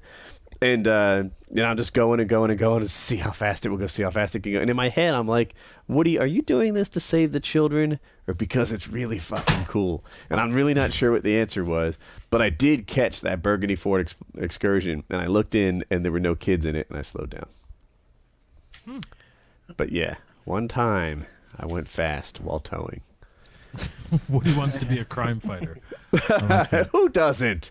Yeah, you've been unlucky if that tire blew out on that trailer. Yeah, one of the first, when I bought the trailer, it had like small mud tires on it. And one of the first things I did was buy high-end Goodyear. I think they're marathons. But like some of the best trailer tires. That's what I always fear, though. Like when I'm trailering, I always am afraid that the trailer is going to blow out because you don't ever pay attention to the trailer wheels half the time. Like you. I do, but go on. I mean, I've used other people's trailers and the tires be dry rotting. So god damn. No, because I towed at the limits of the truck, I always like inspected them. I checked it, and I also towed long distances, like 6 to 9 hours. So I would like check the tire pressure and really have my act together. Because it wasn't a tow rig that had room for error. So yeah, I don't know. Towing is unique. I picked my towing up by doing dual pivots on a forklift. I've never done that. I can't drive a forklift at all. Where you have forklift uses the back wheels to move, right. And then you have a carter pin which you tow with, and then we had these bell carts that had the front part pivoting. So you have 2 pivoting points, and then you had to back them into places. Huh. So it makes regular towing easy. I like it when you see there'll be YouTube videos. You know the tractor trailers that have 3 trailers on it? Yeah. You see people back those things up, and you're like, that guy's got skills. Oh, he does. He's got a tremendous amount of skill. I saw a guy make a K-turn on like the edge of a mountain road, and that guy had skills. Like, people do neat things while driving. Oh God. Oh? Kyle's saying, "Oh God," because he was. Whenever I see those videos from like scary mountain roads. Yeah. Do you guys ever watch Gold Rush, the TV show? A little bit. It was one of those. I was like, I'll give this a shot. I got a little bit way through, and I caught the end of an episode, and I said, I'm done. It wasn't for you, okay? Yeah, it wasn't. It wasn't for me either. It was a show about entrepreneurs, people who were risking their, I guess, current careers to make a go at something bigger, and they just had a lot on the line in terms of success, and it wasn't easy. And entrepreneurs, people have heard me talk about this concept of everyday superheroes, musicians, dual language speakers, and entrepreneurs are one of them. And I just thought it was really neat. Like the show, I didn't really care about the gold. I didn't really care about a lot of stuff, but I cared that these guys were taking a chance, career-wise, and that was pretty interesting to see what paid off, what didn't, how things were going. And the first year, like the main protagonists of the show fail. Like it just doesn't work out for them. And they go and try again. So do you ever watch it? Does anybody actually strike it rich? Like rich, or is it just like, oh, we made a, good deal of money? So I'm only, I forget if I'm 2 seasons in or 3 seasons in, but no, not rich. Like there are other gold miners nearby. It's like the camera crew's following 3 crews. And they're like, none of the 3 crews, they have okay years. They make their money, like they all come home making 80 grand, which is good, but it wasn't the target, right? The target was life-changing money. And, but they'll be like, this guy over here on Kodiak Mountain, look what he did. And they've got like, mason jars filled with gold lined up across the desk. And you're like, son of a bitch, that guy hit the mother lode. And you just keep waiting for your guys to have that experience. And it doesn't really have. They're like, we got flakes in here. Like, all right, flakes are good, but they never really add up to much weight. You need nuggets. I watched this show on Netflix where they did swamp logging, where basically they go through the swamps and cut logs and stuff. Forgot what it was called. Yeah, I saw that. I'm like, they were those petrified logs. Yeah. Well, they just cut trees. Is this the show where? Like back in the day, they'd use the river to transport logs, but some of them sank. So they get them from the bottom and sell them. No. They actually had a machine that would cut trees down, and they would landscape just areas most people wouldn't do. Okay. Like they would cut trees and they would sell them to lumber mills. Dude, I watched 4 seasons of that, and I swear to God, he never made a damn profit. I'm like, this has to be for camera. You don't run for 4 seasons and never make profit. Yeah, on the Gold Rush thing, I think they started getting some like free equipment and like, Caterpillar's like, hey man, use our tractor, and that would help him a lot. So they might have made money from sponsorship. Yeah, they had a lot of stuff like that. I still think those shows are just set up just like Storage Wars. Wait, you mean people aren't keeping priceless relics in their shitty storage with their old underwear, moldy stuff? And... Storage Wars, I don't like that one. It's way too fake. I'm just saying, like, these people can't be, like, they got to be making profit, but they got to create some sort of drama with it. Like, if everybody struck it rich, Well, they also have the frickin' TV show, right? That one, what was that one crappy gun show? Sons of Guns? Was that it? That is a crappy TV show. I'm not sure if it's the one you're thinking of. But they're always crying poor. The guy, they're in Louisiana or something, and the guy's always crying poor about how he's like, oh, we got to. They're doing a spec build on something or whatever, right. And he's crying poor. I can't afford this. If this particular spec build doesn't work out, the whole company's going under. Dude, don't lie to me. You've got frickin' HD TV cameras all over your joint. Don't even try to tell me that you've got History Channel money. You don't even try to tell me that, oh man, I can't afford to lose 20 grand on this. Like, come on, man. That's you know who I liked? What was a OC Chopper? Help me out here. The Orange Paulie County and his son. Yeah, Orange County Choppers. American Chopper, is that what it was called though? Yeah, American Chopper. That it was interesting so they never cried poor, right? They were getting rich and you could see it. And like as a businessman, I'm more conservative than they are, right? Like I'm always kind of cautious about expanding, and these guys every 2 shows they were bringing in like a backhoe and knocking out offices and getting bigger and new spaces, and he bought himself like a mansion with OC Choppers on the bed because branding was everywhere, and it just got like huge, and the OC Choppers, everyone's wearing the baseball caps, they're selling them at the Jersey Shore, and everybody wants an OC Chopper bike, and he's got staff down the lines and assembly plants, and like to watch them get so big and to watch him continually roll the dice, like, we can't meet capacity. Yeah, like to a lot of people, if you're working at full capacity, that's kind of a comfortable place to be. For him, it's like, let's increase capacity. Let's go bigger. Let's go bigger.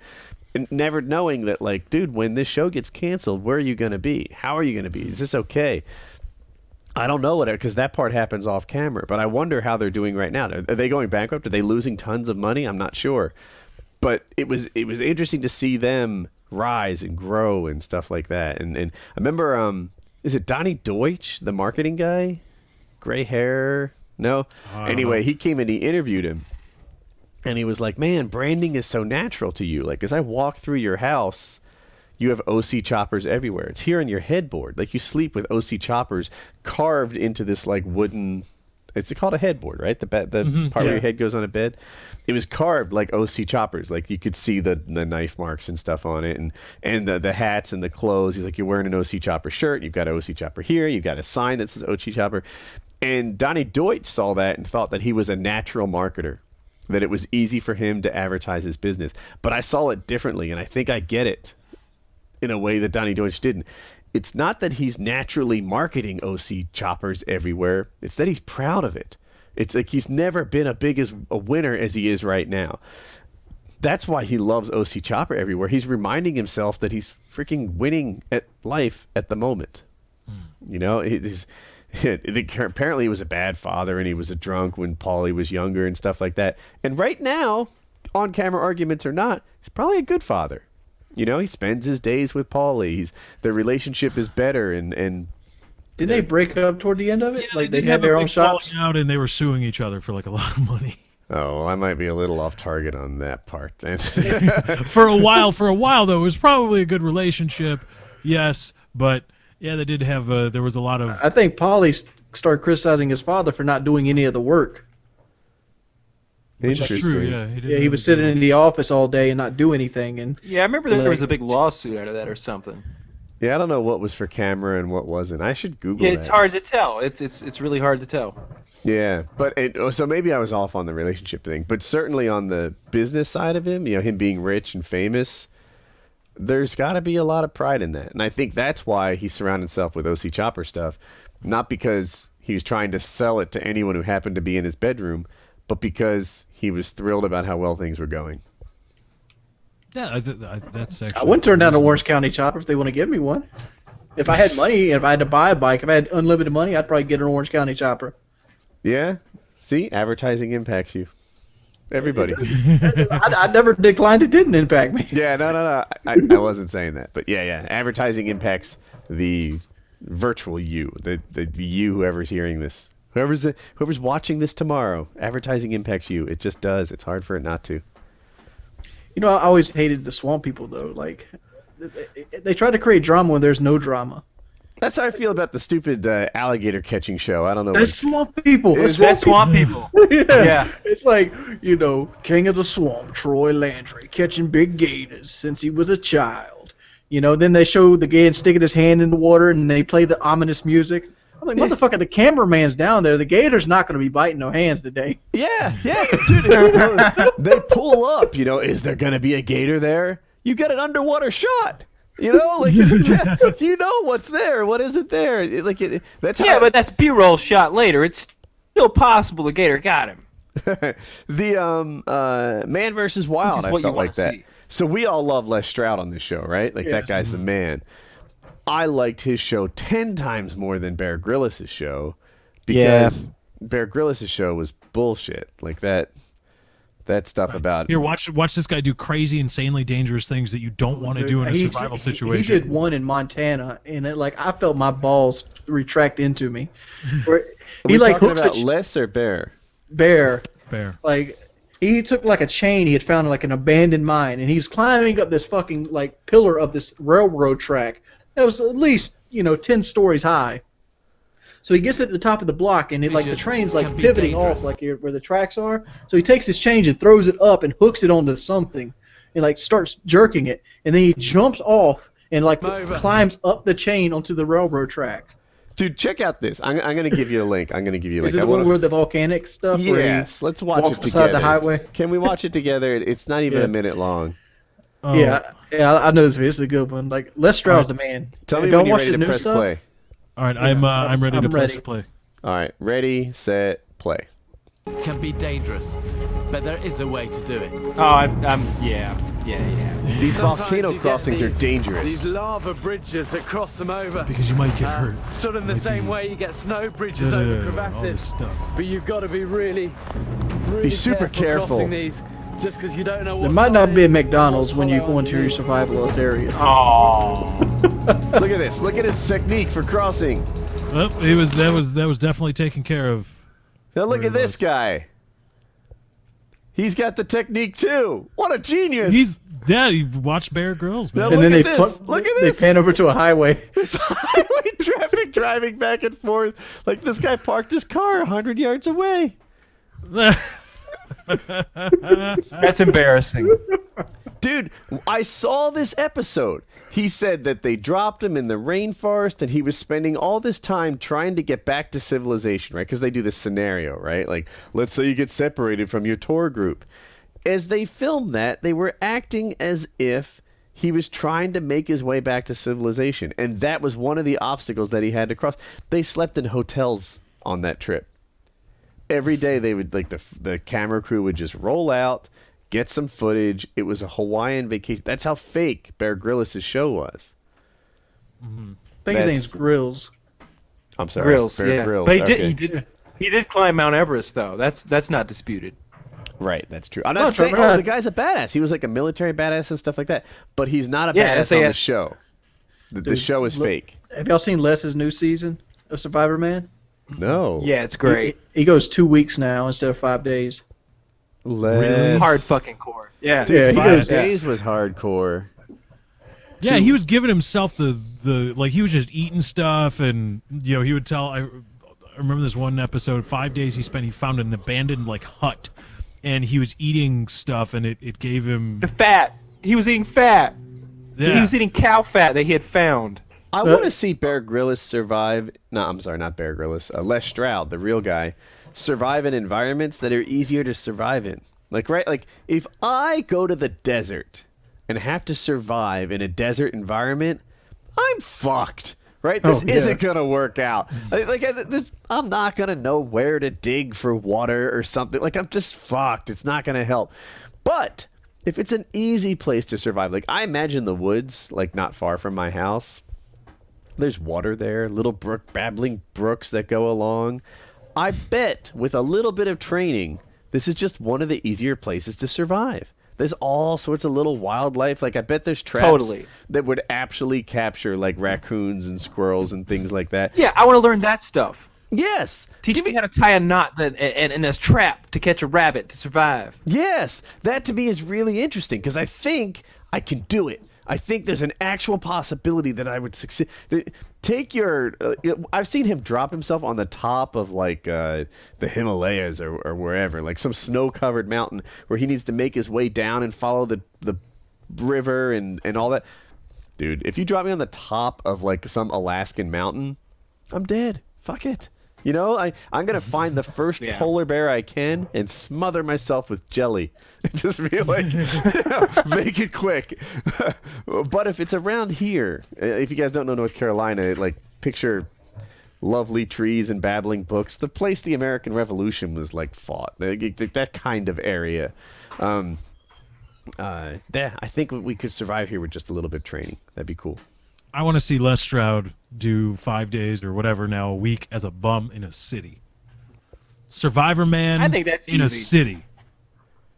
I think it's easy. But no money, no nothing. He's got to survive. Dude, that'd be kind of cool, right? Like, the North American steam vent. I'm going to put my blanket on top of this thing and this is where the heat because comes the out. secrets would totally be like, you just go to 124th Street. Free cots. Oh, and check this out. Free meals at McDonald's after 4 a.m.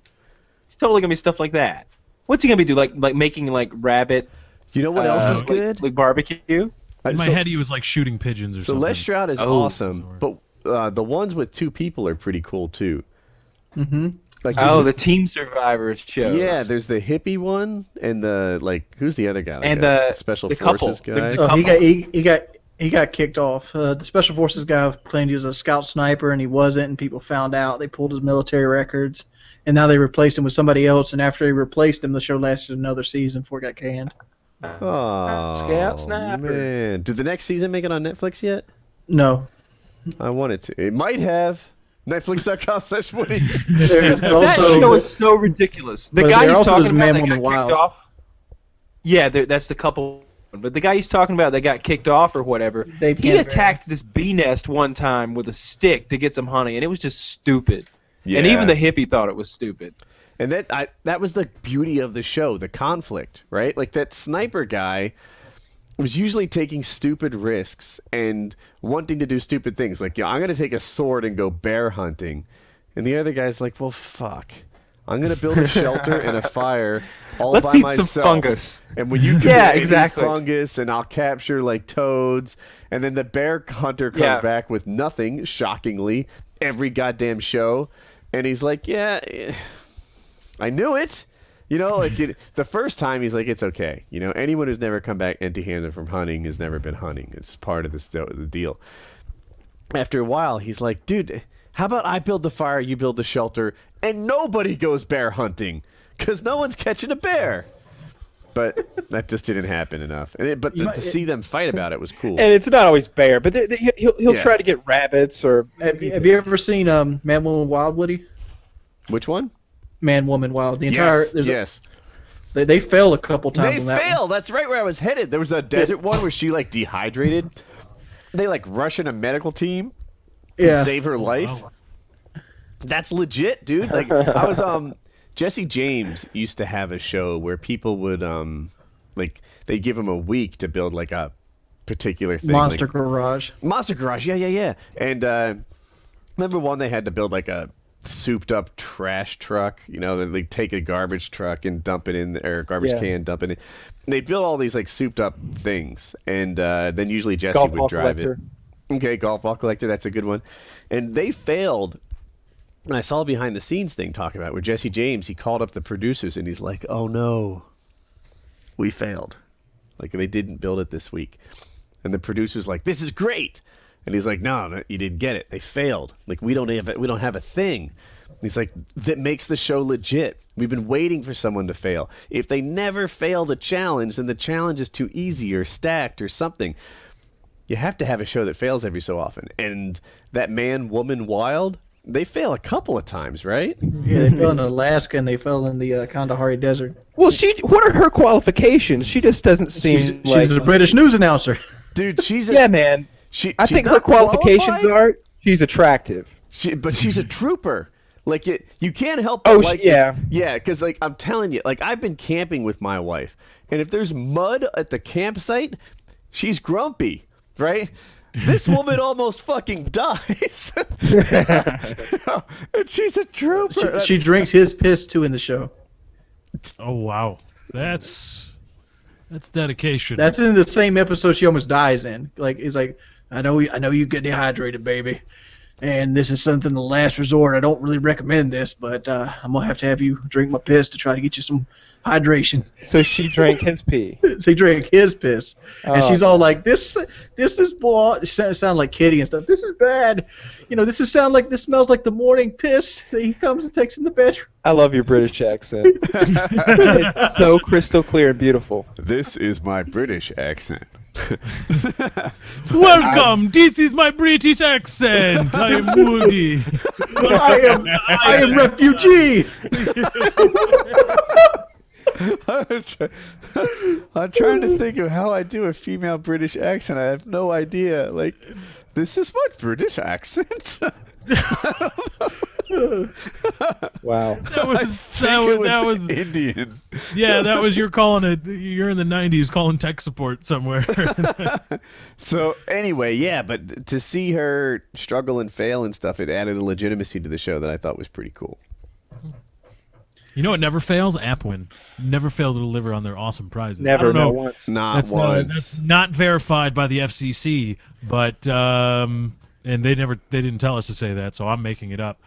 But they seem pretty legit. So go to appwin.com right now, 2 N's and win, and sign up, get yourself some prizes. Do it. We about Have y'all seen the Naked and Afraid? I haven't seen that. We about yet. ready to call the show? I was until Wing started talking about naked people. Naked. It's a new survival show called Naked and Afraid, where they send two people out at random. They have to work together, and they're completely naked. Is it on Netflix? No, it's on The Discovery answer Channel is right now. it might be. I want to see that though. Naked and Afraid. I assume it's all censored up. Yeah, it's censored up, and they put like mud on. But they don't have clothes. Like they go in these ice places without clothes. Do they, So they like? Is priority number one to like get clothes?